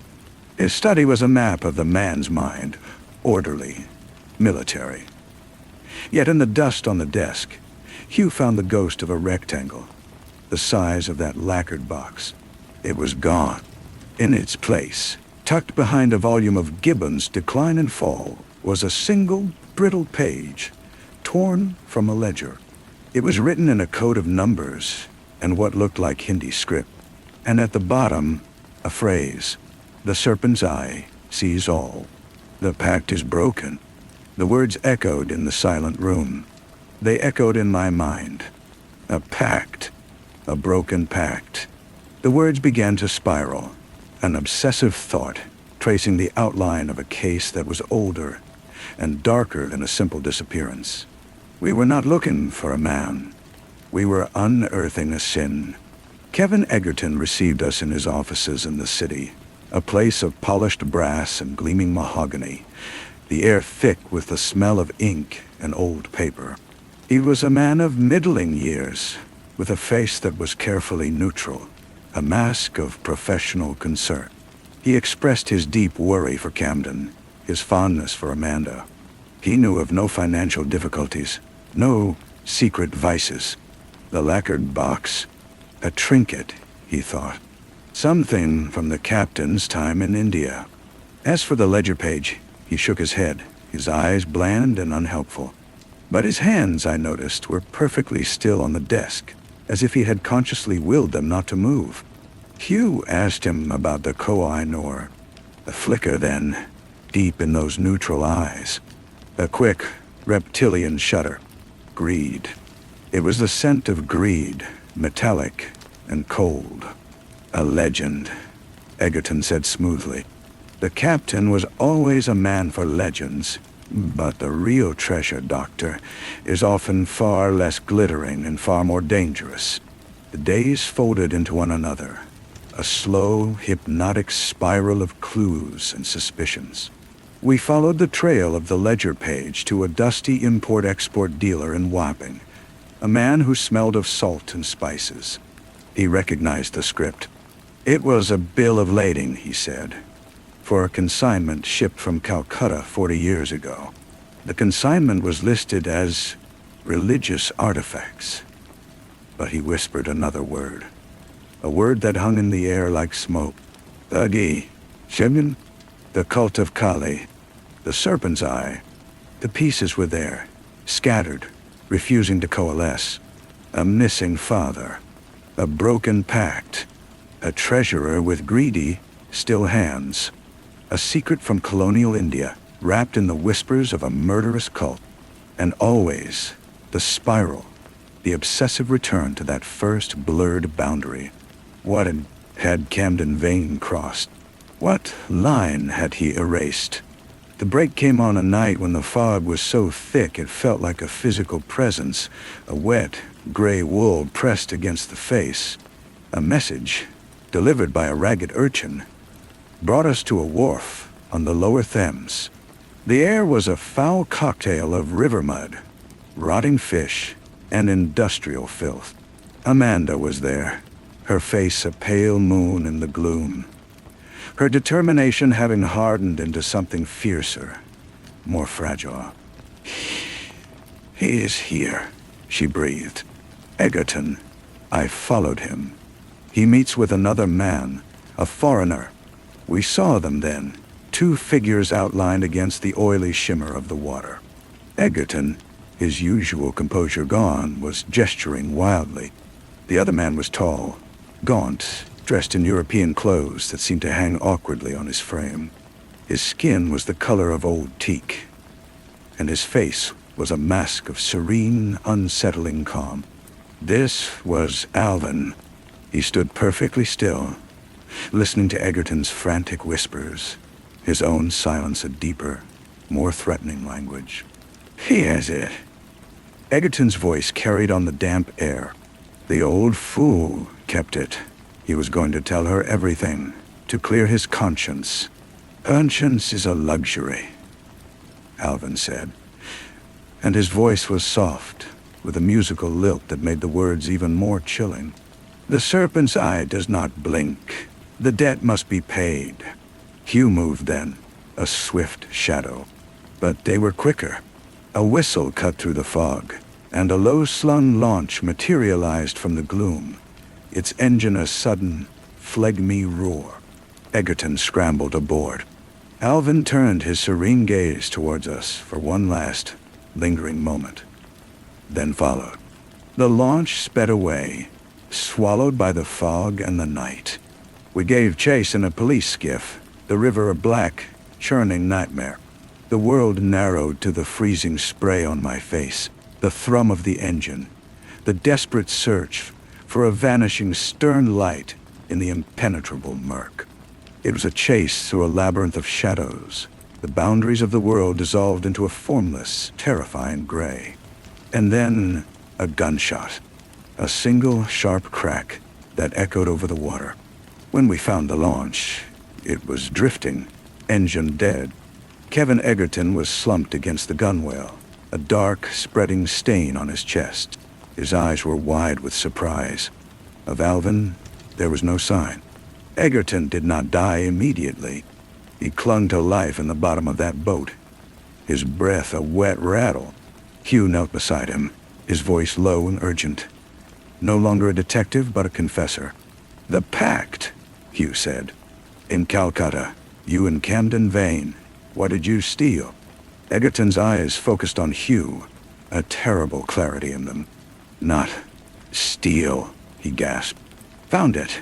In a temple ruin. The serpent's eye. A ruby. Not a jewel. A relic. They worshipped it. The Thuggee. We took it. We broke the pact with the gods." He coughed, a speck of blood appearing on his lip. Camden. His conscience. He was going to give it back. To her. To who? I asked, my own heart pounding. "To his daughter," Egerton whispered, his eyes glazing over. "To the girl." The revelation was a cold stone dropped into the still water of my mind. The spiral tightened. Amanda thought. It had always been about Amanda. We returned to Baker Street, the pieces of the puzzle finally, horrifyingly, falling into place. Amanda was waiting, her face a question. Hugh did not sit. He stood before the fire, his back to us, and spoke to the flames. "Your father did not disappear, Miss Vane," he said, his voice flat. "He was taken by a revenge 40 years in the making. You are not who you think you are. You are not Camden Vane's daughter." Nah. The room seemed to tilt. I saw the blood drain from Amanda's face. "In Calcutta," Hugh continued, "Camden Vane and Kevin Egerton looted a Thuggee temple. They took a sacred relic, the serpent's eye. In doing so, they killed a priest. Your father, Amanda, was that priest. Your mother was an Englishwoman who had gone native, a woman of the cult. You were their child. Camden Vane, in a moment of twisted mercy or profound guilt, took you. He raised you as his own. He hid the root." The door to our sitting room opened then, silently. It was Alvin. He stood there, his serene mask gone, his eyes burning with an ancient grief. In his hand, he held the lacquered box. "I am her uncle," he said, his voice thick with emotion. "I have waited my whole life for this, to reclaim our sacred heart, to reclaim my sister's child." Amanda looked from Alvin to us, her world, her very identity, shattering around her. The boundary between her life and this terrible hidden history was not just blurred now, it was erased. She was the secret. She was the treasure. She was the broken pact. The climax was not one of violence, but of terrible, quiet recognition. Alvin did not threaten us. He simply looked at Amanda, and in his eyes was a lifetime of loss and a desperate, aching love. He opened the box. Inside, nestled on a bed of faded velvet, was a ruby of impossible size and depth. It did not glitter. It seemed to swallow the light, a pool of captured blood, a serpent's unblinking eye. "The debt is paid," Alvin said softly to Hugh. "Not with blood, but with truth." He turned and walked to Amanda. He did not touch her.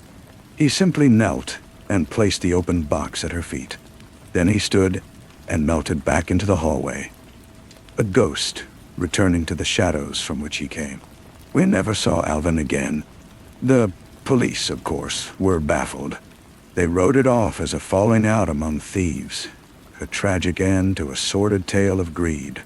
They could not see the deeper geometry, the years-long arc of revenge that was, in its own dark way, a form of justice.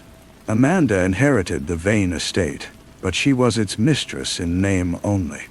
She was a woman living on a borderland, belonging neither to the world that raised her nor the one that claimed her. She sold the house. She kept the ruby. I do not know what she did with it. Sometimes, in the deep silence of the night, I think of that line on my desk, the one between the lamplight and the shadow. I thought it was a boundary. I was wrong. It was a seam, a fragile seam stitching together two different worlds, two different truths. And when it was pulled apart, everything bled together.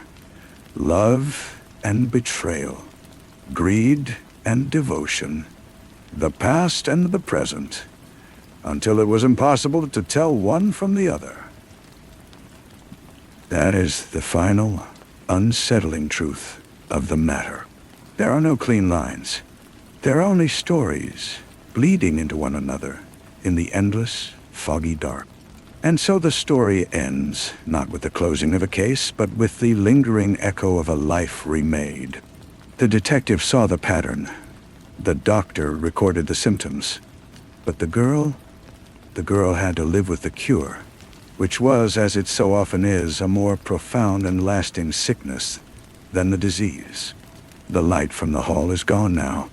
The door is shut, but the memory of that blurred line remains, a permanent scar on the edge of vision, a reminder that the most terrifying secrets are not the ones we keep from others, but the ones that have been kept from us, woven into the very fabric of who we are. Months passed. The fog of autumn gave way to the brittle cold of a London winter. I tried to return to my old routines, to the familiar rhythm of my practice and my writing, but the Vane affair had left a residue, a fine dust on everything. Hugh seemed as ever untouched, his mind already consumed by the chemical composition of a new tobacco ash or the subtle variations in the mud of South London. Yet I noticed he would sometimes pause, his pipe halfway to his lips, and stare into the middle distance, his gaze fixed on nothing. He was, I realized, tracing the invisible threads of that case, not as a puzzle to be solved, but as a philosophical problem that refused to be neatly filed away. It was on one such evening, with a fire struggling against the chill, that a letter arrived. The paper was thick, expensive, and the handwriting was unmistakably Amanda's. It was not an invitation nor a request. It was a statement. She was leaving England, she wrote. She had found a buyer for the Kensington house and was using the funds to book passage to India. Not to Calcutta, but to a small town in the foothills of the Himalayas. She did not say she was going to find Alvin, or to reconnect with the cult that had spawned her. She wrote, instead of a need to see the soil, to breathe the air from which her life had originally sprung. She spoke of the ruby not as a treasure or a curse, but as a key to a door she had never known was closed. I read the letter aloud to Hugh. He listened, his eyes closed, his fingertips pressed together. When I finished, he was silent for a long time. "The most illogical act of her life," he murmured at last. "And perhaps the only logical one left to her. She is not returning a relic. She is returning herself." "Do you think she will find peace?" I asked, the question feeling feeble even as I uttered it. Peace. He opened his eyes, and they were like chips of flint. Peace is a byproduct of order, and her entire existence has been redefined as chaos. She is going to a land where her face marks her as an outsider, yet her blood may whisper a different story. No, I do not think she will find peace, but she may find a different kind of truth. A harder one. And unknown. He stood and walked to the window, looking out at the greasy yellow gloom of the winter fog. We restored the facts to her, Watson. We gave her back her history. But we could not give her an identity. That is a forge she must endure alone. We never heard from her again. There were no more letters.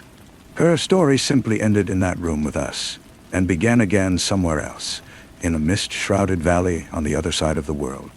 The official record of the case of Camden Vane's disappearance remains in my tin dispatch box, a story I have often considered writing, but have always set aside. How could I capture the essence of it?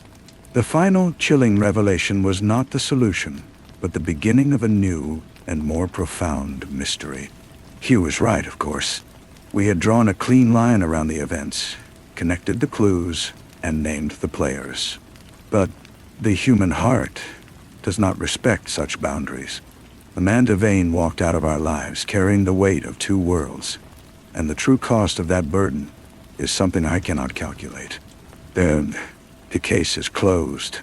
The door is shut. But the echo of its opening, that soft blurring of the light, will never truly leave me. It is the sound of a story breaking, and of a life forever after being remade in the jagged space between two truths. The following spring I received a small, plain package with no return address. Inside, nestled in unbleached cotton, was a single, rough-cut shard of dark red stone. It was no larger than my thumbnail, dull and unpolished, holding no fire within its depths. There was no note. It needed none. I knew it was a piece of the serpent's eye. She had not returned the relic whole. She had broken it, shattering the symbol of her divided self, and in doing so had perhaps begun to make something new from the fragments. I showed it to Hugh. He picked it up, held it to the light, and then placed it back in my palm, his expression unreadable. "A question," he said, "not an answer. She is asking us if a thing can be both destroyed and liberated at the same time. I keep the shard on my desk now. It sits on the very line where the lamplight meets the shadow. It is neither a jewel nor a mere stone. It is a reminder that some boundaries, once blurred, can never be redrawn. They can only be accepted or shattered, and the pieces carried forward into an uncertain future. The story was never truly about a missing captain or a stolen ruby. It was about a woman walking into the fog of her own origin, and the small, hard, red truth she left behind for those of us who remained in the light. I placed the shard back on the desk, its rough edges catching the lamplight in a way that suggested a deep, dormant fire. Hugh had returned to his chemical experiments, but the air in our rooms had changed. It was heavier, as if charged with the dust of distant lands and unresolved fates. My practice continued, my patience with their mundane aches and worries. But my mind would often wander to that Himalayan foothill, picturing a woman standing between two worlds, belonging to neither. It was another case some months later that brought a strange and faint echo. A Colonel Fitzwilliam, recently returned from the northwest frontier, came to consult Hugh about the theft of a ceremonial dagger. The matter was trivial, the solution swift, but over a brandy the colonel spoke of his travels. He mentioned, almost in passing, a small, secluded community he had encountered, a place where a few Europeans lived alongside the local people, led by a woman of mixed heritage. She was a respected figure, he said, known for her medical knowledge and her fierce protection of the village. They called her the Guardian of the Broken Stone. Hugh and I exchanged a single, brief glance. He gave a slight, almost imperceptible shake of his head. I understood. We asked no questions. We did not pursue it. Some stories are not for us to follow to their end. We had played our part. We had restored the narrative of the past, and the future was hers alone to write. The shard of ruby on my desk is enough. It is a silent testament to the fact that while we may solve the mystery, we rarely, if ever, comprehend the full human consequence. The light still falls, the shadow still lies, and between them rests a small, red, unanswerable question. The colonel's words settled in the room, and then, like smoke, dissipated. We never spoke of it again. The case of the ceremonial dagger was closed, its own small mystery solved and filed away. But the mention of that community and its guardian lingered as a haunting coda to the Vane affair. I found myself, in quiet moments, imagining her life there, not as Amanda Vane, the London heiress, nor as the lost daughter of a thuggy priest, but as this new, self-created person. A healer, a guardian. It was a form of peace, I supposed, though not the kind I had once naively envisioned for her. It was a peace forged in purpose, hard-won and actively maintained. Hugh, I believe, saw it as the final, elegant proof of his reasoning. He had once said that given the complete data, a human life was as predictable as the trajectory of a billiard ball. But Amanda had defied that. She had taken the data we had given her, the brutal, disorienting truth of her origin, and had not simply followed its path. She had used it to create a new vector entirely. It was the one variable his logic could not fully account for. The human capacity for reinvention. The ruby shard remains. It is the one tangible piece of that whole bewildering tapestry. Patients sometimes notice it on my desk, and they will ask about it. I simply tell them it is a souvenir from an old friend, which is, in its own way, the truest answer I can give. It is a fragment of a story that taught me that the greatest mysteries are not those of crime and deduction, but those of identity and belonging. And sometimes, the most profound resolution is not the closing of a circle, but the brave, uncertain act of stepping onto a new and uncharted line. The years turned. The sharp memory of the Vane case softened at its edges, becoming one of the many shadows that inhabited our rooms at Baker Street. I'm married, and my life expanded into a different, warmer kind of fullness. Yet I still visited Hugh regularly, and our friendship remained a fixed point in my spinning world. He was, as ever, the same brilliant, detached intellect. Yet I fancied I could sometimes see a new depth in his gaze, a patience that had not been there before our encounter with the serpent's eye. It was during one of these visits on a rainy afternoon that a foreign journal arrived for him. He subscribed to several obscure publications from across the globe, and this one was an anthropological review focused on the Indian subcontinent. He leafed through it with his usual brisk efficiency, then stopped. His entire body went still. He did not speak, but simply turned the journal around and pushed it across the table towards me. My eyes found the article immediately. It was a brief, dryly academic piece about syncretic religious practices in a remote Himalayan village. The author described a local shrine, unique in the region, that venerated a singular artifact, a large, dark ruby, famously cracked down the middle. The villagers, the article noted, did not see the crack as a flaw, but as a sacred feature. They called the gem the Twinned Heart, and their lore told of a guardian who had arrived from across the seas many years before. A woman of two bloods, who had brought the broken stone and taught that wholeness could be found not in perfection, but in the acceptance of fracture. I looked up from the page. Hugh had retrieved his pipe and was methodically filling it, his movements precise and calm. "So," I said, my voice thick with an emotion I could not name. "So," he echoed. He struck a match and drew the flame into the bowl. "The data, it seems, has reached its final and most satisfactory state." He exhaled a plume of smoke. "She did not return it. She did not keep it. She transformed it. A remarkable application of the principle of synthesis." I thought of the small, dark shard on my own desk at home, a silent partner to the fractured hole in that distant shrine. It was not an answer, and it was not a question. It was a correspondence, a shared understanding across continents and years. The case was not just closed. It was complete. And in the quiet of that room, with the rain tracing paths on the window pane, I felt for the first time that the blurred line had finally gently resolved itself into a picture of profound and lasting sense. The rain continued its gentle patter against the window, a soft percussion to the silence that followed. Hugh did not speak again of the article, nor of Amanda.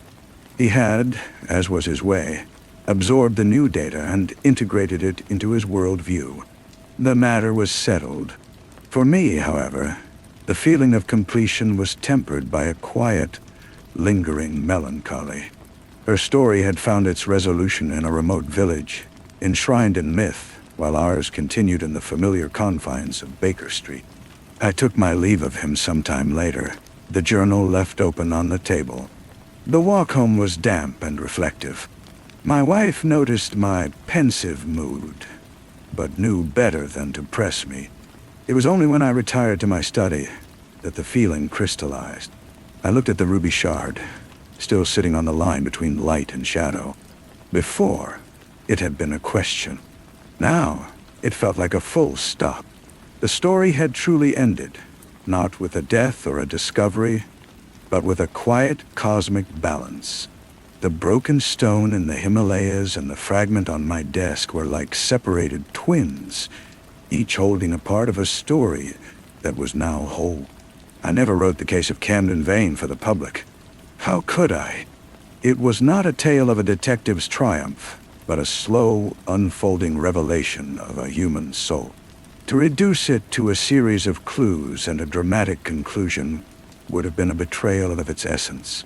Some truths are too fragile, too personal, to be broadcast. They belong in tin dispatch boxes and in the quiet understanding between old friends.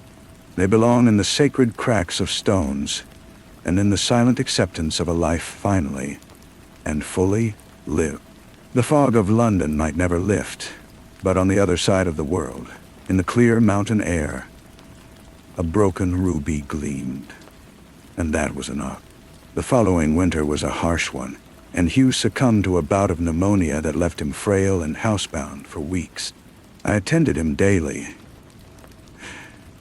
and during those long, quiet afternoons by the fire, our conversation often drifted to the old, unsolvable cases. He never mentioned the Vane affair by name, but he would speak in abstractions, of variables and constants, of the unpredictable nature of the human element. "We are but the weavers of the net, my friend," he said to me once, his voice a thin rasp. "We cannot control what the sea chooses to cast into it. Sometimes it is a silver fish, and sometimes it is a stone that holds the memory of the entire ocean." When he recovered, a certain sharpness had been softened in him, a final acceptance of the chaos that lay beyond the edges of his meticulous logic. He took up the violin more often, and the melodies he played were less mathematical and more mournful, filled with a strange, aching beauty that spoke of things lost and found in the same breath. I outlived him, as I knew I would. The rooms at Baker Street were never the same after he was gone. The world moved on, forgetting the great detective, but I did not. In the final years of my own life, I found myself sorting through my old papers, my own small attempt to impose order on a lifetime of memories.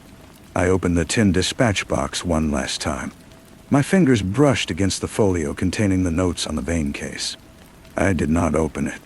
I simply held it, feeling the weight of the paper, the weight of the story. Then I took the ruby shard from my desk and placed it inside the folio, a final fitting custodian for that singular red truth. I closed the box.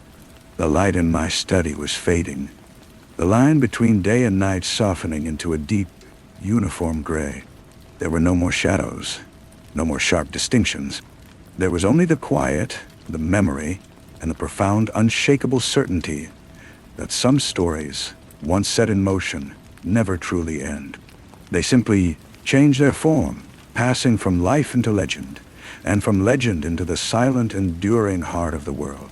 The estate sale of my personal effects was, I am told, a quiet and orderly affair. My children, practical souls both, had little use for the sentimental clutter of their old father's career.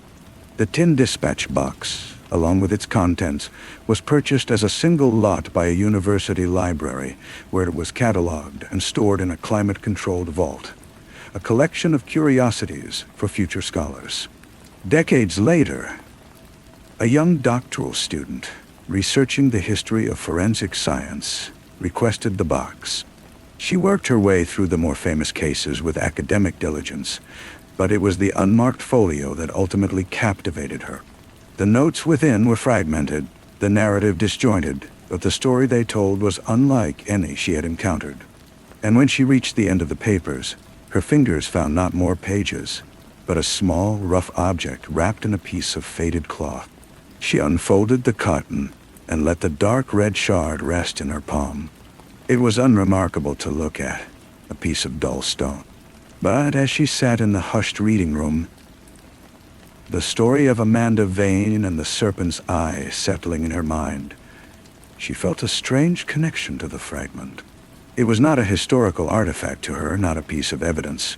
It was a silent message, a testament to a life of impossible choices and hard-won peace.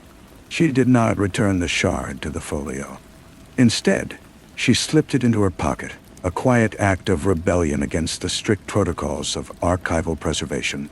Later that evening, in her small apartment, she placed it on her own desk, where the light from her laptop screen caught its deepest, most secret facets. She was writing her dissertation, but she knew, with a certainty that surprised her, that she would also write this story.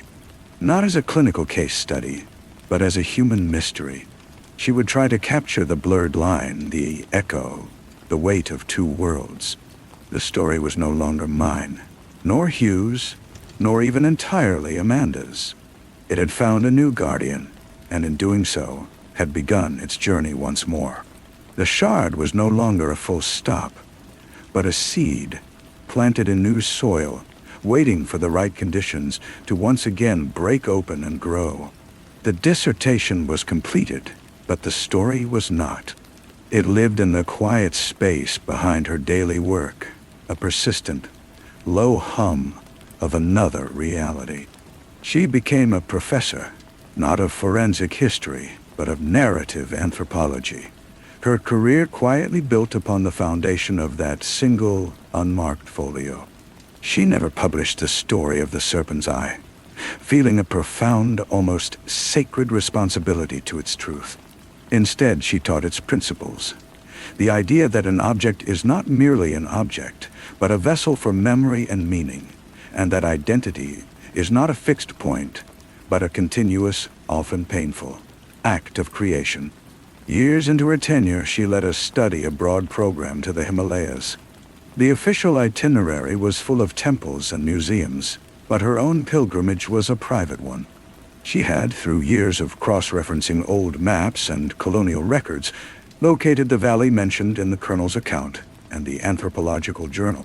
It took 3 days of difficult travel on rough roads, and then on foot to reach the village. It was smaller than she had imagined, a cluster of stone houses clinging to the green mountainside, shrouded in a cool, thin mist. The villagers were wary, but not unfriendly. When she asked in her halting academic Hindi about the shrine, their expressions shifted to a guarded respect. They led her to a small, open-sided structure at the edge of the village, overlooking a deep gorge. Inside, on a simple stone altar, rested the ruby. It was larger than she had expected, and the crack down its center was a dark, definitive line, as if drawn by a god. It was the twinned heart. It did not glitter. It seemed to absorb the diffuse mountain light, holding it deep within its fractured core. An old woman, her face a web of kindly lines, approached her. She was the current keeper of the shrine. Through a mixture of gesture and broken phrases, the professor understood the guardian's story was still told. The woman pointed to the ruby, then to her own heart, and then made a sweeping gesture that encompassed the valley and the distant, hazy horizon. The meaning was clear. She had come from there, and she had brought wholeness here. The professor spent a long time sitting before the shrine. She felt the weight of the shard in her pocket, the one she had carried from the library vault across the world to this place. It was not a question of completing a set. It was about bearing witness. She had spent her academic life analyzing how stories function. But here, in the thin, cold air, she understood that she was inside one. She did not take the shard from her pocket. She did not need to. Its presence was a silent conversation between the broken stone on the altar and the broken stone in her hand. A dialogue across time and space. The guardian had not just found a home. She had built a new meaning from the pieces of her shattered inheritance. As the professor stood to leave, the mist parted for a moment, revealing a sliver of the sun. A single beam of light fell upon the twinned heart, and for one breathtaking second, the ruby glowed from within. A deep, pulsing crimson. Its fracture not a flaw, but the source of its profound and radiant beauty. The journey back to the city was a slow unraveling of the spell. The noise, the crowds, the sheer density of modern life felt like an assault after the quiet clarity of the mountains. For days, the professor moved through her duties as an automaton, the image of the glowing ruby superimposed over her vision. She would find herself standing still in the middle of her apartment, the cacophony of traffic outside her window a stark contrast to the memory of the wind whispering through the gorge. She finally took the shard from her pocket. It felt different now, no longer a secret she had stolen, but a key she had been entrusted with. Its dull, non-reflective surface seemed to hold the entire echo of that high, silent place. She placed it on her desk, not in the light, not in the shadow, but squarely in the center, a small, dark fulcrum around which her understanding of the world now turned. Her students began to notice a change in her lectures. The dry academic theories were still there, the structural analysis of myth and ritual.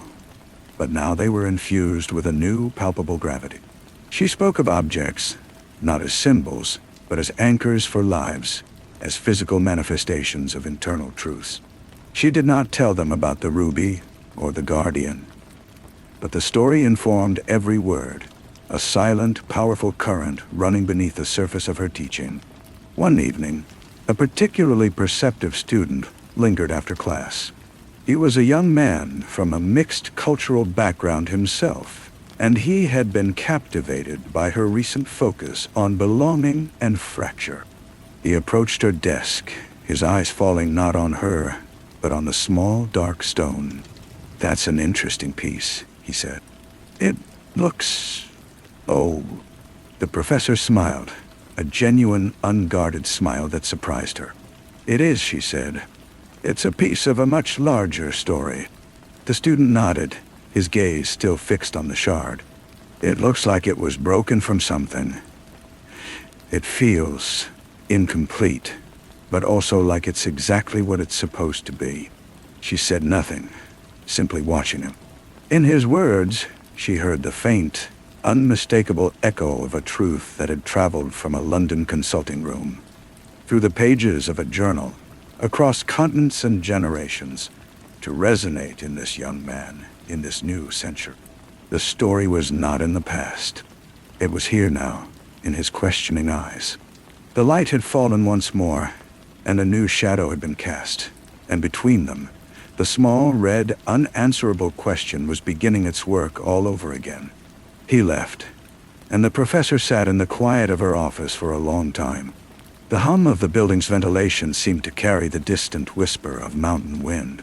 She knew then that her role was not to be the final curator of this story, but a link in its chain. The shard had chosen its next guardian, not through any dramatic gesture, but through a simple, shared recognition. She did not see the student again for several days. When he returned, he stood before her desk with a new stillness about him. He didn't ask about the shard directly. Instead, he asked about her work, about the nature of stories that are carried rather than told. They spoke for an hour, and at the end of their conversation, as he turned to leave, She picked up the small fragment. "Here," she said, her voice soft but firm. "I think this has been waiting for you." He looked from the stone to her face, his expression a mixture of awe and confusion. "I couldn't. It's part of your research. It is a piece of a story about finding where you belong," she said. "And I believe your research is just beginning." He took it, his fingers closing gently around the rough, dark surface. He didn't thank her, but the look in his eyes was a deeper acknowledgement. He slipped it into his own pocket and walked out, carrying the weight of it into his life. The professor's desk was bare. She felt a sudden, surprising lightness, the completion of a duty she had never known she'd accepted. The story was free again, no longer confined to a folio or a shrine or an academic's shelf. It was moving through the world, a quiet current in the stream of human experience. Its next chapter already being written in the silent, questioning heart of a young man, walking across a sun-drenched campus, his hand in his pocket, holding a piece of a broken ruby. The campus was vast, a sprawling city of knowledge and concrete, but the shard in his pocket made it feel intimate. A single room with walls that stretched to the horizon. He did not go to the library or to his dorm. He walked to the university's botanical garden, to a quiet bench surrounded by the scent of damp earth and blooming jasmine. He took the shard out and held it in his open palm. It was just a rock, a piece of mineral. Yet, as he sat there, the professor's words about anchors and internal truths began to make a different kind of sense. He thought of his own parents, one from Mumbai and one from Minneapolis, and the quiet, constant feeling of being a bridge between two worlds, never fully at home in either. He had always seen this as a fracture, a flaw in his own identity. But the stone in his hand, this piece of a larger broken whole, did not feel flawed. It felt specific. It felt true. Its edges were not mistakes. They were a map of its history. The story the professor had hinted at was not one of repairing a break, but of honoring it. He closed his fingers around it again, feeling its cool, solid presence. He knew he would not become a detective or an anthropologist. He was studying engineering. But as he looked out at the intricate structures of the greenhouse, the elegant solutions of support and growth, he understood that his work could be a kind of synthesis, too. He could build new things that acknowledged their own seams, that found their strength not in pretending to be monolithic, but in the honest truth of their joined parts. He stood up, the shard a comfortable weight in his pocket. He had no shrine to place it in, no tin box to hide it away. His life would be its reliquary. The story was his now, not to tell, but to live. The path ahead was unclear, but for the first time the uncertainty felt not like a void, but like a promise. The fracture was not an end. It was a beginning. The first thing he built was a small wooden stand for the shard. It was not an ornate display, but a simple, elegant cradle that held the stone at a slight angle, allowing the light to catch what little it could. He placed it on the windowsill of his dorm room, where it was the first thing he saw in the morning, and the last thing he saw at night. His roommate, a business major, asked about it once. He simply said it was a reminder. The roommate shrugged and never mentioned it again. His engineering projects began to change. Where once he sought the most efficient, the most streamlined solution, he now found himself drawn to designs that celebrated their joints and connections. He wrote a paper on the structural integrity of traditional Japanese joinery, not for its historical value, but for its philosophical underpinnings. The idea that the point of connection could be a thing of beauty and strength, not a weakness to be hidden. His professors were intrigued, if occasionally baffled, by this new direction in his work. Years later, he founded a small, bespoke firm that specialized in restorative architecture. They did not tear down old buildings to put up new, flawless structures. Instead, they repaired, reinforced and reimagined, always leaving a trace of the original's history visible. A scar of older brick in a new wall, the preserved ghost of a faded mural. His clients were a self-selecting group, people who understood that a building, like a person, carries its past within it. He never married, but he had a rich life filled with friends and colleagues who appreciated his quiet, thoughtful nature. He traveled, and in every new city he found himself drawn to the places where history and modernity met, sometimes clashing, sometimes blending. He carried the shard with him always, a silent companion on his own journey of synthesis. He was an old man, his own hair gone gray, when he found himself in a small museum in Kyoto, standing before a centuries-old ceramic bowl. It had been broken and repaired with gold, the cracks highlighted rather than hidden. The concept was called kintsugi. He felt a jolt of recognition so profound it was almost physical. He reached into his pocket, his fingers finding the familiar, worn edges of the ruby shard. He did not need to look at it. He understood now, completely. The value is not in the original, unbroken state. The value is in the breakage and the repair. The story was in the seam. He returned home, and that evening, placed the shard back in its simple cradle. He knew his own time was growing short. He had no children, no obvious successor to whom he could pass the stone and its silent narrative. But he was no longer worried. The story did not need a single guardian. It needed only to be lived. It was in the buildings he had helped save, in the philosophy he had shared with his partners, in the quiet understanding he saw in the eyes of a young intern who had remarked on the beauty of an exposed, weathered beam in a newly restored life. The story was no longer a single thread. It had become a pattern woven into the fabric of many lives. The shard on the windowsill caught the last of the evening light, a dark red echo in the growing dusk, a single enduring note in a silent, everlasting song. He passed away peacefully in his sleep, and his estate was handled by his partners. They were practical men, but they respected his quirks. They found the shard on his windowsill, and following the instructions in a simple note left with his will, they did not consign it to a museum or an archive. Instead, they took it to the site of his firm's first major restoration project, a historic city bridge. In a small, discreet ceremony, they embedded the stone into the fresh mortar of one of the repointed arches, a place where thousands would pass over it, unknowing, every day. The stone became part of the city's skeleton, subjected to rain and sun and the constant, low rumble of traffic. It was anonymous, subsumed into the greater structure, and this was its final and most perfect home. It was no longer an artifact to be studied, nor a totem to be contemplated. It was a part of the whole, its fracture now a literal part of the foundation upon which new steps were taken. And high in the Himalayas, the twinned heart sat on its altar, its own fracture, a dark line of memory. The village guardian, a young woman now, would sometimes look at it and feel not the weight of one story, but the echo of many.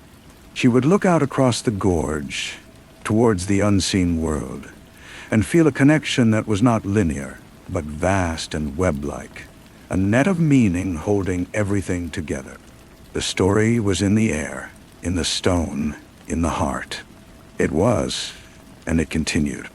One afternoon, a tourist on the bridge, a woman from a distant country, paused to take a photograph of the river. She was a writer of fiction, struggling with a novel about a lost inheritance. Leaning against the railing, her fingers brushed against a cool, rough patch in the stonework. She looked down and saw a fleck of deep, rusty red, almost like a drop of dried blood, set within the gray mortar. It was just a pebble, an imperfection in the architecture, but it caught her eye and held it.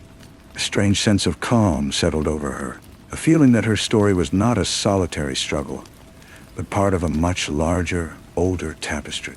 She didn't know why, but she smiled, her writer's block suddenly feeling less like a wall and more like a door. She walked on. the image of the red fleck in the stone already weaving itself into the fabric of her imagination. A new thread in the endless, unfolding pattern. The idea for the novel shifted that very evening. It was no longer about a literal inheritance of jewels or money, but about the fragments of self we discard and recover. The red fleck in the bridge became, in her mind, a shard of a shattered covenant, a physical metaphor for the broken promises that her characters would have to mend, not with gold, but with understanding. She wrote late into the night, the words flowing with an ease that felt foreign and miraculous. It was as if she had tapped into a deep subterranean current of narrative, one that had been flowing long before she arrived and would continue long after she was gone. She felt like a scribe, not an inventor, and the feeling was one of profound relief. The story was not hers to force into being. It was hers to listen to transcribe, to honor. And in the quiet of her room, with the city's lights glittering like a terrestrial sky, she felt the presence of the other guardians, the other tellers, a silent chorus urging her onward. The novel, when it was published a year later, was not a bestseller, but it found its readers. They were the kind of people who wrote her long, thoughtful letters, not about the plot, but about the feeling it evoked in them. A sense of being seen, of their own private fractures being acknowledged not as failures but as features of their landscape. One letter came from a man who had been a student of the professor's decades before. He wrote that the book had reminded him of a lesson, long forgotten, about objects as anchors. He did not mention a ruby shard, but he didn't need to. The connection was made, another thread pulled taut in the web. The writer kept the photograph of the bridge on her desk, the tiny red fleck invisible in the image, but its memory clear in her mind. She had gone back once to find it, but could not. It didn't matter. Its work was done. She had her own small, smooth stone now, a gray one from the riverbank, which she kept in her pocket as she worked on her next book.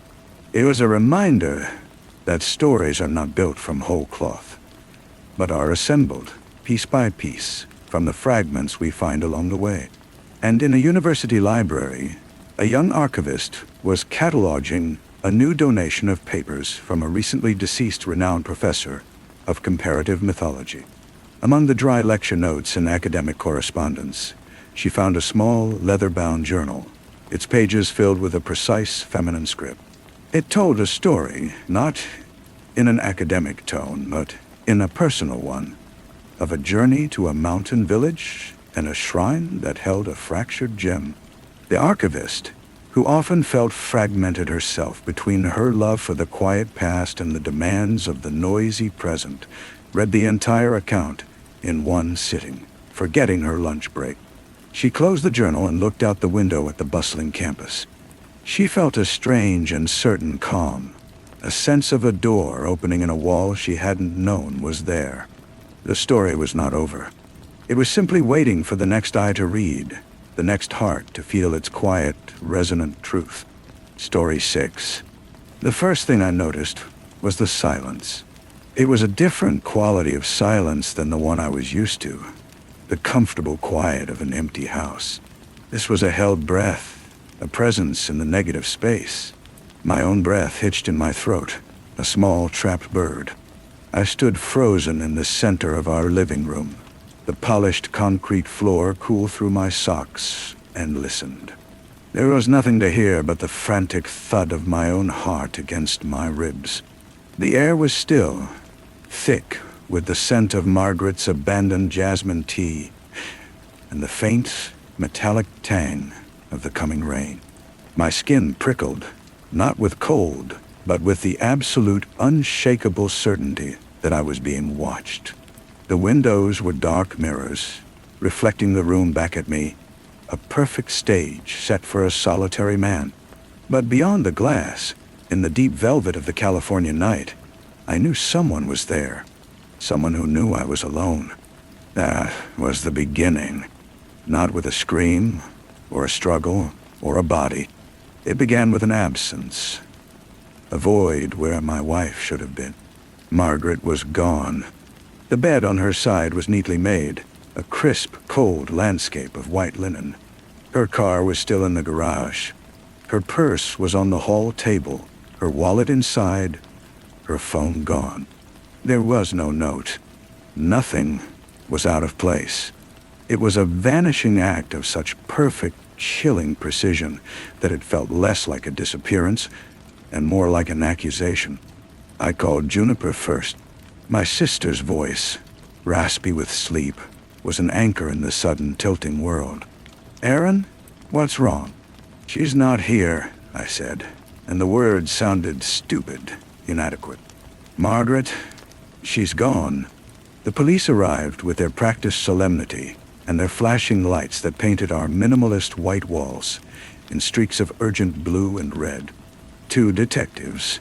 One was older, a man named Detective Moss, with a face like a worn leather glove and eyes that missed nothing. The other was younger, Detective Valdez, her gaze sharp and analytical. They moved through our home like surgeons, their quiet questions probing the spaces where Margaret should have been. They noted the neatness, the order, the expensive calm of the place. They noted my shaking hands, the sweat on my brow. "When did you last see your wife, Mr. Croft?" "Last night, around 10. She went to bed before me. I was watching a film."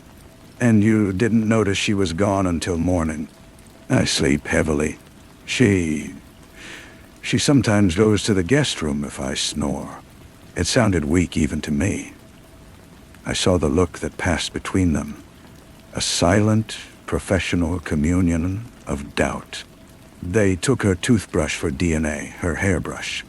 They asked about our marriage. "It was fine," I said. "Good."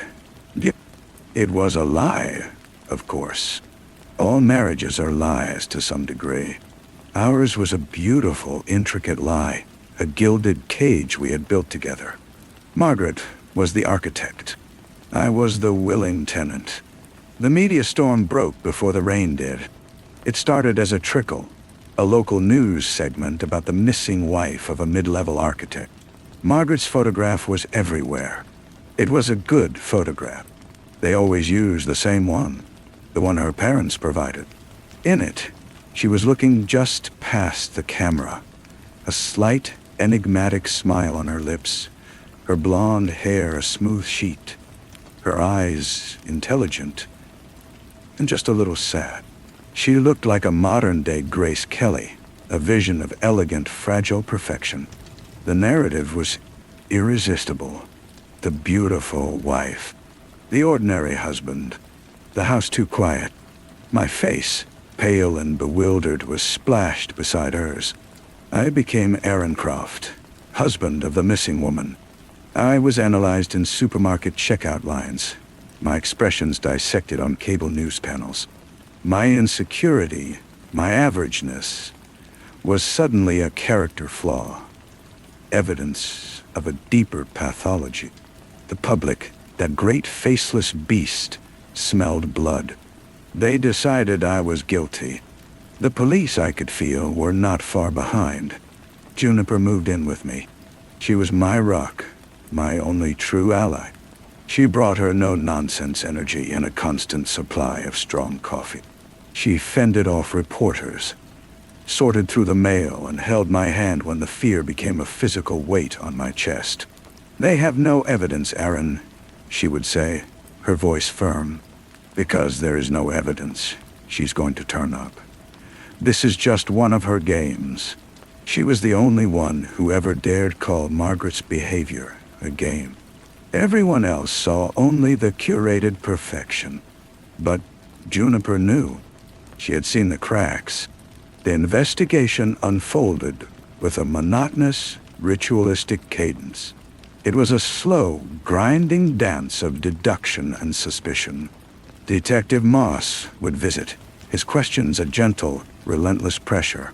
He would sit in our living room, his eyes tracing the lines of the bookshelves, the art on the walls, as if they were hieroglyphs he could decipher. "Your business, Aaron, it's not doing so well, is it?" It's a slow period for everyone, and Margaret had her own money from her family. It wasn't a question. The Emmett money was a presence in the room, a ghost at the feast. Margaret's parents, Charles and Diana Emmett, were figures from a different world, one of old money and unshakable poise. They lived in a silent, sprawling house in Pacific Heights, a museum to their own good taste. When they descended upon my nightmare, they did so with a quiet, devastating dignity. Charles Emmett took my hand, his grip dry and firm. "We will find her, Aaron," he said, his voice low and resonant. "We will find out what happened to our daughter." His eyes, the same pale blue as Margaret's, held no warmth, only a cold, assessing light. Diana stood beside him, a slender, elegant woman who smelled of gardenias and sorrow. She did not touch me. She simply looked at me, and in that look, I saw the verdict. They had never thought I was good enough for their brilliant, complicated girl. Now, they were sure of it. The police found the first crack. A life insurance policy. A substantial one. I had forgotten about it. Margaret had insisted we take them out. A practical measure for a young couple. My beneficiary was her. Hers was me. In the context of her disappearance, it glowed like a neon sign. Then, the emails. They were presented to me by Detective Valdez, printed out on stark white paper. They were between Margaret and a close friend, a woman named Clara. In them, Margaret wrote of her fear, of me. She described my temper, my jealousy, my mood swings. She wrote that she felt like a prisoner in her own home, that she was planning to leave me, that she was afraid of what I might do. I read the words, my vision blurring. They were Margaret's words, her turns of phrase, her particular cadence, but they described a stranger, a monster I had never met. I never threatened her, I stammered, the papers trembling in my hand. "This isn't true." "It's her words, Mr. Croft," Valdez said softly, in her own voice. The public feasted on this new development. The narrative solidified. Aaron Croft, the insecure husband, controlling, volatile, killing his beautiful wife when she threatened to leave. The perfect prison of our marriage was now my prison. I was trapped in the story she had written for me. I fell apart. The weight of the suspicion, the hatred from strangers, the chilling politeness of the Emmets, it all became too much. I stopped sleeping. I started drinking. The house, once a symbol of our shared success, felt like a crime scene. I could feel Margaret in every room, a lingering perfume of manipulation. I remembered the fights, not the violent eruptions the emails described, but cold, quiet wars of attrition. I remembered her ability to rewrite history, to make me doubt my own memories, my own sanity.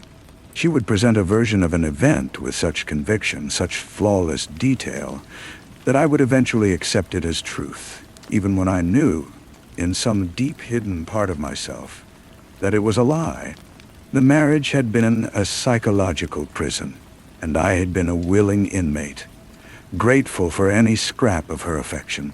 One rain-swept night, drowning in whiskey and despair, I confessed this to Juniper. She made me feel small, Junie, like I was lucky to be with her. And if I ever disagreed, if I ever pushed back, she would just withdraw. She'd become this perfect, impenetrable statue, and I would break. I always broke. I'd apologize for things I didn't even do, just to get her back. Juniper looked at me, her face pale and serious. "Aaron, do you think she could have done this? Not just disappeared, but framed you?" The question hung in the air, monstrous, and yet, in some dark corner of my soul, inevitable. Could she? Margaret, with her brilliant, labyrinthine mind? Margaret, who loved puzzles and games and winning. Was this her masterpiece? The case against me grew, but it was all circumstantial. A lack of evidence became its own kind of evidence. The police had no body, no murder weapon, no eyewitness. They had motive, opportunity, and a portrait of a troubled marriage, painted by the missing wife herself. The noose was tightening, but it was made of whispers and suspicions, not rope. And then, the break. A hiker, far up the coast near Mendocino, found a woman's running shoe, mud-caked and weathered. It was identified as Margaret's size, her brand. A search of the rugged forested area was launched. They found nothing else. No body, no clothing, no remains. But the discovery shifted the geography of the investigation. It was a place we had visited once years ago for a weekend getaway. A place I had forgotten. A place, the news reports noted, that only someone who knew her would know. The pressure on me intensified. I was days, perhaps hours, from being arrested. My lawyer prepared me for the worst. The world held its breath, waiting for the final act. The ending did not come with a bang, but with a whisper. It was Juniper who found it.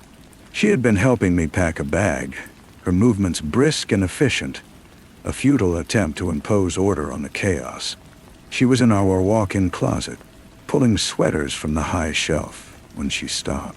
She reached deep into the corner, behind a stack of my old winter blankets, and her hand emerged holding a small, burnished metal box. It was a lockbox I had never seen before. There was no key. We had to break the cheap lock with a hammer and screwdriver from the garage. The inside was lined with faded velvet, and in it, there was only one thing. A single, small, black and white photograph. It was old, the edges slightly foxed. It showed two girls, maybe 10 or 11 years old, sitting on a porch step. They were identical. Two perfect mirror image faces, framed by identical dark curls. They were laughing, their arms linked, but one girl's eyes, the one on the left, held a glint of something fierce, something possessive even then. The other girl's smile was softer, more tentative. On the back, in a delicate, looping cursive, was written, "Margaret and Clara, summer of '98. I stared at the photograph, the room tilting around me. Clara, Margaret's friend, the recipient of the fearful emails, the one who had provided the damning evidence of my character. I had never met her. Margaret said she lived abroad, that they only communicated online. I had seen pictures of her, but they were always blurry, from a distance. Margaret had been vague about her, a ghost from her past. But in this photograph, they were twins. I looked at Juniper, her face a mirror of my own confusion and dawning horror. We had never heard of a twin. The Emmets had never mentioned another daughter. There was no record of a Clara Emmet. The police were called. They took the box, the photograph. They questioned the Emmets, who, with faces of granite, admitted that Margaret had had a twin sister, Clara, who had died in a tragic accident when they were 12 years old. A drowning. They said Margaret was so traumatized, she never spoke of her again. They had the death certificate. It was all very neat, very final. The case, already fragile, began to unravel. The emails were traced to a server based in Eastern Europe. The digital forensics expert for the prosecution admitted under cross-examination that while the language was convincingly Margaret's, the metadata was odd, inconsistent. The life insurance policy, it turned out, had been recently and significantly increased, but the paperwork was signed with a signature that a handwriting expert now deemed questionable. The district attorney, faced with a suddenly shifting landscape and a complete lack of a body, dropped the charges. I was free. The media circus packed up and left, chasing a new tragedy. The public, cheated of a verdict, lost interest. I was a free man, but I was not innocent. I was just not guilty. There is a difference. I never moved back into the house. I couldn't. I entered a small, anonymous apartment where nothing held a memory. Juniper checked on me daily. The world moved on. But I am haunted. Not by Margaret's ghost, but by her silence. By the perfection of it all. The manipulation was so deep, so layered, that I can no longer trust my own past. Were the happy moments real? Were the fights? Was any of it true? Or was I just a pawn in a game whose rules I never understood? The final, unsettling piece came months later. A postcard mailed from a small town in Argentina. There was no return address. The picture on the front was a generic sunset over a mountain range. On the back, there was no message. Only 2 letters, written in that same familiar looping cursive I had seen on the back of the photograph.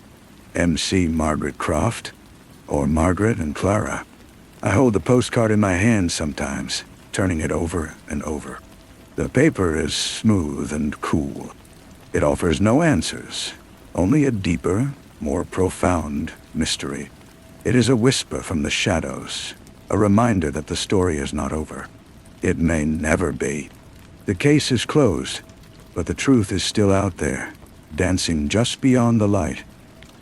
A beautiful, terrible secret that belongs only to her, and to the sister no one knew she had. The postcard became my secret obsession. I kept it tucked inside a book on my shelf, a bland volume on architectural theory I knew I would never open. Some days I would take it out and just stare at the 2 initials, willing them to yield their meaning. MC most days. I tried to forget it existed, a futile attempt to cauterize the wound her disappearance had left. Life assumed a strange, flat quality. I went back to work, designing sterile office parks and soulless residential additions. My partners were polite, my clients distant. I was the man who had been accused, the man whose wife had vanished. I was a specter in my own life. Juniper tried to pull me out of it. She dragged me to movies, to noisy restaurants where the clatter of dishes drowned out the need for conversation. She talked about her own life, her job, her dates, a steady stream of normalcy that I found both comforting and utterly alien. I hired a private investigator. His name was Leo, a grizzled man in his 60s who had retired from the police force and now spent his days chasing wayward spouses and fraudulent insurance claims. He was pragmatic, unsentimental, and I think he took my case out of a sense of professional curiosity more than anything else. I showed him the postcard. He noted the postmark, the town. It was a place, he told me, known for its quiet beauty and its discretion. A good place to disappear. He made some inquiries. A month later, he called me into his small, cluttered office. The air smelled of stale coffee and old paper. "The trail is cold, Aaron," he said, leaning back in his creaking chair. "Professionally cold. If she's there, she's buried deep. No bank accounts, no property records, no visa paperwork under either name. Nothing for Margaret Croft, and nothing for a Clara Emmett. It's like she's a ghost. Or she's being helped by someone who knows how to make ghosts," I said quietly. Leo nodded. "The parents." We looked at each other. The Emmets had closed ranks completely. Their grief, once a public performance, had become a private fortress. They had refused all further interviews and had even moved from their Pacific Heights home to an undisclosed location, according to a brief, snippy article in the society pages. They had the resources, the connections, the cold resolve to orchestrate something of this magnitude. But why? To protect their remaining daughter from a marriage they despised? Or was there something more? The question of Clara was the void at the center of everything. I started digging myself in the only way I knew how. Late at night in my sterile apartment, I scoured the internet for any trace of her. I found the obituary for Clara Emmett. It was short, tasteful, and heartbreaking. A swimming accident during a family vacation to Lake Tahoe. A life cut tragically short. She was survived by her parents, Charles and Diana, and her sister, Margaret. There was a small scanned photograph from a school yearbook. The same face as the girl in the lockbox photo, the one with the softer smile. But the digital world is a palimpsest, and beneath the official story, fragments sometimes remain. After weeks of searching through archived school newsletters and forgotten community forum posts, I found a single chilling sentence. It was in a PDF of a middle school newsletter from the year after Clara's death. A short piece about a student art show. It listed Margaret Emmett as having won a blue ribbon for a charcoal portrait. The last line read, "Margaret dedicated her win to the memory of her sister, Clara, with whom she shared everything." Shared everything? The words echoed in the silent room. I thought of the emails, the perfect imitation of Margaret's voice. I thought of the handwriting on the postcard, matching the writing on the photograph. I thought of the life insurance policy, the increased amount, the forged signature, a shared face, a shared history, a shared, brilliant, twisted mind. A new, terrifying theory began to take shape in my head. What if Clara hadn't died in that lake? What if she had lived, hidden away, a secret twin, the dark half of a perfect whole? And what if, all these years later, they had decided to switch? Margaret, tired of her life of me, of the gilded cage, had simply walked away into a new identity, one that had been waiting for her in the shadows for decades. And Clara had taken her place, just long enough to plant the seeds of doubt, to write the emails, to build the cage around me before she too vanished, completing the circle. It was insane. It was the plot of a bad thriller. But it was the only explanation that fit the perfect, impossible geometry of her disappearance. It wasn't a murder. It was a metamorphosis. I didn't tell Juniper. I didn't tell Leo. This was my burden now, my private haunting. The knowledge settled inside me. A cold, hard stone. I would never have answers. I would never have justice. There was no crime to solve, only a performance that had reached its final act. I went for a walk last night. The air was clear and sharp, the city lights shimmering below. I stood on the bridge, looking down at the dark, moving water. I thought about the two girls in the photograph, their lives stretching out before them, a tangled, inseparable knot. I thought about the woman I married and who she might have really been. I understood then that I had never known her at all. I had been in love with a reflection, a mirage, a faint scent of jasmine caught on the wind, a ghost from a life that no longer existed. I didn't turn around. I just kept looking at the water, at the way it swallowed the light, holding its secrets close and forever. I finally understood the true nature of the prison. It wasn't built of suspicion or evidence. It was built of a story so compelling and so flawlessly told that it had become the only truth that mattered. My freedom was a technicality. Inside, I was still serving a life sentence. I stopped looking for answers. Leo's final invoice was paid and I let him go. I deleted the search histories, cleared the browser cache, and threw away the notes I had scribbled in a frantic, desperate hand. The postcard remained in the book, a fossil from a forgotten age. I had to pretend for my own sanity that it meant nothing. They were gone. I focused on the mundane. I bought a new sofa. I learned to cook a decent pasta dish. I started running along the same path every morning, the rhythmic pounding of my feet a mantra to drown out the noise in my head. Juniper noticed the change. She called it progress. I called it surrender. A year passed. Then another. The sharp edges of the tragedy were worn smooth by the relentless river of time. I was just Aaron Croft again, the architect. A little quieter, a little more reserved. A man who had endured a personal tragedy. People eventually stopped seeing the headlines when they looked at me. It was on a Tuesday, a day of no significance. that the doorbell rang. I was expecting a package, a new set of drafting pencils. I opened the door without looking through the peephole. A woman stood there. She wore a simple, expensive-looking trench coat, her hair styled in a way that was both chic and unfamiliar. For a heart-stopping, impossible second, I thought it was Margaret. The same bone structure, the same pale eyes. But then I saw the subtle differences. The way she held her mouth, tighter, more controlled. The absence of that specific intelligent light in her gaze. This was a copy. A brilliant, high-fidelity copy. But a copy nonetheless. It was Diana Emmett. She looked older. The lines on her face etched a little deeper. But her poise was absolute. She smelled of cold air and the same faint gardenia perfume. "Aaron," she said.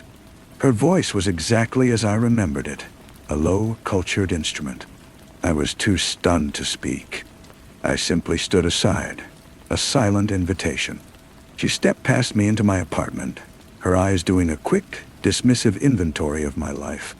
She did not sit. "I was in the neighborhood," she said. Though the lie was so transparent, it was almost an insult. She turned to face me. I thought it was time. Time for what? My own voice sounded rusty. "To give you this." She opened her leather clutch and withdrew a single, sealed envelope. It was thick, cream-colored, and bore no writing. She held it out, not with ceremony, but with the finality of someone paying a debt. I took it. The paper was heavy, expensive. "It doesn't change anything," she said, her eyes holding mine. There was no apology in them, no remorse. Only a profound, unshakable weariness. "It won't bring you peace, but it is the truth. Our truth." She turned and walked to the door, pausing with her hand on the knob. She didn't look back. "We lost them both a long time ago, Aaron. You only lost one." Then she was gone, her footsteps echoing down the hall. I stood alone in the center of my quiet apartment, the envelope feeling like a lead weight in my hand. I knew with a certainty that chilled me to the bone, that I held the final piece of the story inside. The truth she had promised. The confession. I carried it to the kitchen table and sat down. I stared at it for a long time, my fingers tracing its smooth surface. I knew that once I opened it, the carefully constructed piece of the last few years would shatter. The wound would be torn open, fresh and raw. I thought about throwing it away unread. I thought about burning it. I could live the rest of my life in the quiet, gray world of not knowing. It was a tempting, cowardly thought. But in the end, I was still the man she had married. The man who needed to understand the blueprint, to see the underlying structure. I slid my finger under the flap and tore it open.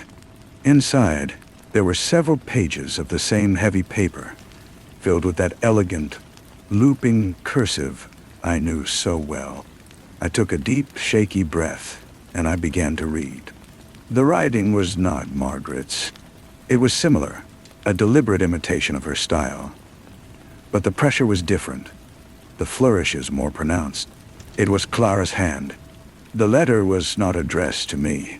It was a diary entry, or a confession meant for her parents. "He suspects nothing," it began. "The plan is unfolding exactly as we designed it. Em says he is kind, but weak. She says he will break easily under pressure, that the world will believe the story because it is a better story than the truth. She is right, of course. She is always right. I live in her shadow, in her skin. I wear her clothes. I use her voice. I write her emails. It's a strange magic to become your other half. Sometimes I look in the mirror and I do not know which one of us is looking back. We have shared everything for so long, this is just the final, logical step. A perfect, seamless exchange. The insurance money will secure my future, the one I was never supposed to have. The one she promised me when she pulled me from the lake all those years ago and told them I was the one who drowned. She said it was the only way for one of us to be free. Now, it is my turn. She has had her life. Now I will have mine. And she will have a new one. Somewhere no one will ever think to look for Margaret Croft. When it is done, we will both be ghosts. But we will be free. And he, the poor, kind, weak man, will be the monster.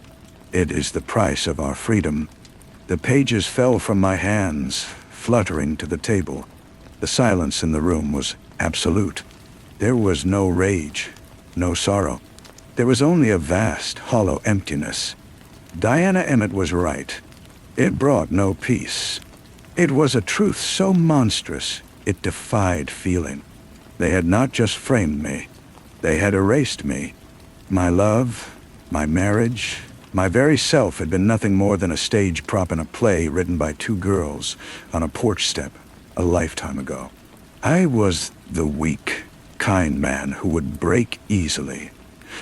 I was the price of their freedom. I stood up and walked to the window. The city lights still glittered, but they seemed farther away now, stars in a cold, distant galaxy. I was not a man wronged. I was a man who had never been real to the most important person in his life. The case was not just closed. It was meaningless. I left the letter on the table. I did not destroy it. I did not preserve it. It simply was a testament to a beautiful, terrible lie. And I knew, as I stood there watching the night, that I would never tell another soul. Some truths are too heavy to share. Some prisons have no walls, and the only key is to accept that you will never get out. The days that followed were the quietest of my life. The letter had answered every question, and in doing so, had destroyed the last of me. I went to work. I ate my meals. I slept. I was a machine going through the motions. My internal landscape as flat and featureless as the plains of Argentina. I found I could no longer design. The act of creation felt like an obscene joke. How could I build anything when the foundation of my own life had been a deliberate fiction? I took a leave of absence from the firm, citing personal reasons. No one argued. Juniper called, her voice bright with concern. I let the call go to voicemail. I knew I could not talk to her. Her world was one of straightforward problems and attainable solutions. She would want to fight, to expose the Emmets, to clear my name in the court of public opinion. But my name was not dirty. It was irrelevant. The story was over, and I had been written out of the final draft. One afternoon, I took a train out of the city. I got off at a random stop and walked for miles until I found a quiet stretch of coastline. The ocean was gray and endless, the waves crashing with a monotonous, soothing rhythm. I stood there for a long time, the salt spray stinging my face. I thought about the lake where Clara had supposedly drowned, and the ocean where Margaret had perhaps truly learned to swim away from her life. I did not consider joining them in the water. That would have been a form of drama, of significance, and my role was to be insignificant. My punishment was to live, to be the quiet, stable man they had counted on me to be, to carry the weight of their secret because I was, as Margaret had noted, too weak to do anything else with it. When I returned to my apartment, the envelope was still on the table. I picked it up, not with reverence or anger, but with the detached curiosity of an archivist handling a document from a dead civilization. I did not reread it. I folded it neatly, slid it back into its cream-colored sheath, and placed it inside the book with the postcard. I slid the book back onto the shelf between two other equally unread volumes. There it would stay. An artifact. A headstone for a marriage that had never existed. I look at my reflection now, and I see a man who is a collection of facts. A height, a weight, an occupation. A man who was once accused of a crime he did not commit. The rest, the love, the grief, the passion, the betrayal has been hollowed out. I am free in the way a ghost is free, untethered from the world of the living. The truth is not a burden I carry. It is the air I breathe, thin and cold and without scent. And in its own terrible way, it is finally, perfectly silent. The silence became my new companion. It was more honest than any sound. I stopped running. The pounding rhythm had been a lie, an attempt to outpace a truth I hadn't yet understood. Now I walked, slowly, with no destination. I observed the city as if from a great height, watching people live their loud, messy, authentic lives. I felt no envy, only a distant, academic curiosity. Months drifted into a year. I sold the apartment. The book with its secrets was packed into a cardboard box with other books I would never read again.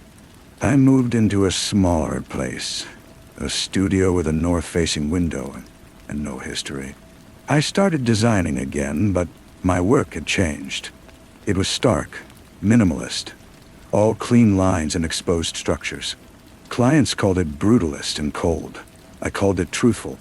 One day, a letter arrived from a law firm. It was not about Margaret. It was about my father's estate, a matter I had long neglected. A small piece of land, a cabin in the woods he had loved. I had not been there since I was a boy. I decided to go. The cabin was smaller than I remembered, nestled in a grove of pine trees. It was musty and dark, filled with the ghosts of simple childhood summers. I opened the windows to let in the cold, clean air. As I was cleaning out a closet, my hand brushed against a loose floorboard. Beneath it, I found an old metal box. Inside, nestled beside my father's war medals, was a photograph of him with a woman who was not my mother. They were young, laughing, their arms wrapped around each other. On the back, in his handwriting, was a single word: always. I sat on the dusty floor, holding the picture. My father, the most straightforward man I had ever known, had carried a secret of his own, a quiet, enduring love for someone else. He had lived his entire life with this hidden chamber in his heart, and he had been happy. He had built a good life. He had been kind. It was the first thing that had felt real in years. I did not throw the photograph away. I put it on the mantelpiece. I stayed at the cabin. I chopped wood. I learned the patterns of the light through the trees. The silence here was different. It was not an absence, but a presence. It was full of the wind and the calls of birds and the crackle of the fire. I never got another postcard. I never saw Diana Emmett again. I do not know if Margaret and Clara found their freedom, or if their perfect shared lie became its own kind of prison. I do not know if they are alive.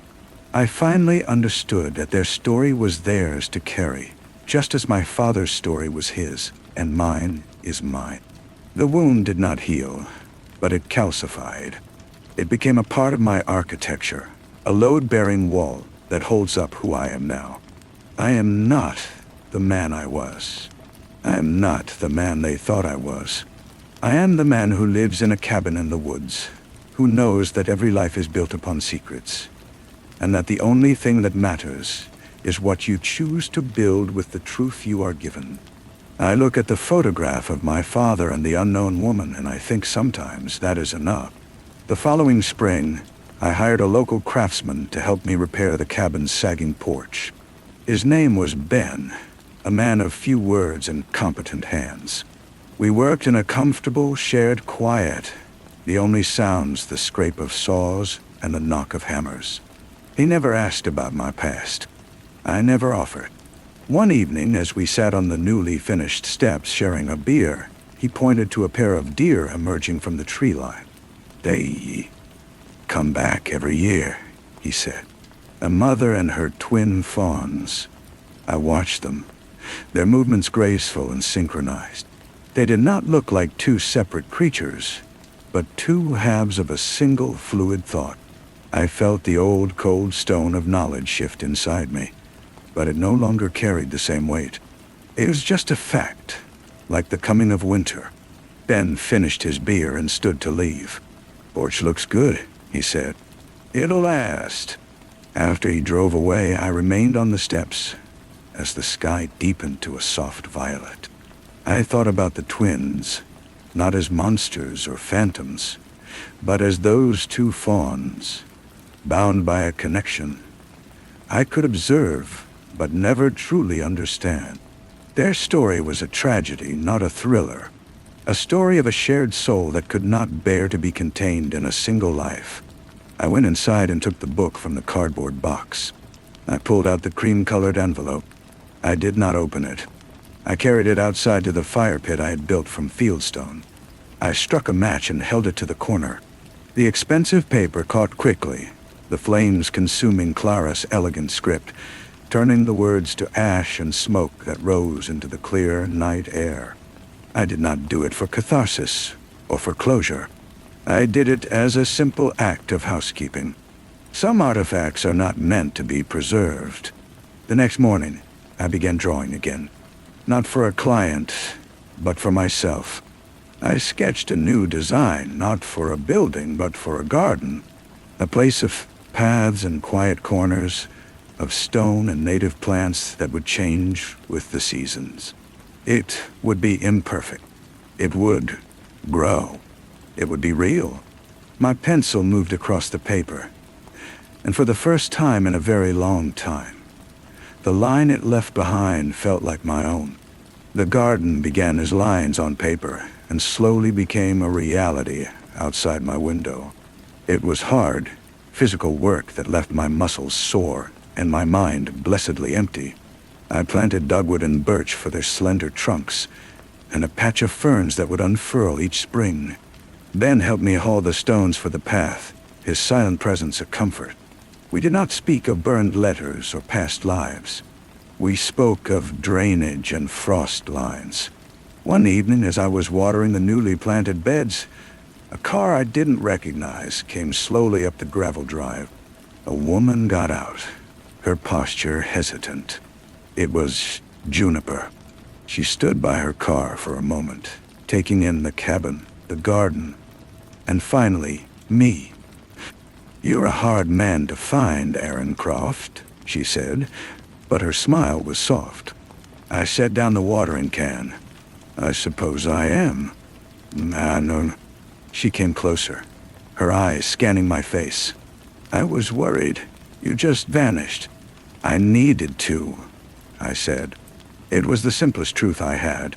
She nodded, understanding without needing the details. She walked along the stone path I had laid, her fingers brushing the leaves of a young hydrangea. "This is beautiful. It's so alive. It's a work in progress. Aren't we all?"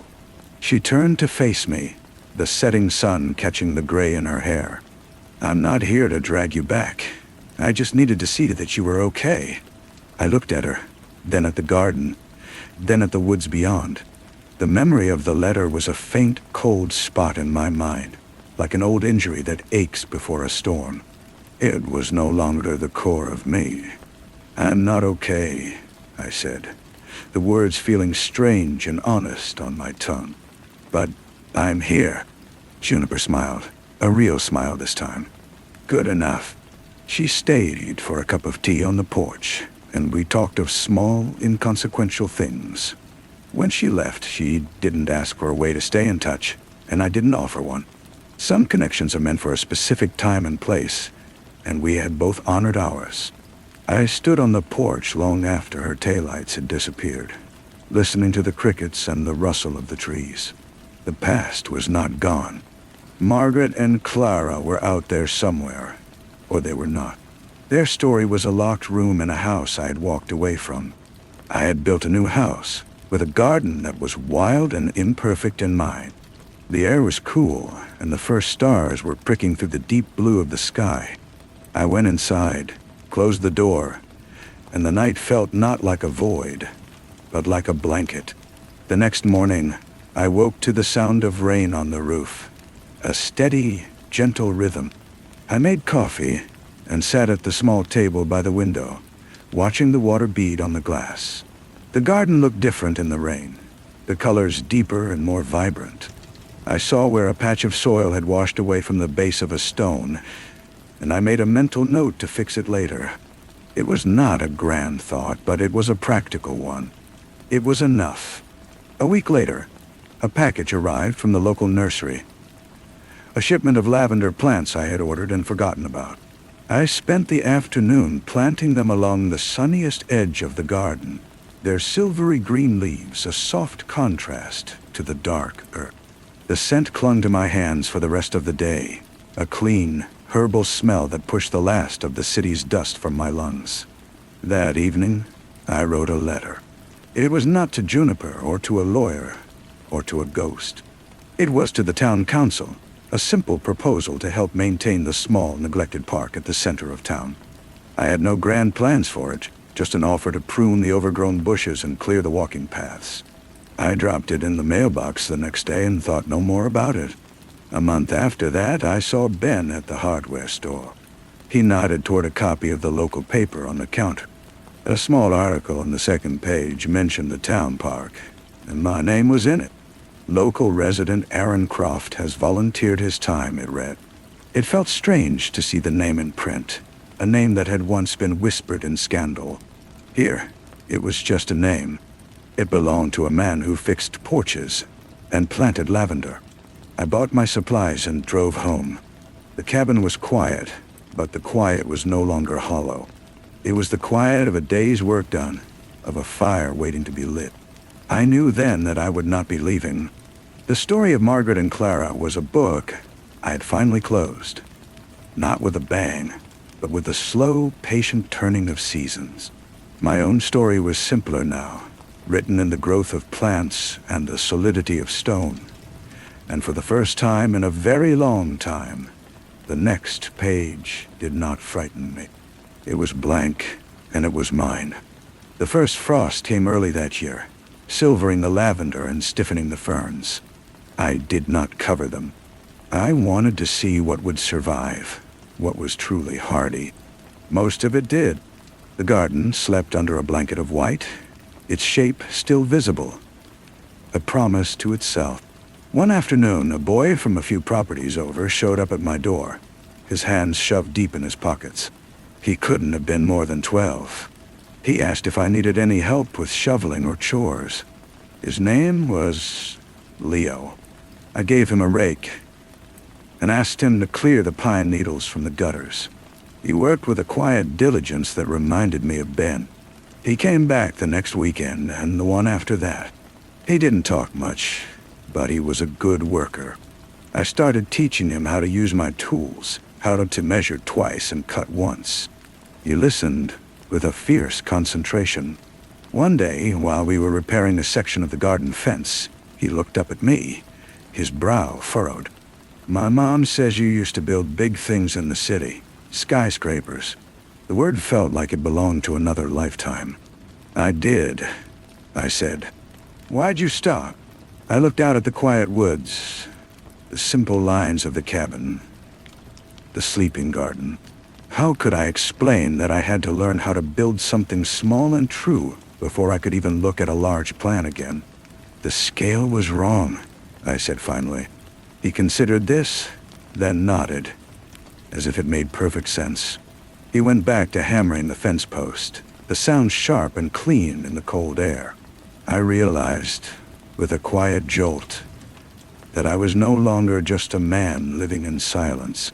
I was a man teaching a boy how to build a fence. The story was continuing, not as a drama or a mystery, but as a series of small, practical steps. And for the first time, that felt like more than enough. It felt like everything. The winter passed in a slow, measured cadence of wood smoke and quiet labor. Leo became a regular fixture, his bicycle leaning against the side of the cabin every Saturday morning. We built a small, sturdy workbench for the tools, and I showed him how to sharpen a chisel. He never asked about my past again, and I never offered. Our relationship existed entirely in the present tense, in the grain of wood and the bite of a saw. One day in early spring, as the snow receded to reveal the muddy earth, he arrived looking more subdued than usual. He worked for an hour in silence before he spoke. "My dad's moving away," he said, not looking up from the board he was sanding. "He says it's for a new job." I stopped what I was doing and just listened. The unspoken question hung in the air between us. "He asked if I wanted to go with him," Leo continued, his voice low. I said no. I nodded slowly. I knew what it was to choose your own silence, your own space. "This is your home," I said. He finally looked at me, his young face serious. "Yeah, it is." We went back to work. There was nothing more to say, but something had shifted. In his quiet rebellion, in his choice to stay, I saw a reflection of my own. Not a running away, but a standing firm. He was building his life here, just as I was. And our paths had crossed at the right time for us both. Later, after he'd gone home, I walked through the garden. The frost had killed a few of the more delicate plants, but the lavender was putting out new green shoots at its base. The structure of the paths was intact. It had held.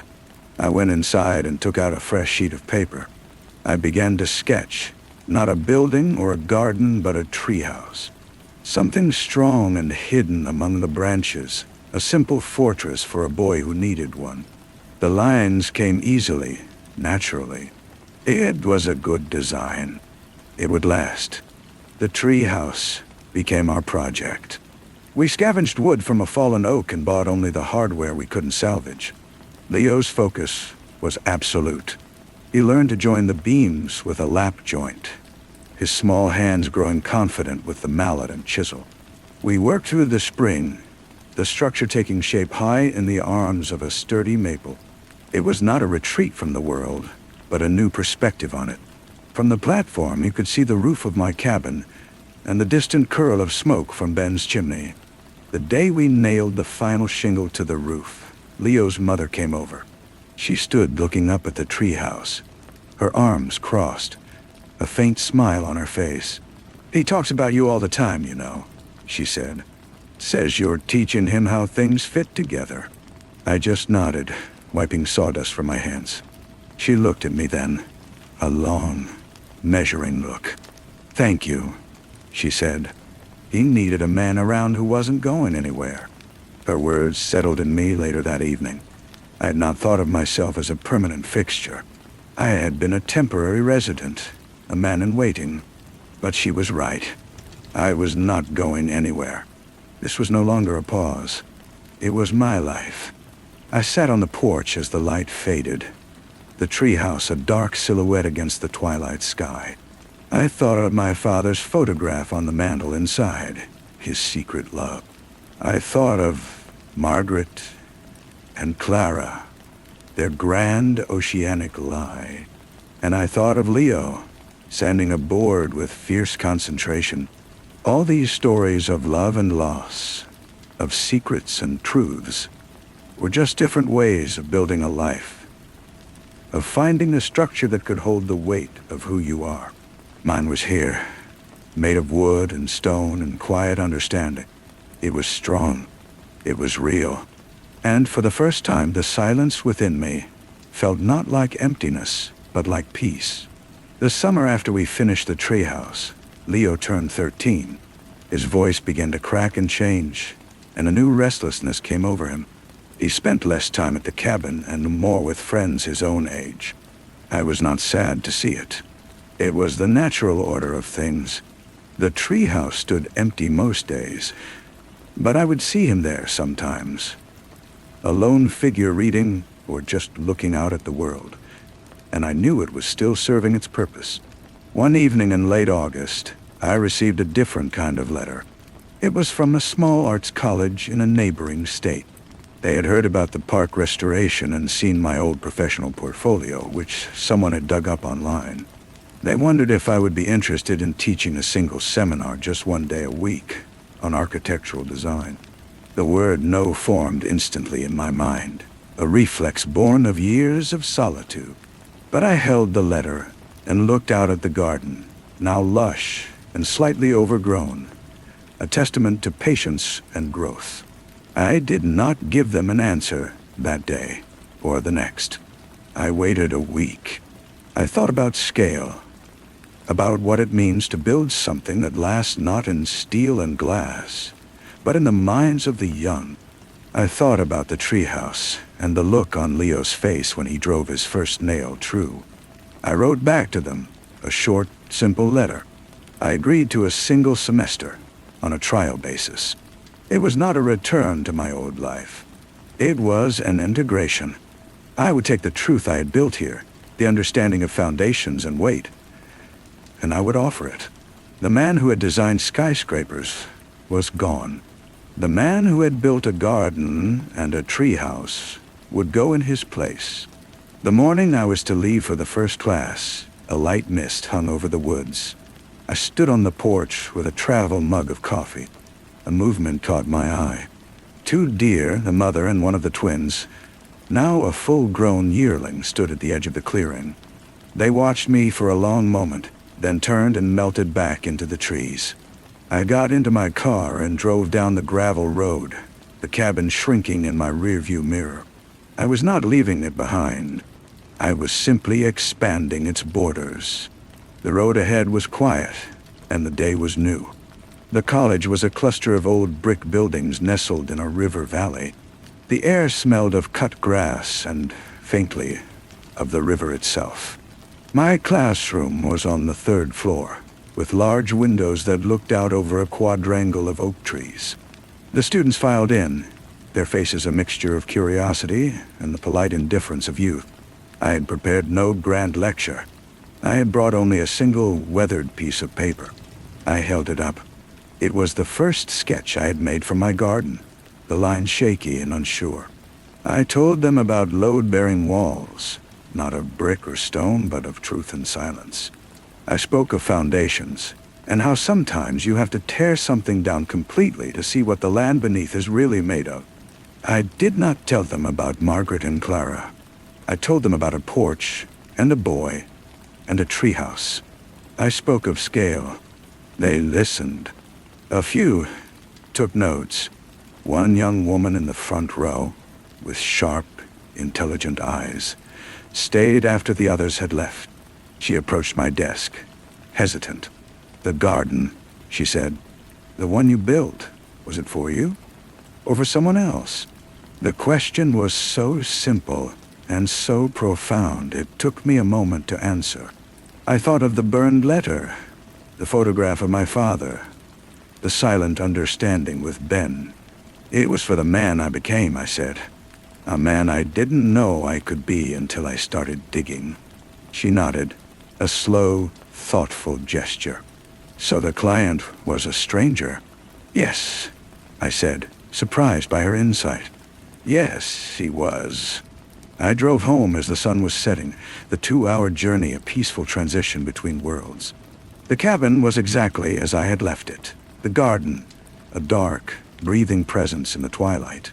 It felt like coming home. The following Saturday, Leo did not come by. I wasn't surprised. He was spreading his wings. But later that afternoon, I saw a flicker of movement in the treehouse. I walked over and called out. Leo's face appeared at the opening. "Hey." He climbed down, taller than I remembered. "Heard you're a teacher now." "Something like that," I said. "Weird," he said, but he was smiling. He scuffed his shoe in the dirt. "I was thinking, the roof on this thing, it's good, but it's kind of plain." I looked up at the simple, pitched roof we had built. "What did you have in mind?" He pulled a crumpled piece of notebook paper from his pocket. It was a sketch, rough but full of ambition, for a cupola with a weather vane. It was a flourish, an unnecessary, beautiful detail. "We'd have to reinforce the main beam," I said, studying his drawing. "And the joinery here would be tricky." "I know," he said, his voice full of a quiet excitement. "But we could figure it out." I looked from his hopeful face to his design, and then back at the cabin, at the garden, at the woods that held my peace. The past was a closed book. The future was a blank page. And the present was this, A boy with a drawing, a roof that needed a flourish, and a long, patient afternoon ahead of us. Yes, I said. I believe we could. Error. Storia 7, non generata.